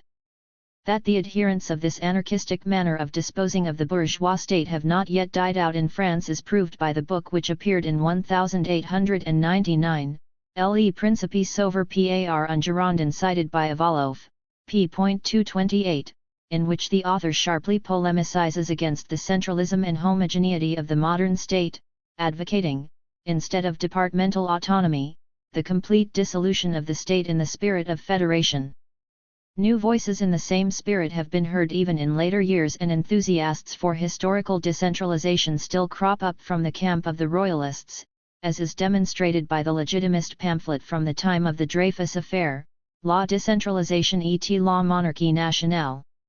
The opposition between the views of the contemporary socialists and the anarchistic Proudhon was formulated as early as 1851 by Louis Blanc in his pamphlet, La République et indivisible, in which in a thunderous voice he warned the Republic against the danger of federalism, opposing to the antagonisms of 37,000 tiny parliaments la grande tradition montagnarde en fait décentralisation politique and une administration surveillée. As a matter of fact, France at that moment was less threatened by the danger of federalism than by its opposite, the coup d'état of Louis Bonaparte and the absolute rule of his prefects. The same grouping of parties with regard to local administration was also reflected in the notorious National Assembly in Bordeaux after the fall of the Empire. After the destruction of the Paris Commune, the main question concerning decentralization was whether it could serve as a preventative against the revolutionary movements of the proletariat. First of all, the Third Republic hastened to expand the competence of the departments, equipping them in accordance with the leading idea of reaction since the time of the Restoration with special powers against the revolution. The so-called Loi Trevignoc of February 15, 1872, bears the significant title Loi relative au rôle éventuel des conseils généraux dans des circonstances exceptionnelles. On the other hand, the powers of the communes were, after a temporary expansion, again restricted, whereas in 1871 the communal councils had received the power of electing their mayor, after 3 years they were again deprived of this right, and the government of the Third Republic appointed 37,000 mayors through its prefects, thus showing itself a faithful exponent of the monarchical traditions. However, in the foundation of the Third Republic there occurred certain social changes which, despite all external obstacles, pushed the matter of local autonomy onto completely new paths. Although the independence of the urban and rural communes might have been abhorrent to the bourgeois reaction, intimidated by the great traditions of the Paris Commune from 1793 to 1871, it eventually became an indispensable need, especially since the inception of big industry under the wings of the Second Empire. It was then that railroads began to be built on a large scale. The artificially fostered and protected big industry not only flourished in Paris but in the 50s and 60s it spread into the provinces and suburban areas where capitalism sought cheap factory sites and cheap labor. Enterprises, industrial centers, financial fortunes mushroomed in the hothouse temperature of the empire, suppressing small industry and introducing mass factory labor of women and children. The Paris Stock Exchange occupied second place in Europe. Together with this explosion of original accumulation, as yet unbridled by any protective law, there was still no factory inspection or by labor organization and struggle. There took place in France an unparalleled accumulation of mass poverty, disease, and death. Suffice it to mention that there were cases when female factory workers were paid 1 sou, i.e., 5 centimes per day, in a period of general unparalleled high prices of the prime necessities of life. 3. The short period of this exploiting economy made bourgeois society painfully aware of the lack of any public activity to prevent glaring poverty, infectious diseases, danger to life and property on public roads, etc. As early as 1856, much was written and spoken about the necessity of an official inquiry concerning pauperism in France. In 1858, such an inquiry confidentially ordered by the government predictably came to naught. The state of public education corresponded more or less with these economic conditions. School courses for adults, subsidized by the government under Louis Philippe by the tiny sum of 478 francs on the average annually, were, during the Empire, deprived of this subsidy and neglected. A certain historian described the state of elementary schools in 1863 as follows. Thousands of communes are without schools for girls, villages are deprived of any schools at all, a large number of others stay briefly in school and do not learn anything useful, there are no schools for adults and not a single library in the villages. The annual figures show that there is more than 27% illiteracy, that living conditions of the male and female teachers are miserable, that 5,000 female teachers receive less than 400 francs annual wages, some receive 75 francs per year. Not a single one is entitled to retirement pay. Not a single male teacher enjoys a retirement pay which would assure him of 1 franc daily subsistence. 4. Among the workers in Paris, the inquiry ordered by the Chamber of Commerce in 1860 ascertained that 50,000, i.e., about 13% of the working population, was completely illiterate. The Third Republic, whose mission it was to build a durable home for the bourgeoisie and first of all to liquidate the bankrupt estate taken over from the empire, found itself faced with a number of new tasks, military reform, and in connection with this, a health reform, also a reform, or rather creation of public education, reform of transportation, completely neglected by the empire, which was solely occupied with decorating and reforming Paris to turn it into a model capital of the monarchy. Moreover, the Third Republic faced the task of acquiring means for these reforms. This meant an increase of taxes. However, these went primarily for military expenditures, for colonial policy, and especially for the maintenance of the bureaucratic apparatus. Without the participation of the local population, above all of the communes, the Third Republic would never have been able to solve these tasks. At the same time, big industry's revolutionizing of conditions under the empire completely changed the role of the department.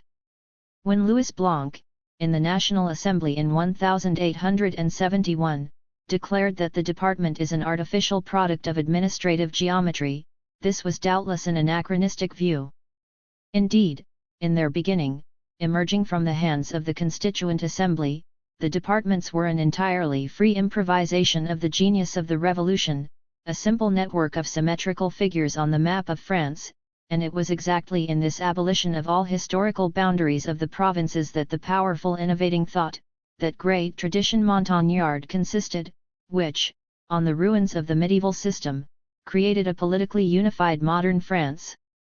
For decades, during the Restoration and later, the departments did not have any life of their own, they were used by the central government only as branch offices, as the sphere of action of the clerk-prefect whose only palpable expression was the obligatory hôtels de préfecture. However, in modern France, new local needs have brought, in the course of time, new institutions surrounding these fortresses of the central bureaucracy. The new departmental interests which have gained increasing recognition are centered around shelters, hospitals, schools, local roads, and the procurement of additional centimes necessary to meet the costs. The originally empty framework of the departments, drawn on the grave of the medieval particularism of the provinces, became in the course of time, through the development of bourgeois France, filled with new social content, the local interests of capitalism. The local administration of France by all-powerful prefects could suffice in the second half of the 19th century only for the artificial maintenance of the empire. The Third Republic was eventually forced, in its own interests, to admit the local population to participation in this administration and to change the communes and departments from exclusive instruments of the central government into organs of democratic autonomy.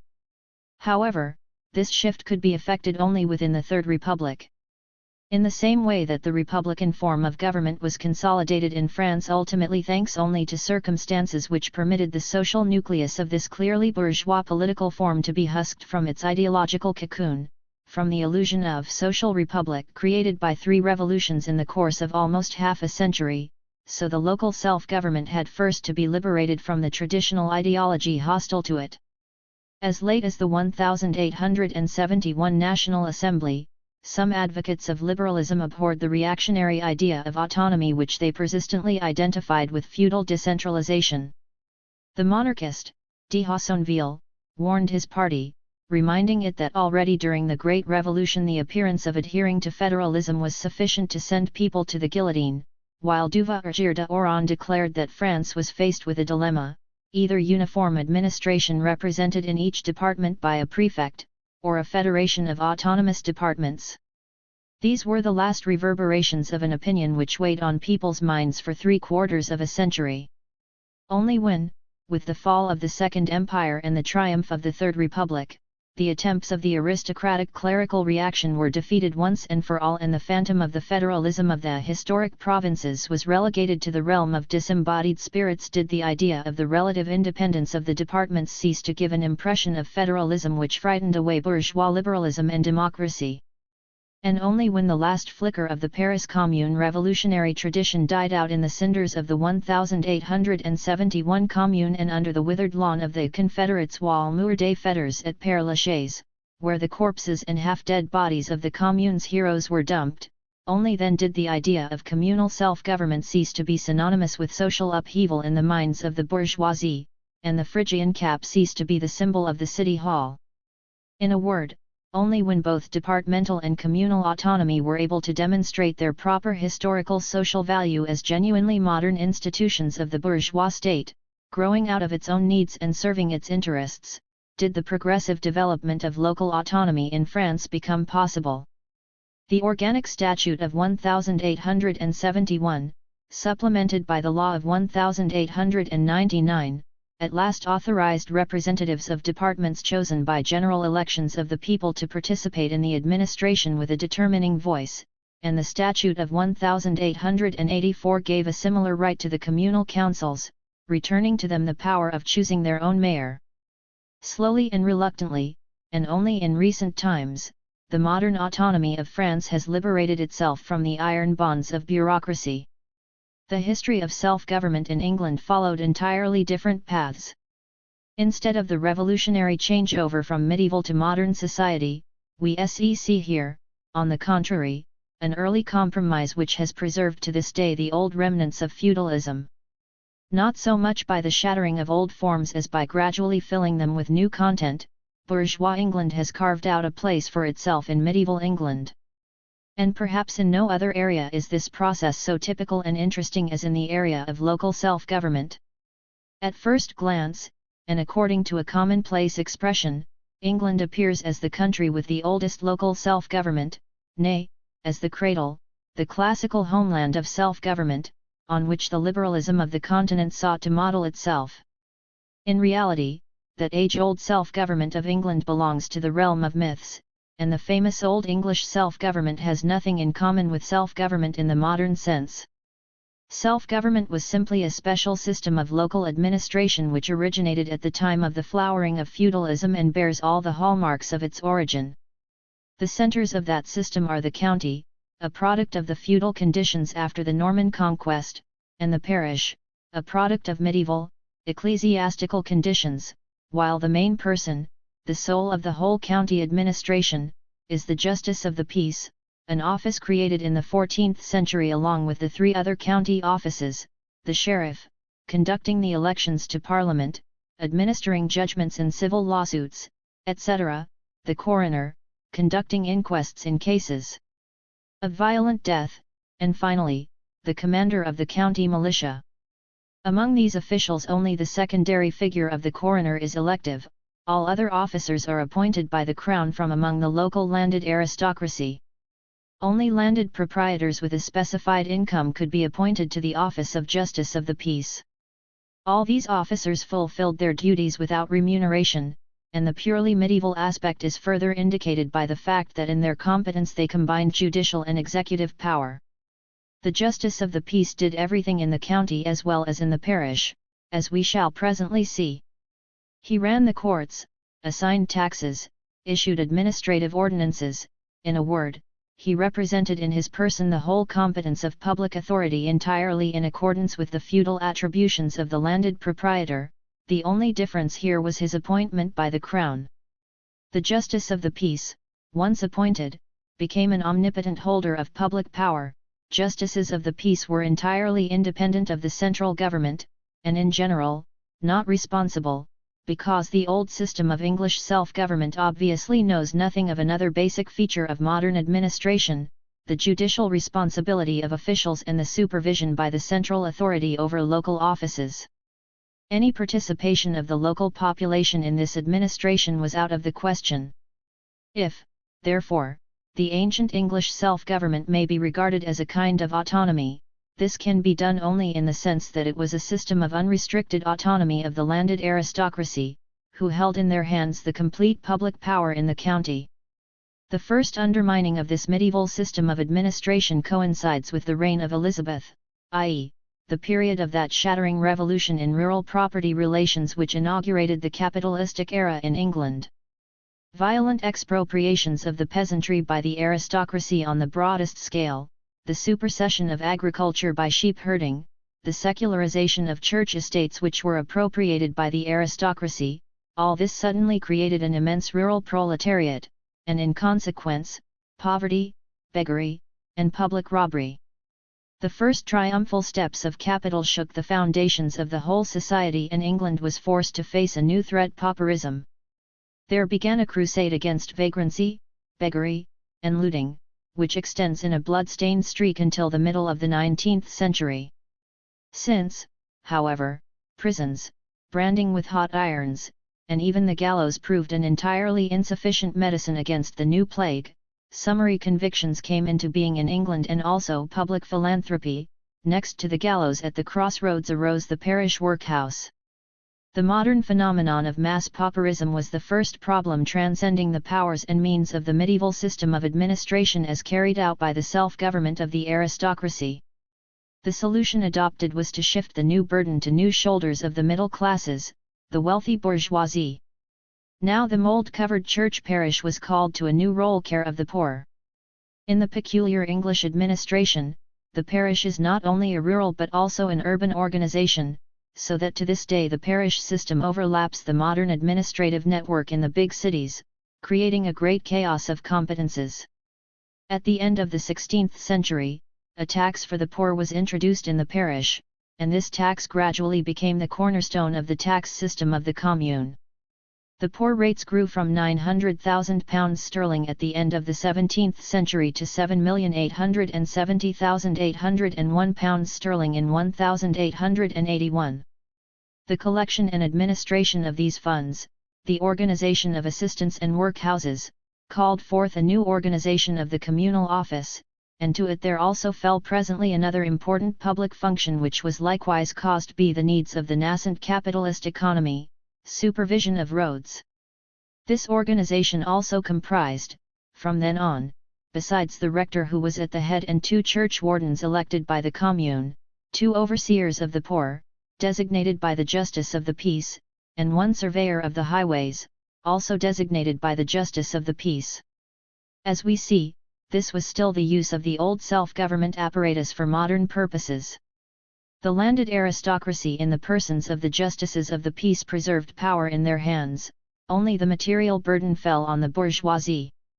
The commune had to carry the burden of the poor tax, however, it didn't have any voice in the apportionment of the tax.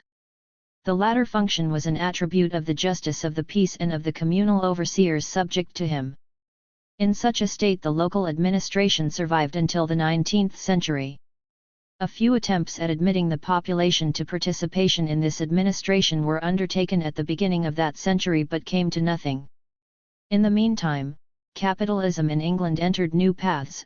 Big machine industry celebrated its triumphal entry and undertook an assault on the old fortress of self-government, which the crumbling structure could not withstand. The violent growth of factory industry at the end of the 18th and the beginning of the 19th century caused a complete upheaval in the conditions of England's social life.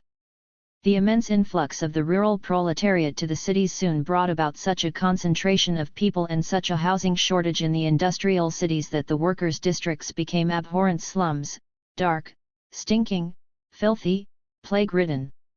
Sickness among the population assumed terrifying proportions. In Scotland and Ireland an outbreak of typhoid took place regularly after each price increase and each industrial crisis. In Edinburgh and Glasgow, for instance, as stated by Engels in his classic work, The Condition of the Working Class in England in 1844, in the year 1817, 6,000 persons fell ill, in 1826 and 1837, 10,000 each, in 1842, in Glasgow alone, 32,000, i.e., 12% of the entire population.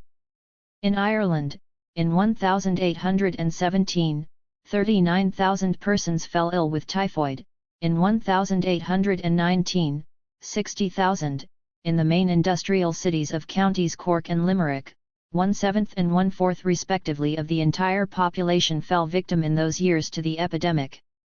In London and Manchester, malaria was endemic.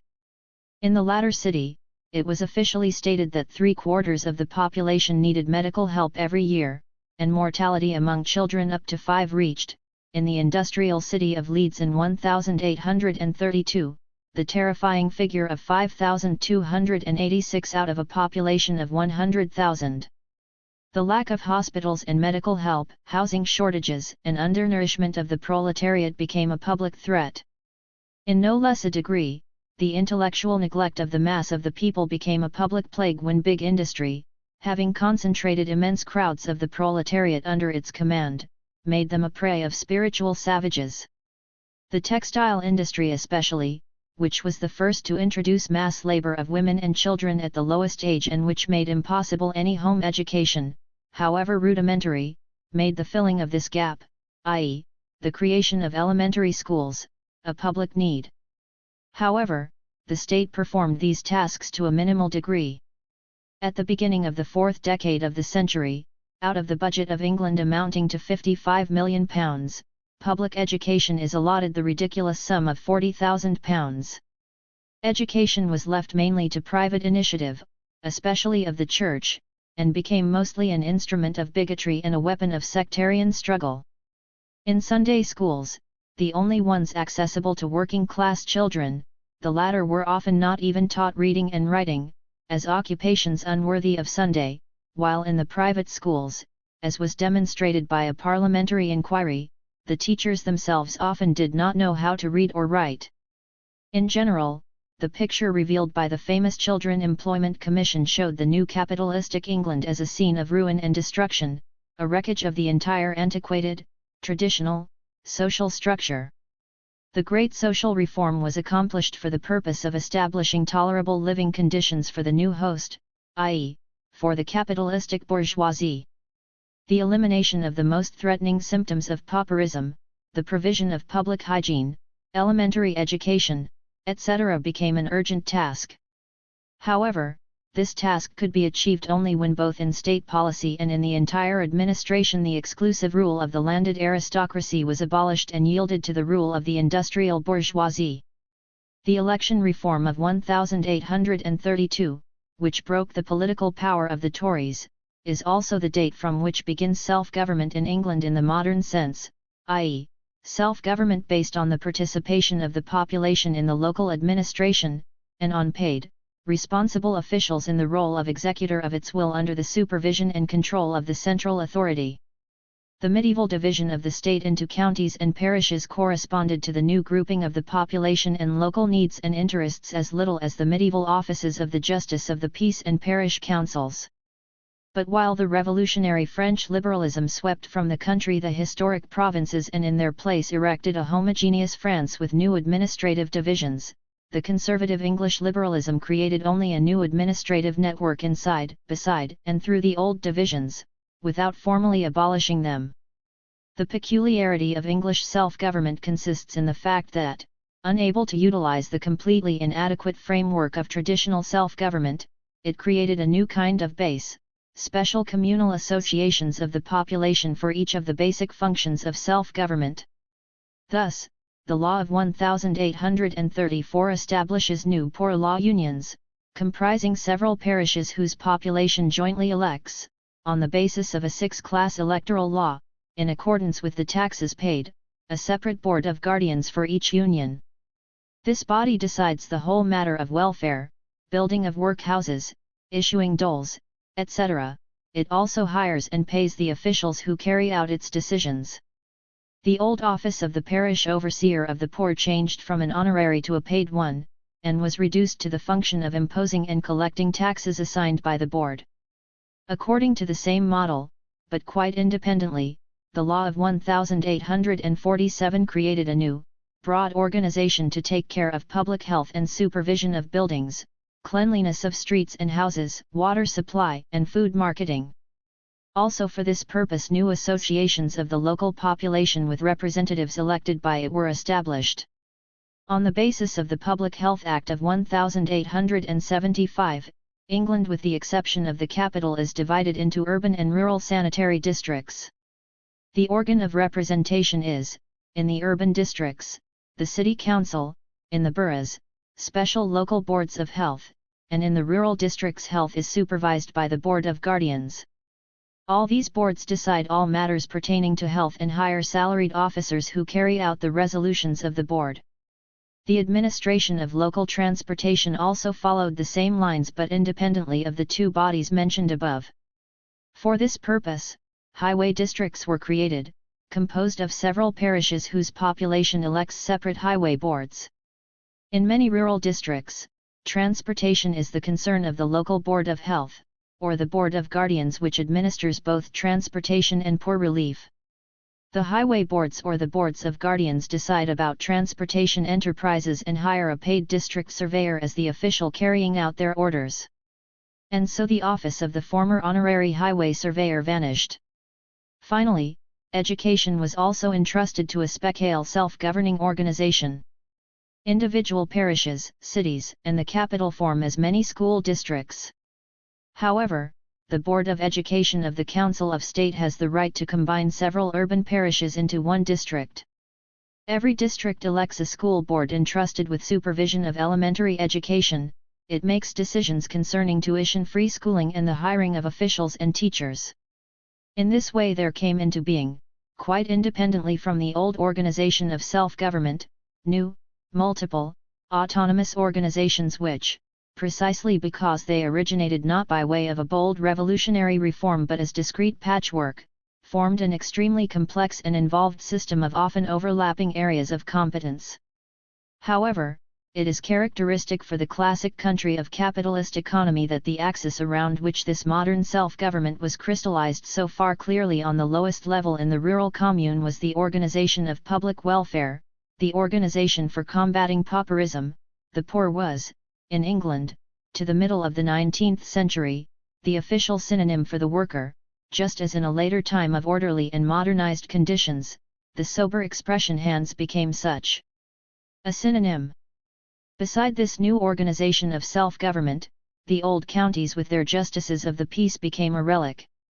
The justice of the peace fell to the subordinate role of participant in the local council, and supervision of administration was left him only to a certain extent in matters of highways.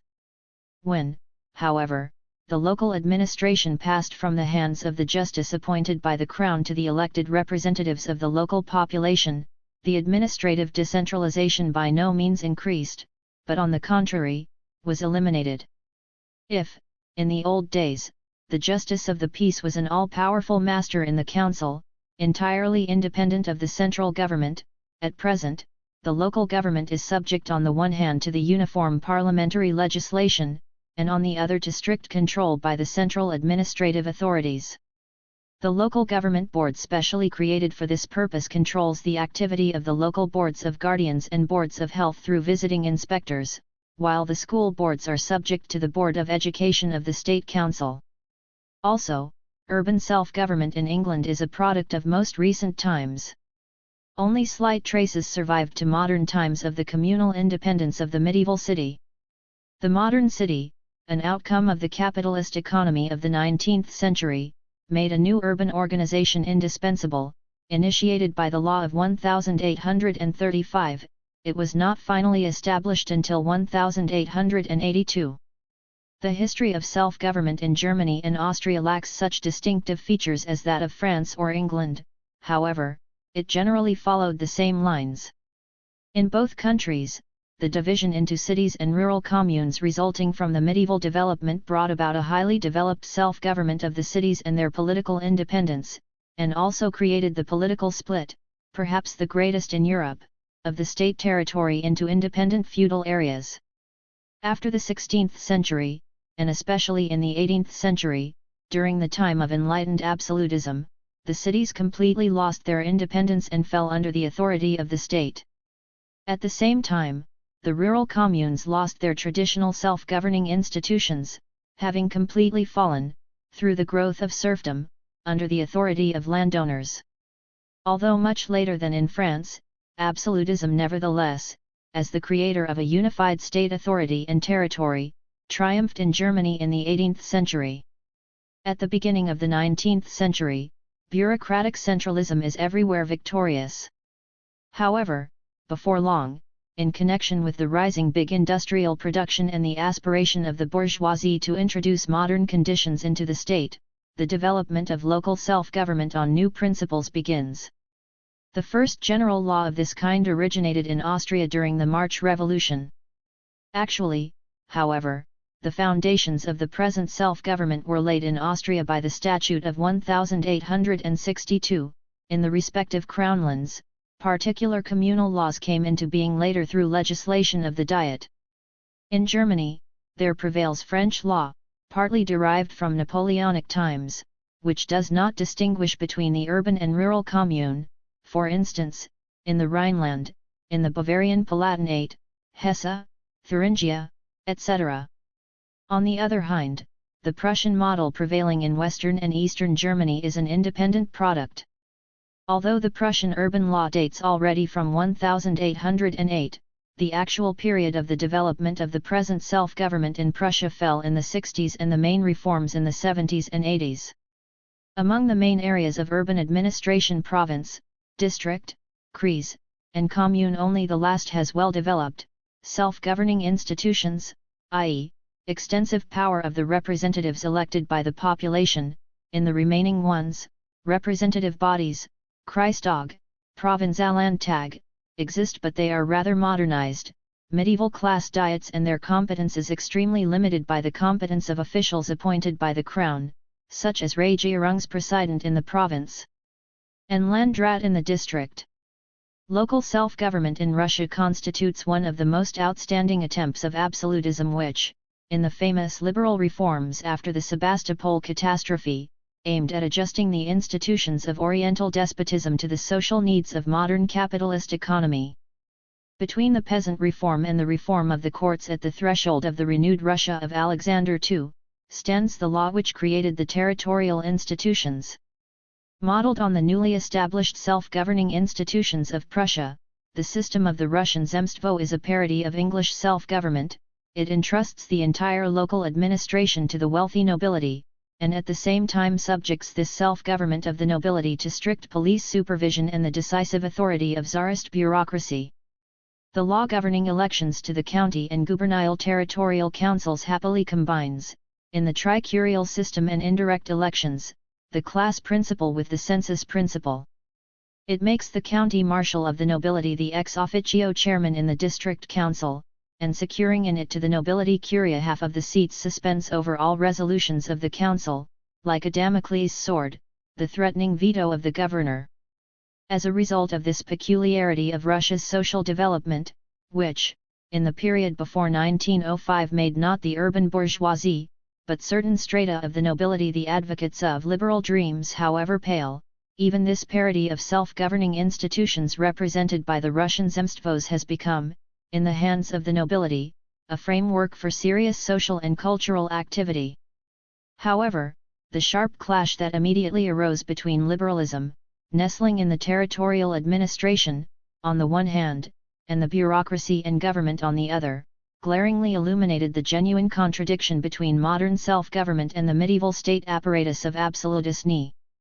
Beginning a few years after the introduction of the Zemstvos, the collision with the power of the governors extends like a red thread through the history of self-government in Russia, oscillating between the deportation of recalcitrant council chairmen to more or less distant regions, and the boldest dreams of Russian liberals in the form of an all-Russian Congress of Zemstvos which was supposed to be transformed into a constituent assembly that would abolish absolutism in a peaceful manner.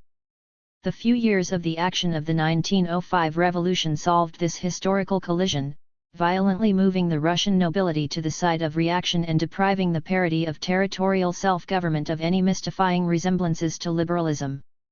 Thus was clearly demonstrated the impossibility of reconciling the democratic self-government indispensable in a bourgeois society with the rule of absolutism, as well as the impossibility of grafting modern bourgeois democracy onto the class action of the territorial nobility and its institutions. Local self-government in the modern sense in only one of the details of the general political program whose implementation in the entire state constitutes the task of the revolution.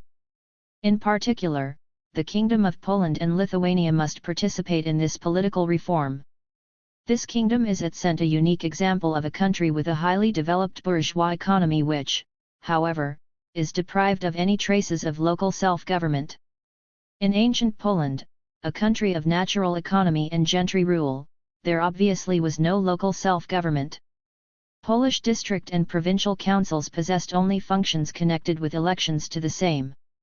Although cities possessed their Magdeburg laws, imported from Germany and standing outside the national law, in the 17th and 18th centuries, with the complete decline of cities, the majority of them fell under the law of serfdom or regressed to the status of rural settlements and communes, and in consequence urban self-government disappeared.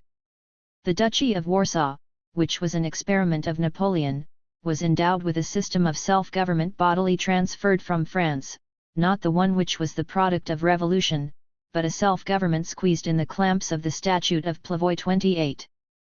The duchy was divided into departments, counties, and communes with municipal self-governments and prefects who appointed municipal councillors from a list of candidates elected at county diets, which was a slavish copy of the Napoleonic lists de confiance in the department. These bodies, destined mainly to impose state taxes, had only advisory functions otherwise, and lacked any executive organs. In the Congress Kingdom, the French apparatus was completely abolished. Only the departments remained, renamed voivodeship.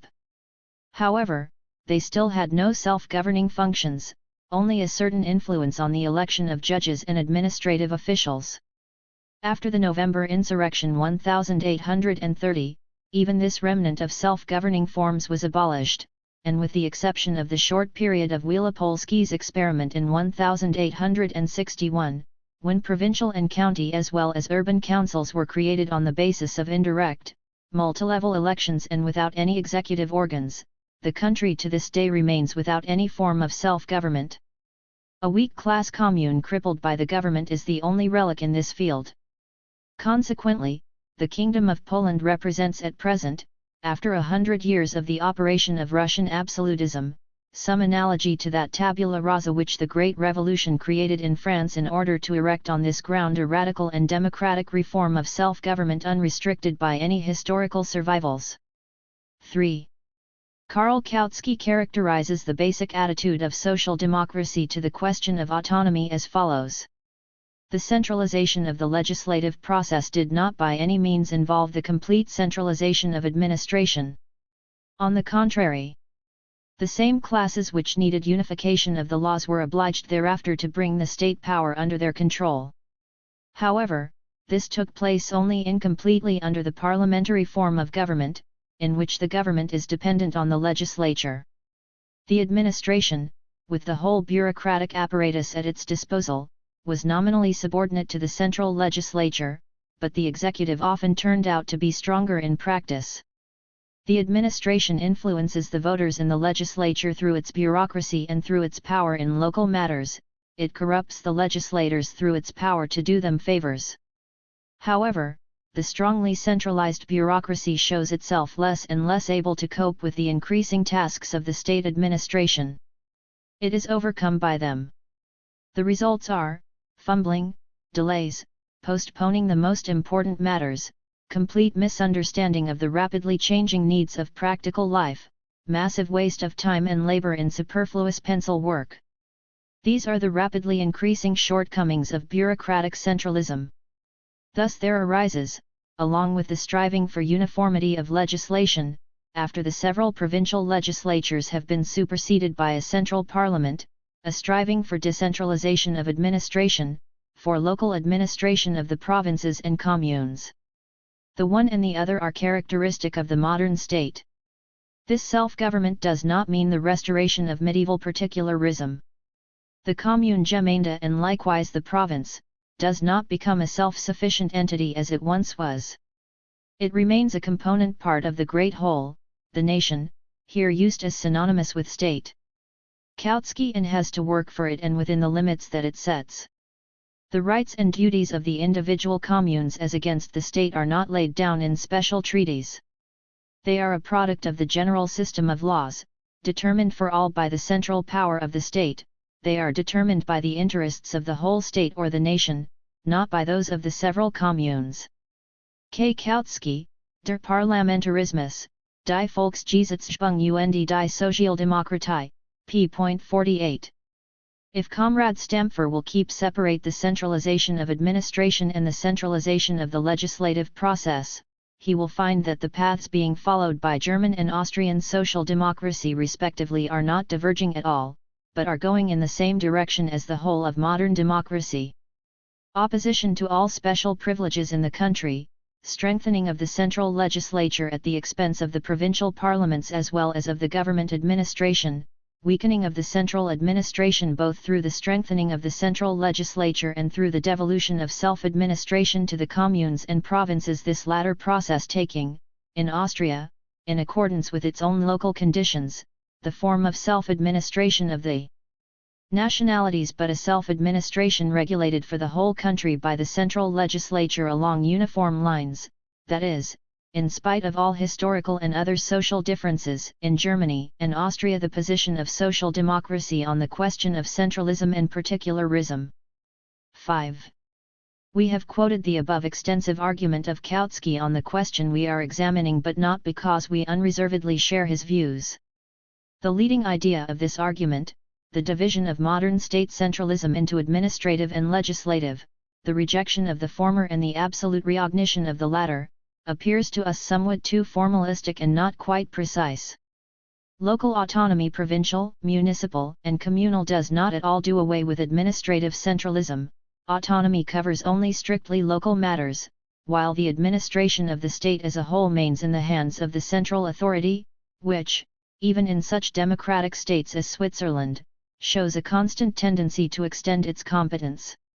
An outstanding feature of modern administration in contradistinction to medieval particularism is precisely the strict supervision by central institutions and the subordination of the local administration to the uniform direction and control the state authorities. A typical illustration of this arrangement is the dependence of the modern self-governing officials in England on the central offices and even the special creation over them of a central local government board, which eliminates genuine administrative decentralization represented by the old system, in which, it will be recalled, the all-powerful justices of the peace were entirely independent of the central government. In the same way, the most recent development of self-government in France paves anew the way to democratization, and at the same time gradually eliminates the independence of the prefect from the central ministries, a system that had characterized the government of the Second Empire. The above phenomenon also completely corresponds to the general direction of political development. A strong central government is an institution peculiar not only to the epoch of absolutism at the dawn of bourgeois development but also to bourgeois society itself in its highest stage, flowering, and decline. The more external policy, commercial, aggressive, colonial, becomes the axis of the life of capitalism, the more we enter into the period of imperialistic global policy, which is a normal phase of the development of bourgeois economy, and the more capitalism needs a strong authority, a powerful central government which concentrates in its hands all the resources of the state for the protection of its interests outside. Hence, modern autonomy, even in its widest application, finds definite barriers in all those attributes of power which are related to the foreign policy of a state. On the other hand, autonomy itself puts up barriers to legislative centralization, because without certain legislative competences, even narrowly outlined and purely local, no self-government is possible.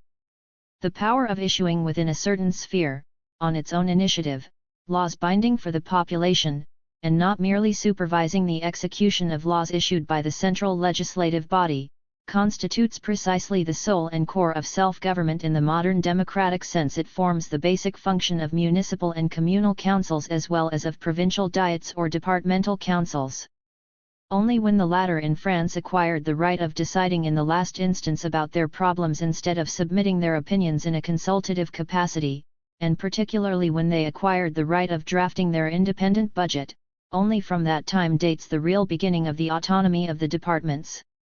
In the same way, the foundation of urban self-government in Germany is the right of establishing the budget of the towns, and in connection with this the independent fixing of supplements to the state taxes and also the introduction of new communal taxes, although within limits fixed by state law. Further, when, for instance, the City Council of Berlin or Paris issues binding regulations concerning the building code, insurance duties for home industry, employment and unemployment aid, the city sewage disposal system, communications, etc., all these are legislative activities. The axis of the incessant struggle between local representatives and organs of the central administration is the democratic tendency constantly to expand the legislative competence of the elected organs and to reduce the administrative competence of the appointed organs. The attitude to local autonomy, its legislative and administrative functions, constitutes the theoretical basis of the political fight which has been going on for a long time between social democracy on the one hand and the government and the bourgeois parties on the other. The latter hold a uniform view on the matter in question except for a small group of extreme left progressives. While the theory of bourgeois reaction maintains that local self-government is, by its nature, only a localization of state administrations, that the commune, district, or province as a financial unit is called to administer the state property, social democracy defends the view that a commune, district, or province is a social body called upon to take care in a local sphere of a number of social matters and not only financial ones.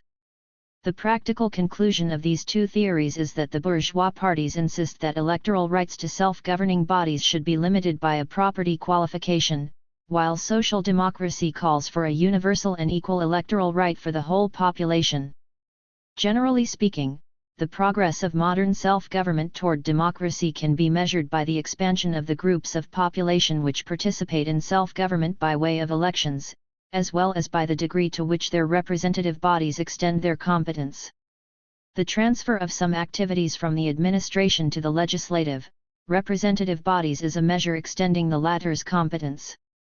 It seems therefore that the centralized state apparatus can be separated from local self-government, and modern self-government from feudal and petit bourgeois particularism. This can be done, in our opinion, not by a formalistic approach, whereby the legislative and the administrative powers are separated, but by separating some spheres of social life, namely those which constitute the core of a capitalist economy and of a big bourgeois state, from the sphere of local interests.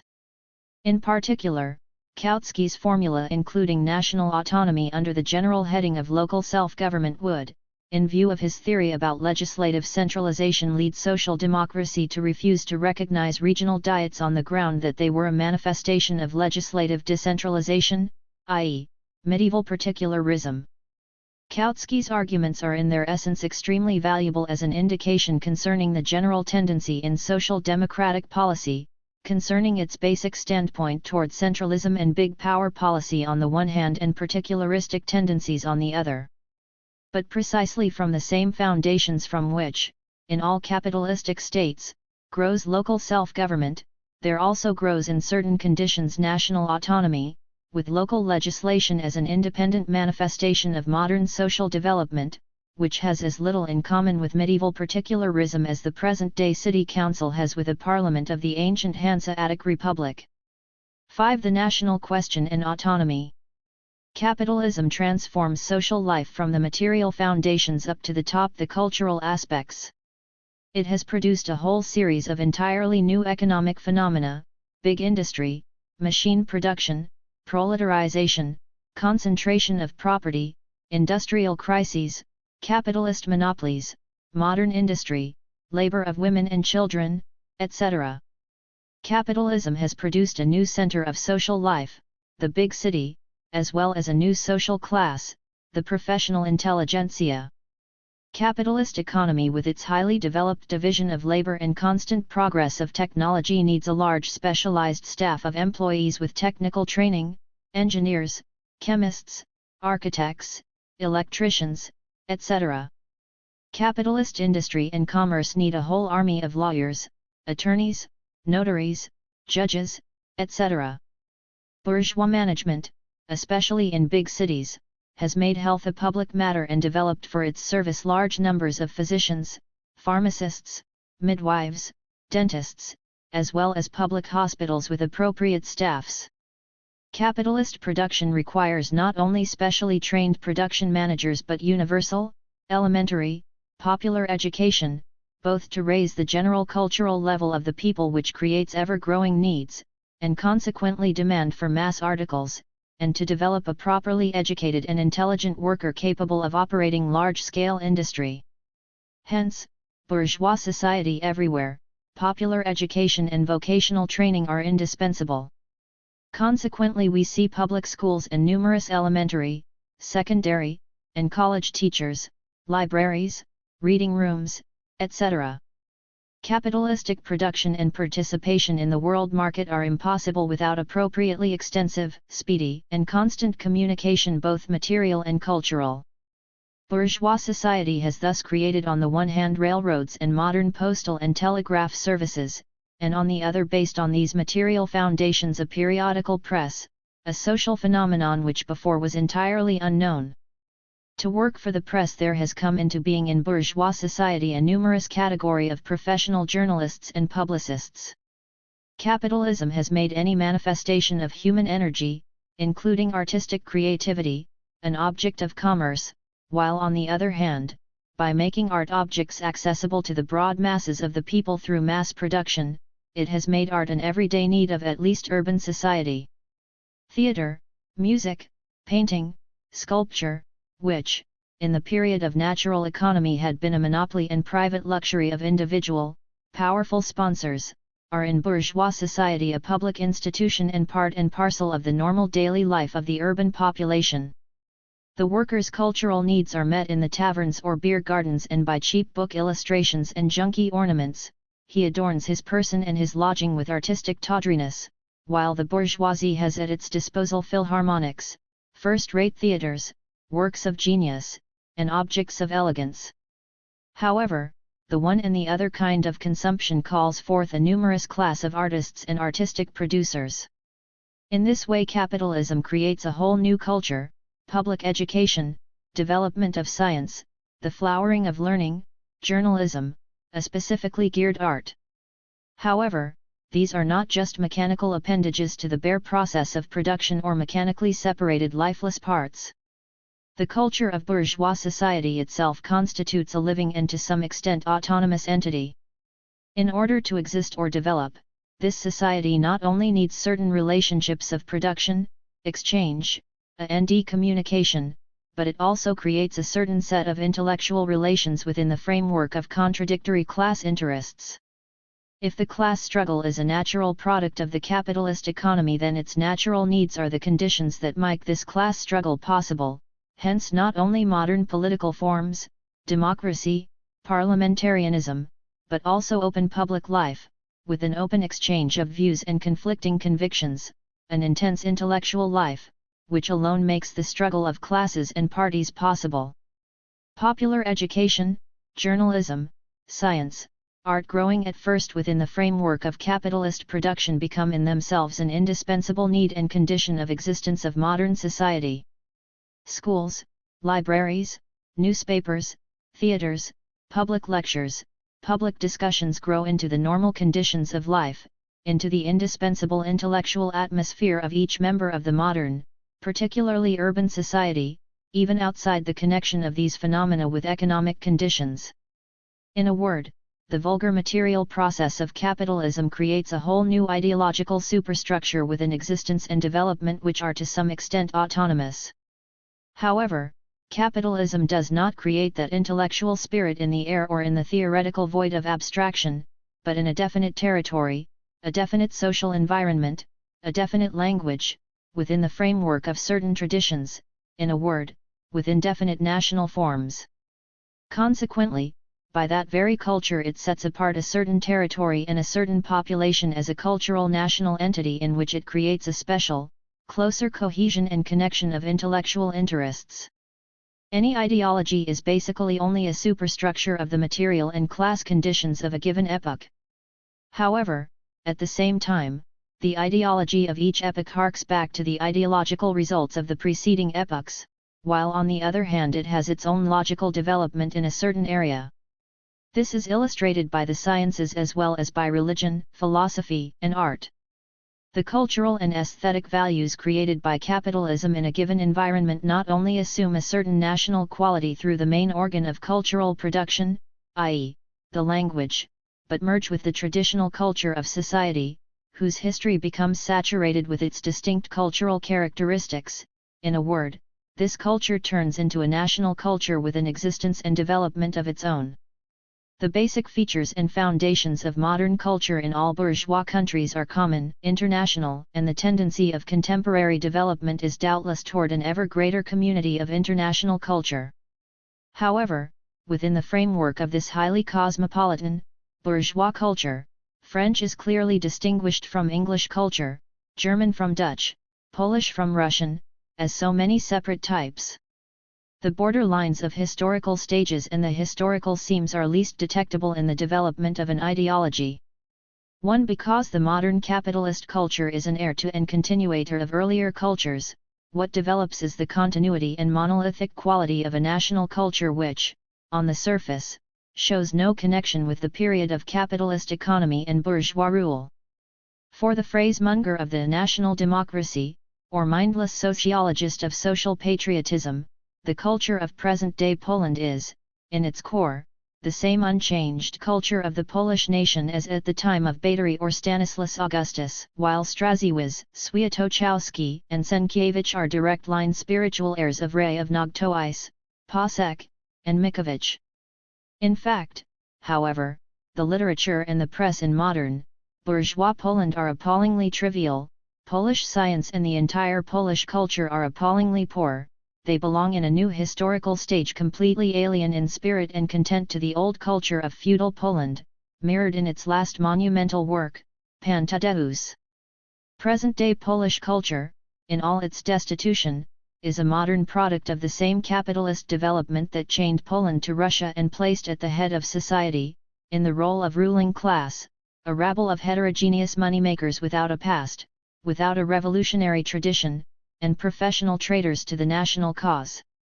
The present-day bourgeois learning, art, and journalism of Poland are in spirit and content ideological hieroglyphs from which a materialist historian reads the history of the fall of gentry Poland, the history of organic work, conciliation, national democracy, deputations, memoranda, up to the national elections to the Tsarist Duma under a state of emergency, and national teens to murder Polish socialist workers.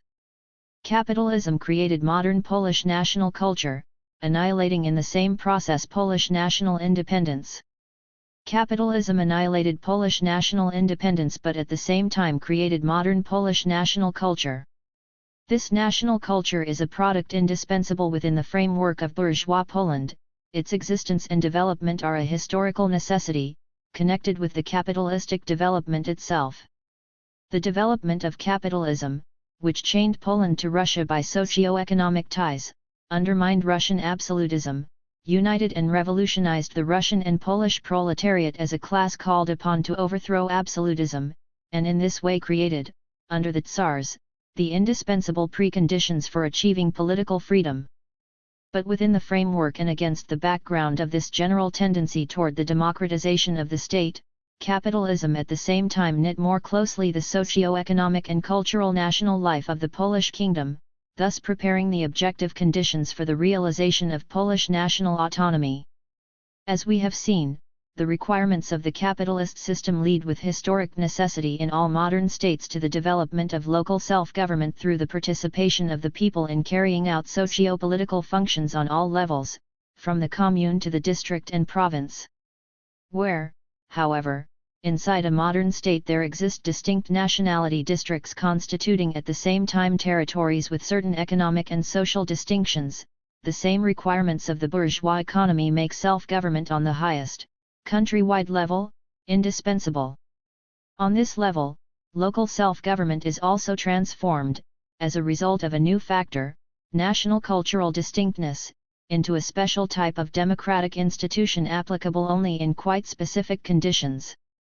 The Moscow-Vladimir Industrial District, with its economic achievements, local specific interests, and concentration of population, differs certainly as much from the vast Russian space surrounding it as does the Kingdom of Poland. However, the factor distinguishing our country from the central district of Russia in a decisive way, is the distinctness of the cultural national existence, which creates a whole sphere of separate common interests besides purely economic and social ones.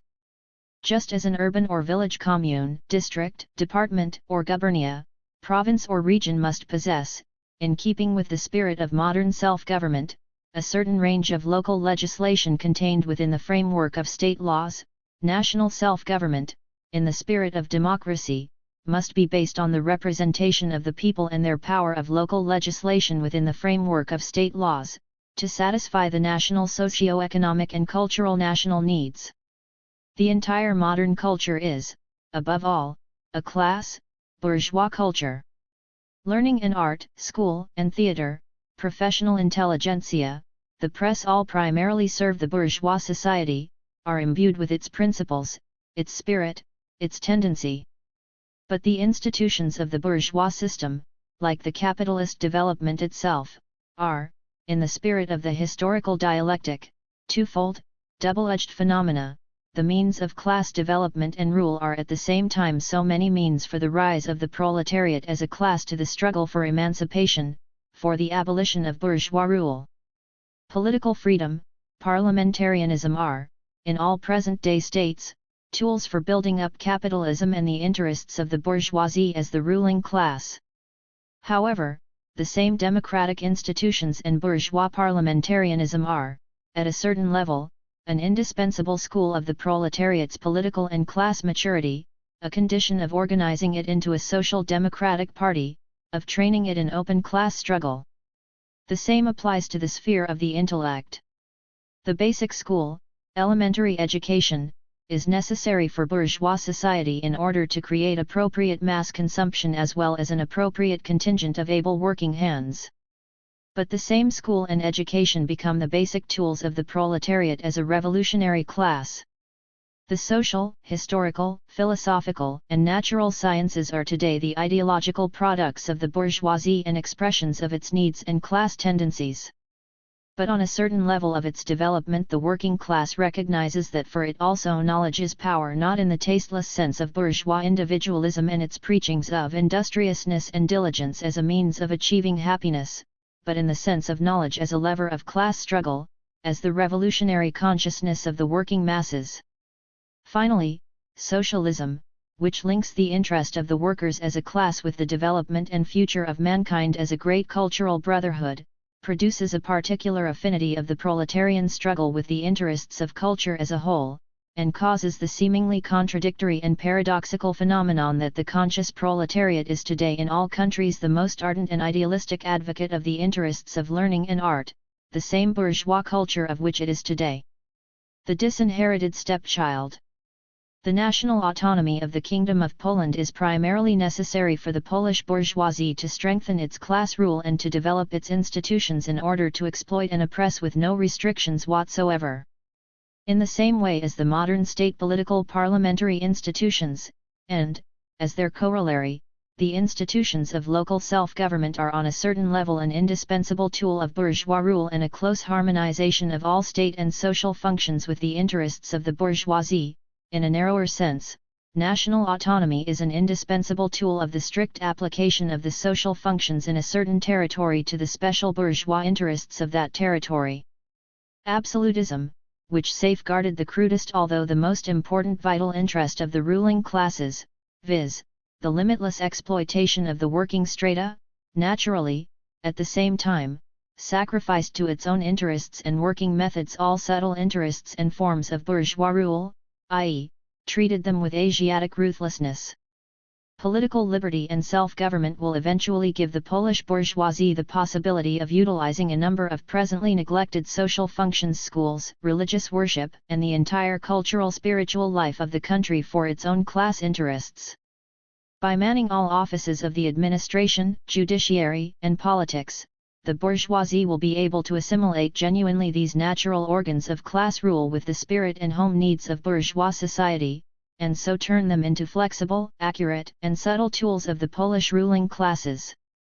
National autonomy, as a part of all state political freedom, is, in a word, the most mature political form of bourgeois rule in Poland.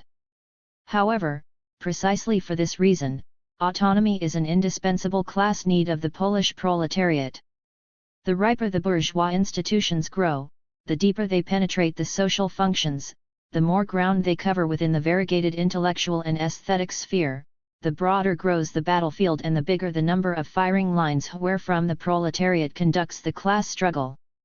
The more unrestrictedly and efficiently the development of bourgeois society proceeds, the more courageously and surely advances the consciousness, political maturity, and unification of the proletariat as a class.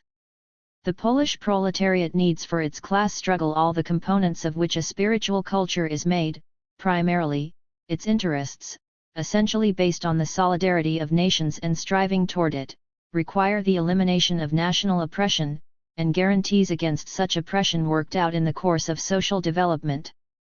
Moreover, a normal, broad, and unrestricted cultural life of the country is just as indispensable for the development of the proletariat's class struggle as for the existence of bourgeois society itself. National autonomy has the same aims as are contained in the political program of the Polish proletariat, the overthrow of absolutism and the achievement of political freedom in the country at large. This is but a part of the program resulting both from the progressive trends of capitalist development and from the class interests of the proletariat. 2. The national separateness of a certain territory in a modern state is not by itself a sufficient basis for autonomy. The relationship between nationality and political life is precisely what calls for closer examination. Theoreticians of nationalism usually consider nationality in general as a natural, unchangeable phenomenon, outside social development, a conservative phenomenon resisting all historical vicissitudes. In accordance with this view, bourgeois nationalism finds the main sources of national vitality and strength not in the modern historical formation, i.e., urban, bourgeois culture, but, on the contrary, in the traditional forms of life of the rural population. The peasant mass with its social conservatism appears to the romantics of nationalism as the only genuine mainstay of the national culture, an unshakable fortress of national distinctness, the stronghold of the proper national genius and spirit. When, in the middle of the last century, there began to flourish, in connection with the nationalist trend in the politics of Central Europe, so-called folklorism, it turned above all to the traditional forms of peasant culture as to the treasury in which every nation deposits the threads of its thoughts and the flowers of its feelings. In the same way at present, the recently awakened Lithuanian, Belarusian, and Ukrainian nationalism bases itself entirely on the rural population and its conservative forms of existence, significantly starting the cultivation of this age-old and virgin national field with spreading primers and the Holy Scripture in the national language and national orthography. Already, in the 1880s, when the pseudo-socialistic and pseudo-revolutionary Gloss Voice was published in Warsaw, the Polish national democracy too, following its infallible reactionary instinct, turned its peculiar national sentiments, happily married to the anti-Semitism of the urban bourgeoisie, toward the rural population. Finally, in the same way, the most recent nationalist current in Russia, the party of Mr. Korfanty and Company, is based mainly on the conservatism of the rural population of Upper Silesia, exploited as a foundation for economic and political success by the reactionary Polish petite bourgeoisie. On the other hand, the problem of which social strata constitute the proper guardians of national culture has recently caused an interesting exchange of views in the social democratic camp. In the study of the nationality question, quoted by us several times, Karl Kautsky, criticizing the work of the Austrian party publicist Otto Bauer on the same subject, says, "Class differences lead Bauer to the paradoxical opinion that only those portions of a nation constitute a nation which participate in the culture. Consequently, until now, only the ruling and exploiting classes. In the period of the Stoffers," writes Bauer, the nation existed only in the cultural community of knighthood. A homogeneous national character produced by the homogeneity of cultural influences, was only the character of one class of the nation. The peasant did not share in anything that united the nation. Therefore the German peasants do not at all constitute the nation, they are the Hintersassen of the nation. In a society based on the private ownership of the means of production, the ruling classes constitute the nation, formerly the knighthood, today the educated people, as a community of people in whom uniform education developed by the nation's history, with the help of a common language and national education, develops an affinity of characters. On the other hand, the broad popular masses do not constitute the nation. 2. According to Bauer, only the socialist system, by making the masses of the working people participants in the entirety of the culture, will turn these masses into a nation. Kautsky replies to these arguments as follows. This is a very subtle thought with a very right core, but in the nationality question it leads to a false road, for it treats the concept of nation in such a way as to make simply impossible the understanding of the force of the national thought in all classes in the present, and the basis of the present national contradictions of entire nations. Bauer conflicts here with the observation made by Renner III that it is precisely the peasant who is the preserver of nationality. Renner demonstrates that in Austria, including Hungary, during the last century, a number of cities changed their nationality, becoming Hungarian or Czech rather than German. On the other hand, German cities, specifically Vienna, absorbed an immense influx of foreign nationalities and assimilated them to the German nation. However, in the countryside the linguistic boundaries have practically not shifted. Actually, in Austria's major cities, the process of Germanization has achieved its goal. At the beginning of the 19th century they had all been German cities, with the exception at the most of Galicia, Croatia, and the Italian towns. By contrast, the peasant population is the one that remained national. The tendencies toward making Austria a national state shattered against the peasantry. The peasant firmly adheres to his nationality as to any tradition, while the city dweller, especially the educated one, assimilates much more easily. 4. In the course of his study, Kautsky is forced to considerably revise his reasoning.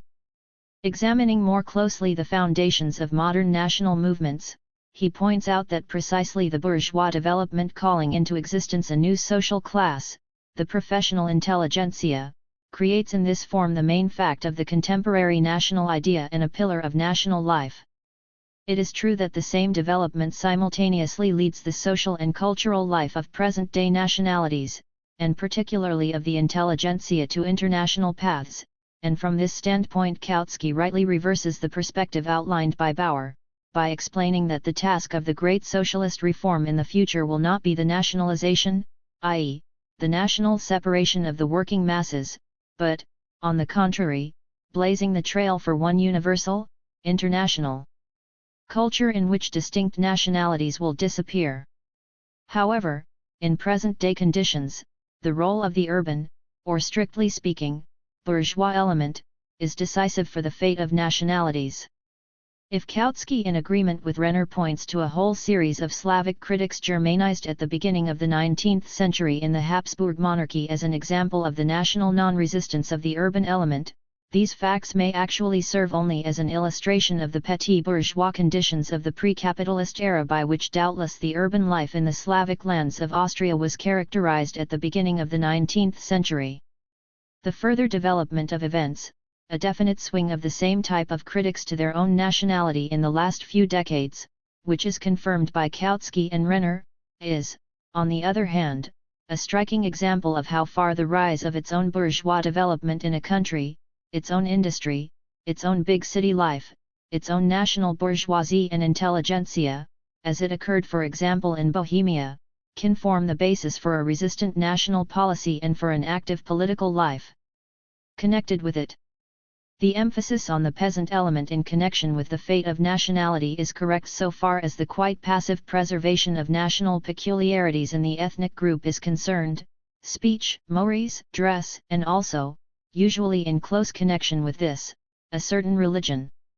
The conservatism of peasant life makes possible the preservation of nationality within these narrow bounds and explains the resistance for centuries to any denationalization policy, regardless of either the ruthlessness of the methods or the cultural superiority of the aggressive foreign nationality. This is proved by the preservation of speech and national type among the South Slavic tribes of Turkey and Hungary, the preservation of the peculiarities of the Byelorussians, Ruthenians, Lithuanians in the Russian Empire, of the Masurians and Lithuanians in East Prussia, or the Poles in Upper Silesia, etc. However, a national culture preserved in this traditional peasant manner is incapable of playing the role of an active element in contemporary political social life, precisely because it is entirely a product of tradition, is rooted in past conditions, because, to use the words of Marx, the peasant class stands in today's bourgeois society outside of culture, constituting rather a piece of barbarism surviving in that culture. The peasant, as a national outpost, is always and a priori a culture of social barbarism, a basis of political reaction, doomed by historical evolution. No serious political national movement in present-day conditions is possible solely on a national peasant foundation. And only when the present urban classes bourgeoisie, petite bourgeoisie, and bourgeois intelligentsia become the promoters of the national movement, will it be possible to develop, in certain defined circumstances, the seeming phenomenon of the national contradictions and national aspirations of entire nations, referred to by Kautsky.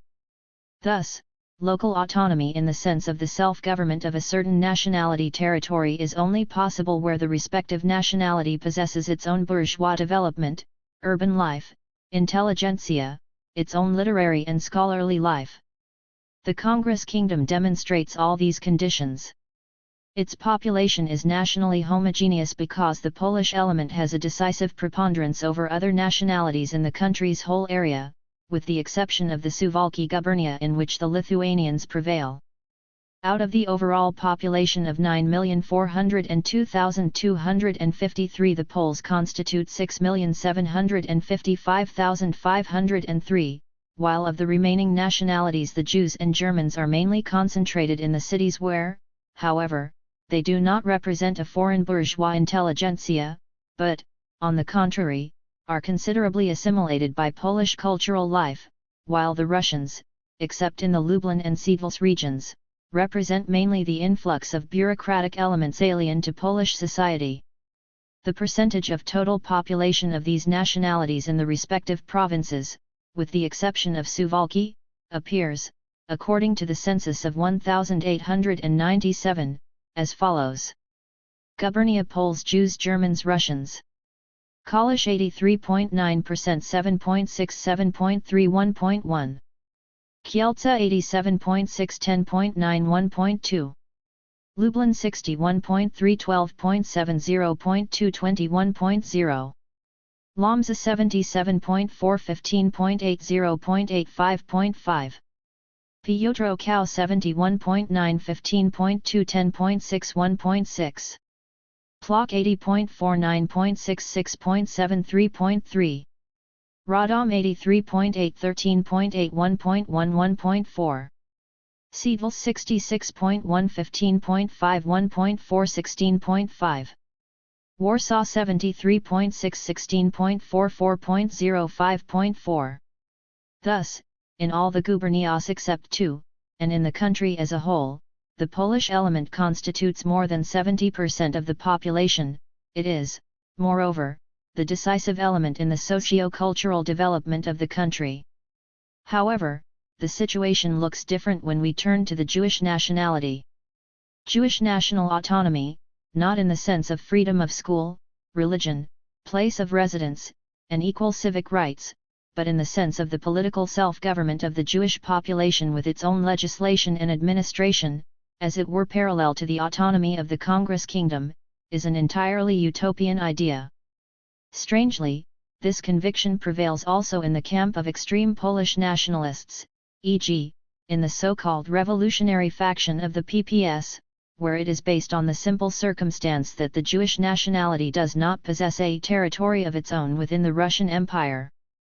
But national autonomy conceived in accordance with that group's own standpoint, i.e., as the sum of freedoms and rights to self-determination of a certain group of people linked by language, tradition, and psychology, is in itself a construction lying beyond historical conditions, fluttering in mid-air, and therefore one that can be easily conceived, as it were, in the air, i.e., without any definite territory.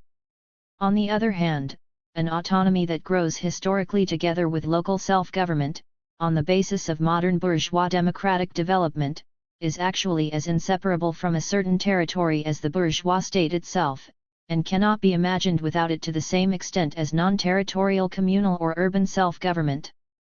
It is true that the Jewish population was completely under the influence of modern capitalistic development in the Russian Empire and shares the economic, political, and spiritual interests of particular groups in that society.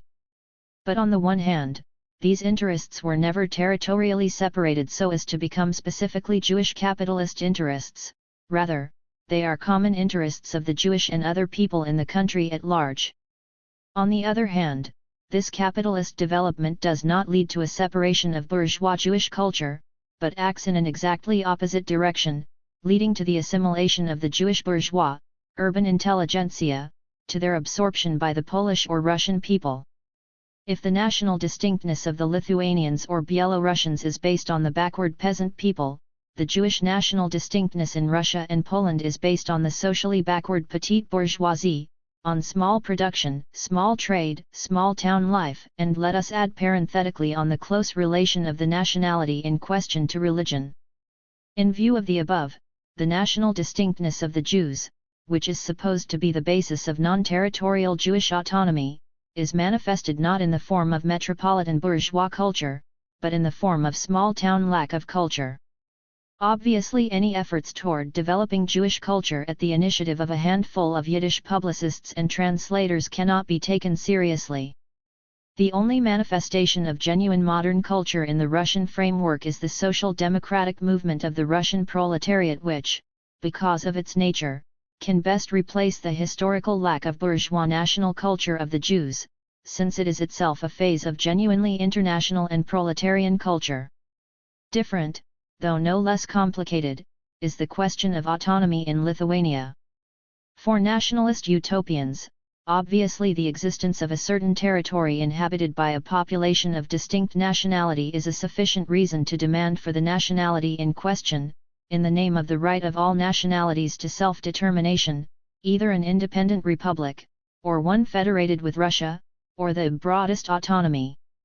Each of these programs was advanced in turn by the former Lithuanian Social Democracy, then by the PPS in its federative phase, and finally by the recently organized Belarusian Socialist Commune which, at its second Congress in 1906, adopted a somewhat vague program of a federal republic in Russia with a territorial autonomous diet in Vilna for the territory of the Western country.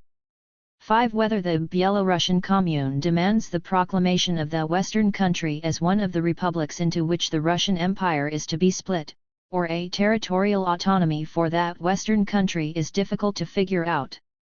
Since an autonomous diet is demanded for Vilna, it would seem that the latter version is intended, or else, what is in complete harmony with the whole utopian abstract treatment of the question, no basic distinctions are made between an independent republic, a federal system, and autonomy, but only qualitative distinctions. Let us examine the matter from the standpoint of territorial autonomy. The Western country, according to the terminology in the Russian administrative division, is a preponderantly agrarian and small industry district comprising areas with considerable variations in conditions. Apart from the local interests of the rural, municipal, and provincial self-governments, this territory is much less of a distinct production and trading district, with a less distinctive character and a less distinct grouping of interests, than the Kingdom of Poland or the industrial Moscow district. On the other hand, it is a distinct nationality district. But it is precisely with regard to this question of nationality that the greatest difficulties arise from the standpoint of potential autonomy. The Western country, i.e., the territory of former Lithuania, is an area occupied by several different nationalities, and the first question that arises is, which nationality is to be served by the territorial national autonomy that is at stake, which language, which nationality is to be decisive in the schools, cultural institutions, the judiciary, legislation, and in filling local offices? The Lithuanian nationalists obviously demand autonomy for the Lithuanian nationality. Let us look at the actual conditions of that nationality. According to the census of 1897, the last one that has taken place and whose results in the area of nationality relations have been available to the public since 1905, the genuine Lithuanian nationality in the Russian Empire numbers 1,210,510 people. This population inhabits mainly the Vilna, Kovna, Grodno, and Suwalki gubernias. Besides, there live almost exclusively in the Kovna gubernia 448,000 persons of Samogitian nationality, who by no means identify with the Lithuanians. If we were to outline the territory that might serve as a basis for an autonomous Lithuania, we would have to eliminate part of the present Western country, and on the other hand go beyond its borders and include the Suwalki gubernia which today belongs to the Congress Kingdom. We would obtain a territory approximately corresponding to the voivodeship of Vilna and Troki which, in pre-partition Poland, constituted Lithuania proper. The Lithuanian population is distributed in that territory as follows: out of the sum total of 1,200,000 Lithuanians, almost half, i.e., 574,853, are concentrated in the Kovna gubernia. The second place with regard to the concentration of Lithuanians is occupied by the Suwalki gubernia, where 305,548 live. Somewhat fewer are to be found in the Vilna gubernia, viz., 297,720 persons. Finally, an insignificant number of Lithuanians, about 3,500, inhabit the northern portion of the Grodno gubernia. Actually, the Lithuanian population is doubtless more numerous, because in the census the language used by the respective populations was the main point taken into consideration, while a sizable proportion of Lithuanians use the Polish language in everyday life. However, in the present case, from the standpoint of nationality as a basis of national autonomy, obviously only the population wherein national distinctness is expressed in a distinct native language can be taken into account. The distribution of the Lithuanian population becomes apparent only when we ascertain its numerical ratio to the remaining population in the same territory. The overall population figure in the gubernias mentioned, always according to the 1897 census, is as follows. % Lithuanians. In the Kovna gubernia 1,544,569 37.0. In the Vilna gubernia 1,591,207 17.0. In the Grodno gubernia 1,603,409 0.2.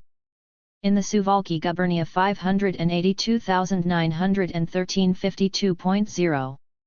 Out of a total population of 5,322,093 in that territory, the Lithuanians constitute less than 23%. Even if we were to include, as do the Lithuanian nationalists, the entire Samogitian population with the Lithuanians, we would obtain the ratio of 31%, i.e., less than a third of the total population. Obviously, setting up the former Lithuania proper as the area of the Lithuanian nationality is, in present-day conditions, an entirely arbitrary and artificial construction. The total population of the four northwestern gubernias included because of the Byelorussian nationality is as follows. Minsk gubernia 2,147,621. Mogilev gubernia 1,686,764. Vitebsk gubernia 1,489,246. Smolensk gubernia 1,525,279. Together with the population of the four gubernias inhabited by Lithuanians, this adds up to the considerable figure of 12,171,007. However, among this population, the Byelorussians constitute less than half, i.e., about 5.85 million, 5,855,547. Even considering only the figures, the idea of fitting Lithuania's autonomy to the Byelorussian nationality seems questionable. However, this difficulty becomes much greater if we take into consideration the socio-economic conditions of the respective nationalities. In the territory inhabited by them, the Byelorussians constitute an exclusively rural, agrarian element. Their cultural level is extremely low. Illiteracy is so widespread that the Byelorussian commune was forced to establish an education department to spread elementary education among the Byelorussian peasants. The complete lack of a Byelorussian bourgeoisie, an urban intelligentsia, and an independent scholarly and literary life in the Byelorussian language, renders the idea of a national Byelorussian autonomy simply impractical. The social conditions among the Lithuanian nationals are similar. To a preponderant degree, farming is the occupation of the Lithuanians. In the cultural heart of Lithuania, the Vilna gubernia, the Lithuanians constitute 19.8% of the total population, and 3.1% of the urban population. In the Suwalki gubernia, the next with regard to Lithuanian concentration, the Lithuanians constitute as much as 52.2% of the gubernia population, but only 9.2% of the urban population. It is true that the cultural conditions among the Lithuanians are quite different from those in Byelorussia. The education of the Lithuanian population is on a relatively high level, and the percentage of illiterates is almost the lowest in the Russian Empire. But the education of Lithuanians is preponderantly a Polish education, and the Polish language, not the Lithuanian, is here the instrument of culture, which fact is closely connected with the fact that the possessing classes, the rural landed gentry, and the urban intelligentsia are genuinely Polish or Polonized to a high degree. The same situation prevails to a considerable degree in Ruthenia. Indeed, in Lithuania and Ruthenia the only nationality culturally fit to manage national autonomy is the Polish, with its urban population and its intelligentsia. Therefore, if the national autonomy of the Western country were to be considered, it would have to be neither a Lithuanian nor a Byelorussian autonomy, but a Polish one. The Polish language, the Polish school, Poles in public offices would be the natural expression of the autonomous institutions of the country. Given this situation, culturally and nationally, Lithuania and Ruthenia would constitute only an extension of the kingdom, not a separate autonomous region. They would form, with the kingdom, a natural and historical region, with Polish autonomy over the kingdom plus Lithuania. Such a solution of the question is opposed by several decisive considerations. First of all, from the purely national point of view, this would be the rule of a small Polish minority over a majority of Lithuanians, Byelorussians, Jews, and others. In Lithuania and Ruthenia, the Jews and the Poles make up most of the urban population. Together they occupy what would be the natural social centers of autonomous institutions. But the Jewish population decisively outnumbers the Polish, whereas in the Congress Kingdom there are 6,880,000 Poles, according to the 1897 census, and only 1,300,000 Jews. The percentage of each in the 4 gubernias of Lithuania proper in terms of the overall population is as follows. Gubernia Poles Jews. Suwałki 22.99 10.14. Kovno 9.04 13.73. Vilna 8.17 12.72. Grodno 10.08 17.37. Only in the Suwałki gubernia is the Jewish population smaller than the Polish, but even here this ratio is quite different when we take the towns into consideration. Then the Poles constitute 27%, the Jews 40% of the urban population. It should also be taken into consideration that Jews in the kingdom, if assimilated more so in the urban areas, reinforce the Polish nationality, whereas in Lithuania the assimilation process, which is anyway much slower, occurs when it does at all among Jews who belong to the Russian culture. In both cases confusion among nationalities grows and the question of autonomy becomes more and more entangled. Suffice it to say that in the heart of Lithuania and the seat of the planned autonomous Diet, Vilna, out of the 227 schools counted in 1900, 182 are Jewish.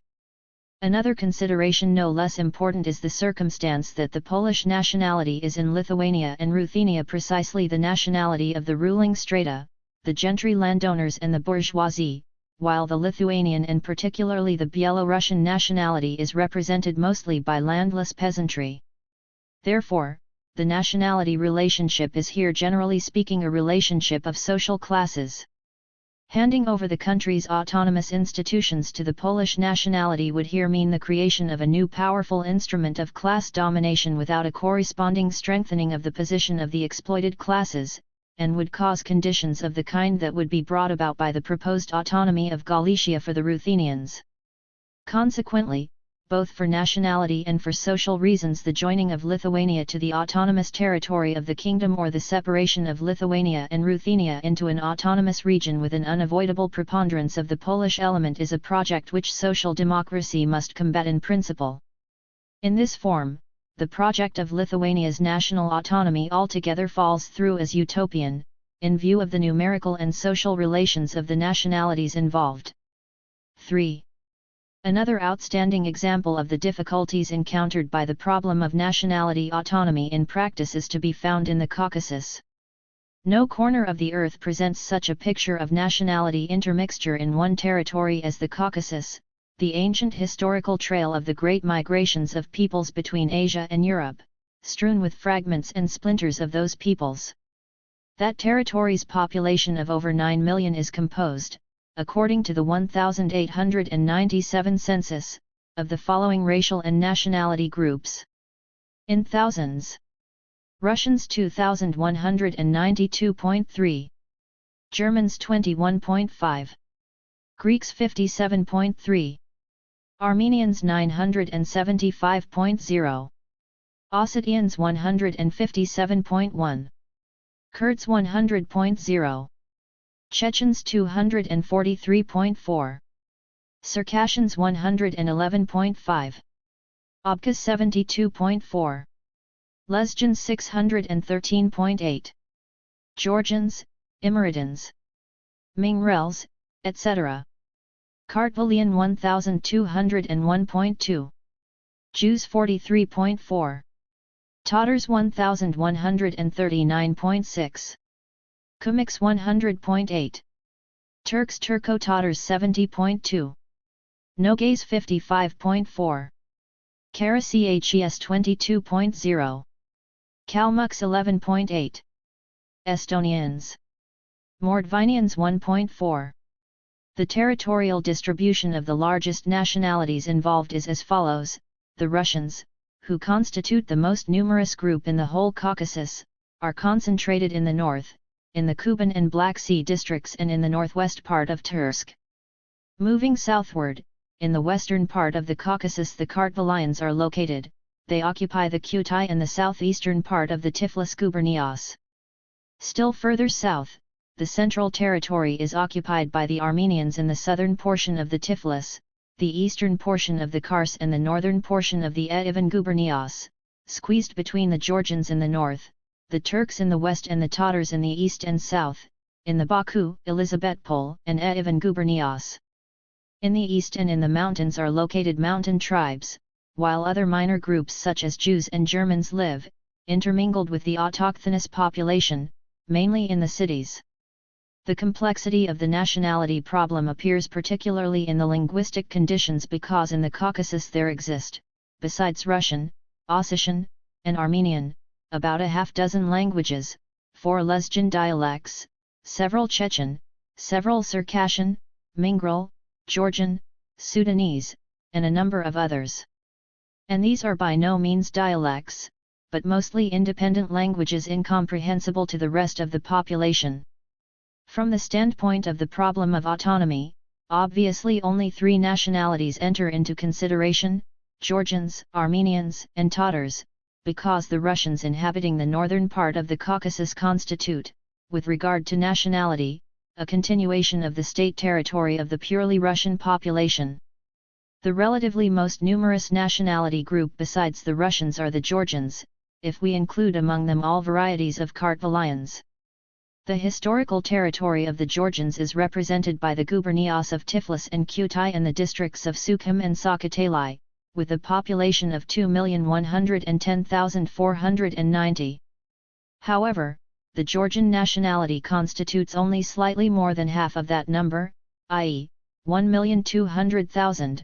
The remainder is composed of Armenians to the number of about 220,000, concentrated mainly in the Akhalkalats county of the Tiflis gubernia, where they constitute over 70% of the population, Tatars to the number of 100,000, Ossetians, over 70,000, Lezgians represent half of the population in the Sakatali district, and Abkhazis are preponderant in the Sukhum district, while in the Borch-Alan county of the Tiflis gubernia a mixture of various nationalities holds a majority over the Georgian population. In view of these figures, the project of Georgian nationality autonomy presents manifold difficulties. Georgia's historical territory, taken as a whole, represents such a numerically insignificant population, scarcely 1,200,000, that it seems insufficient as a basis of independent autonomous life in the modern sense, with its cultural needs and socio-economic functions. In an autonomous Georgia, with its historical boundaries, a nationality that comprises only slightly more than half of the entire population would be called on to dominate in public institutions, schools, and political life. The impossibility of this situation is felt so well by the Georgian nationalists of revolutionary hue that they, a priori, relinquish the historical boundaries and plan to curtail the autonomous territory to an area corresponding to the actual preponderance of the Georgian nationality. According to that plan, only 16 of Georgia's counties would be the basis of the Georgian autonomy, while the fate of the 4 remaining ones with a preponderance of other nationalities would be decided by a plebiscite of those nationalities. This plan looks highly democratic and revolutionary, but like most anarchist-inspired plans which seek to solve all historic difficulties by means of the will of nations, it has a defect, which is that in practice the plebiscite plan is even more difficult to implement than the autonomy of historical Georgia. The area specified in the Georgian plan would include scarcely 1,400,000 people, i.e., a figure corresponding to the population of a big modern city. This area, cut out quite arbitrarily from Georgia's traditional framework and present socio-economic status, is not only an extremely small basis for autonomous life but moreover does not represent any organic entity, any sphere of material life and economic and cultural interests, besides the abstract interests of the Georgian nationality. However, even in this area, the Georgians' nationality claims cannot be interpreted as an active expression of autonomous life, in view of the circumstance that their numerical preponderance is linked with their preeminently agrarian character. In the very heart of Georgia, the former capital, Tiflis, and a number of smaller cities have an eminently international character, with the Armenians, who represent the bourgeois stratum, as the preponderant element. Out of Tiflis's population of 160,000, the Armenians constitute 55,000, the Georgians and Russians 20,000 each. The balance is composed of Tatars, Persians, Jews, Greeks, etc. The natural centers of political and administrative life as well as of education and spiritual culture are here, as in Lithuania, seats of foreign nationalities. This circumstance, which makes Georgia's nationality autonomy an insoluble problem, impinges simultaneously on another Caucasian problem, the question of the autonomy of the Armenians. The exclusion of Tiflis and other cities from the autonomous Georgian territory is as impossible from the standpoint of Georgia's socio-economic conditions as is their inclusion into that territory from the standpoint of the Armenian nationality. If we took as a basis the numerical preponderance of Armenians in the population, we would obtain a territory artificially patched together from a few fragments: two southern counties of Tiflis gubernia, the northern part of Ivan gubernia, and the northeastern part of Kars gubernia, i.e., a territory cut off from the main cities inhabited by the Armenians, which is senseless both from the historical standpoint and from the standpoint of the present economic conditions, while the size of the putative autonomous area would be limited to some 800,000. If we went beyond the counties having a numerical preponderance of Armenians, we would find the Armenians inextricably mixed in the north with the Georgians, in the south in the Baku and Elizabetpol gubernias with the Tatars, and in the west, in the Kars gubernia, with the Turks. The Armenians play, in relation to the mostly agrarian Tatar population which lives in rather backward conditions, partly the role of a bourgeois element. Thus, the drawing of a boundary between the main nationalities of the Caucasus is an insoluble task. But even more difficult is the problem of autonomy in relation to the remaining multiple nationalities of the Caucasian mountaineers. Both their territorial intermingling and the small numerical size of the respective nationalities, and finally the socio-economic conditions which remain mostly on the level of largely nomadic pastoralism, or primitive farming, without an urban life of their own and with no intellectual creativity in their native language, make the functioning of modern autonomy entirely inapplicable. Just as in Lithuania, the only method of settling the nationality question in the Caucasus, in the democratic spirit, securing to all nationalities freedom of cultural existence without any among them dominating the remaining ones, and at the same time meeting the recognized need for modern development, is to disregard ethnographic boundaries, and to introduce broad local self-government communal, urban, district, and provincial without a definite nationality character, that is, giving no privileges to any nationality. Only such a self-government will make it possible to unite various nationalities to jointly take care of the local economic and social interests, and on the other hand, to take into consideration in a natural way the different proportions of the nationalities in each county and each commune. Communal, district, provincial self-government will make it possible for each nationality, by means of a majority decision in the organs of local administration, to establish its schools and cultural institutions in those districts or communes where it possesses numerical preponderance. At the same time, a separate, empire-wide, linguistic law guarding the interests of the minority can establish a norm in virtue of which national minorities, beginning with a certain numerical minimum, can constitute a basis for the compulsory founding of schools in their national languages in the commune, district, or province, and their language can be established in local public and administrative institutions, courts, etc., at the side of the language of the preponderant nationality, the official language. Such a solution would be workable, if indeed any solution is possible within the framework of capitalism, and given the historical conditions. This solution would combine the general principle of local self-government with special legislative measures to guarantee cultural development and equality of rights of the nationalities through their close cooperation, and not their mutual separation by barriers of national autonomy. 4.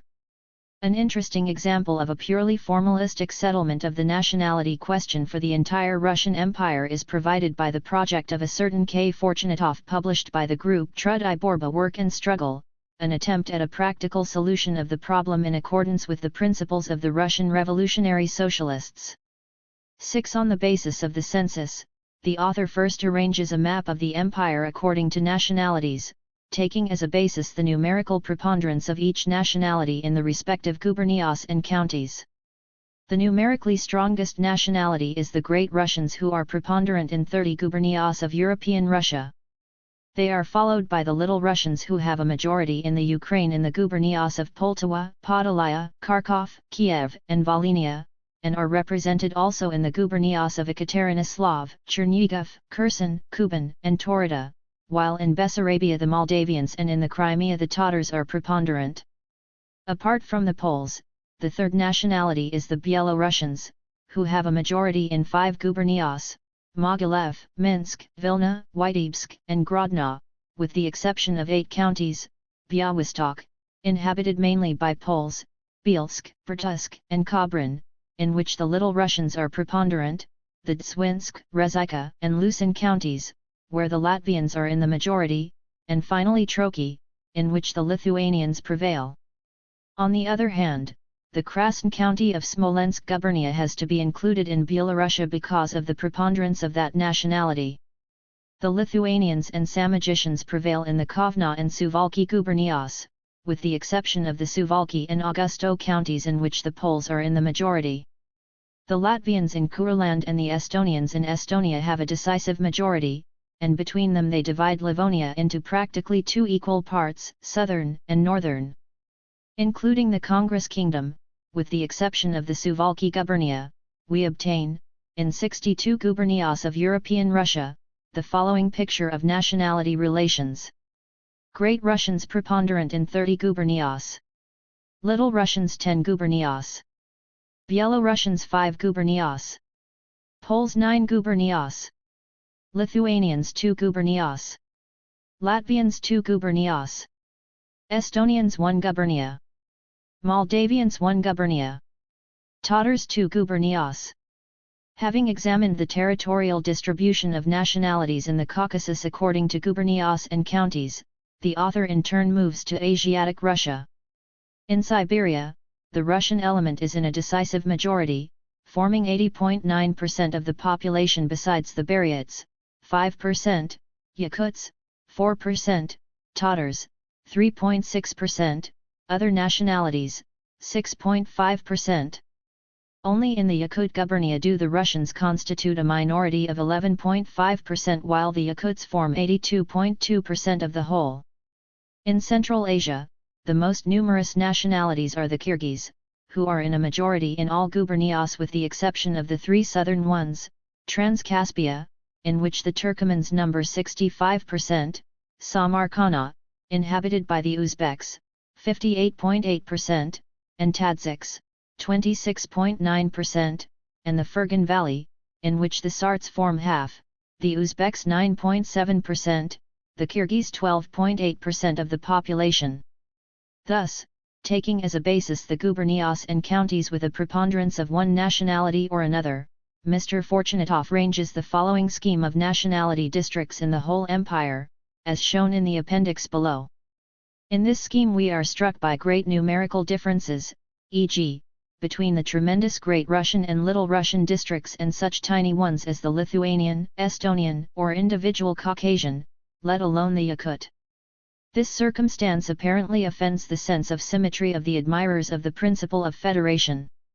It also evokes in them some doubts as to whether nationalities so unequal in strength and size could enter into idyllic coexistence as autonomous districts possessing equal rights. Therefore, our statistician, without much thought, obviates the evil with scissors and glue by combining several small districts into one and simultaneously dismembering 2 big ones into smaller ones. Apparently taking a population of 6 to 9 million as a normal measure of a nationality district, although it is unknown on what basis he considers that it is easy to split the Little Russian district into 3 and the Great Russian into 7, separating for instance the Don, Astrakhan, Kuban, Stavropol and Black Sea gubernias and 2 counties of Tersk with a population of 6.7 million as a Cossack district, and the Kazan, Ufa, Orenburg, Samar gubernias and 2 counties of Simbir. Gubernia with 9 million population as a Tatar Bashkir district, finally simply dividing the remaining territory of 25 gubernias with 42 million people into 5 more or less symmetrical parts with 8 million people, with no regard to the nationality principle. In this way we obtain the plan of the division of the whole of Russia into the following 16 states or autonomous districts on the basis of nationalities. 1 Poland with a population of 8,696,000. 1 Belarusia with a population of 7,328,000. 1 Baltic with a population of 5,046,000. 3 Little Russia with a population of 27,228,000. A. Southwestern, Podolaya, Volhynia and Kiev, and 3 counties of Grodno, with a population of 10,133,000. B. Little Russia proper, Poltawa, Kharkov, Chernigov without the northern counties as well as the Little Russian counties of Kursk and Voronezh Gubernia, with a population of 8,451,000. C. New Russia, Bessarabia, Kherson, Taurida, Ekaterinoslav and Taganrog County, with a population of 8,644,000. L. Caucasus, without the Russian counties, 6,157,000. 1 Kyrgyz in Central Asia, without 2 counties of Akmolen Province, with a population of 7,490,000. 1 Siberia, with 2 counties of Akmolen Province, with a population of 6,015,000. 7 Great Russia with a population of 57,680,000. In setting up the above scheme, the author was obviously not restrained by any historical or economic considerations, or by the divisions of production or commercial communication created by modern development and natural conditions. It is well known that such pedestrian considerations can only hamper the political concoctions of people professing the Marxist doctrine in a materialistic worldview. They do not exist for the theorists and politicians of truly revolutionary socialism, who have in mind only the rights of nations, freedom, equality, and other such lofty matters. The separation of 2 Lithuanian gubernias Kovna and Suwalki with the exclusion of the Polish counties from the historico-cultural heart of Lithuania, the Vilna gubernia and other neighboring regions with which economic relations were of long standing, and on the other hand the joining of these 2 curtailed gubernias with Livonia, Courland, and Estonia, with which the historical links, as well as present-day economic ones, are quite loose, clearly demonstrates this point. Although the cutting up of the Ukraine for the sake of symmetry into various divisions, despite the continuity of its natural and economic character, and on the other hand, combining into one autonomous region of Siberia, a country comprising 12.5 million square kilometers, i.e., by 1/3 bigger than the whole of Europe, a country representing the greatest natural, economic and cultural contrasts, is a demonstration that that method is free of any dogmas. At the same time, the nationality autonomy in this scheme is treated free of any connection with the economic and social structure of the given nationality.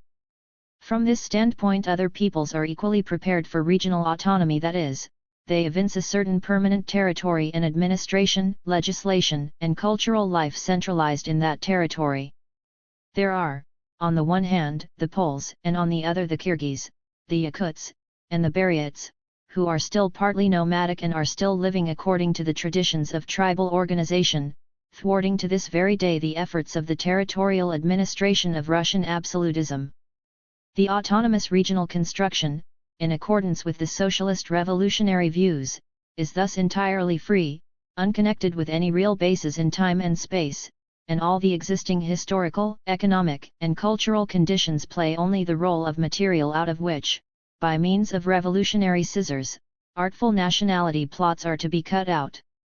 What is the result of this solely and exclusively ethnographic method of the political dismemberment of Russia?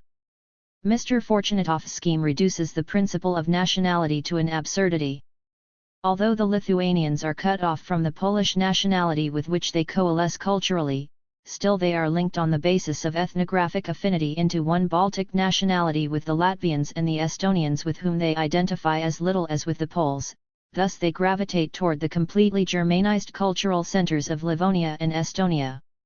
combining the Georgians, Armenians, Tatars, and a few dozen other tribes of the Caucasus into one Caucasian nationality smacks of a malicious satire against national autonomous aspirations. No greater regard for these aspirations is evidenced by the inclusion of the Moldavians, situated in Bessarabia, in the Little Russian nationality, of the Crimean Tatars in the very same nationality, and finally by the combining of Samoyeds, Ostyaks, Tungus, Buryats, Yakuts, Chukchis, Kamchatals, and many other tribes, each living an entirely separate life, differing among themselves in the level of cultural development, language, religion, even partly race, with the Russian population of Siberia into one mysterious Siberian nationality with common legislative, administrative, and cultural institutions. Fortunatov's scheme is basically a simple negation of the nationality principle. It is also interesting as an example of the anarchistic approach to nationalism, unrestricted as it is by any considerations of objective social development.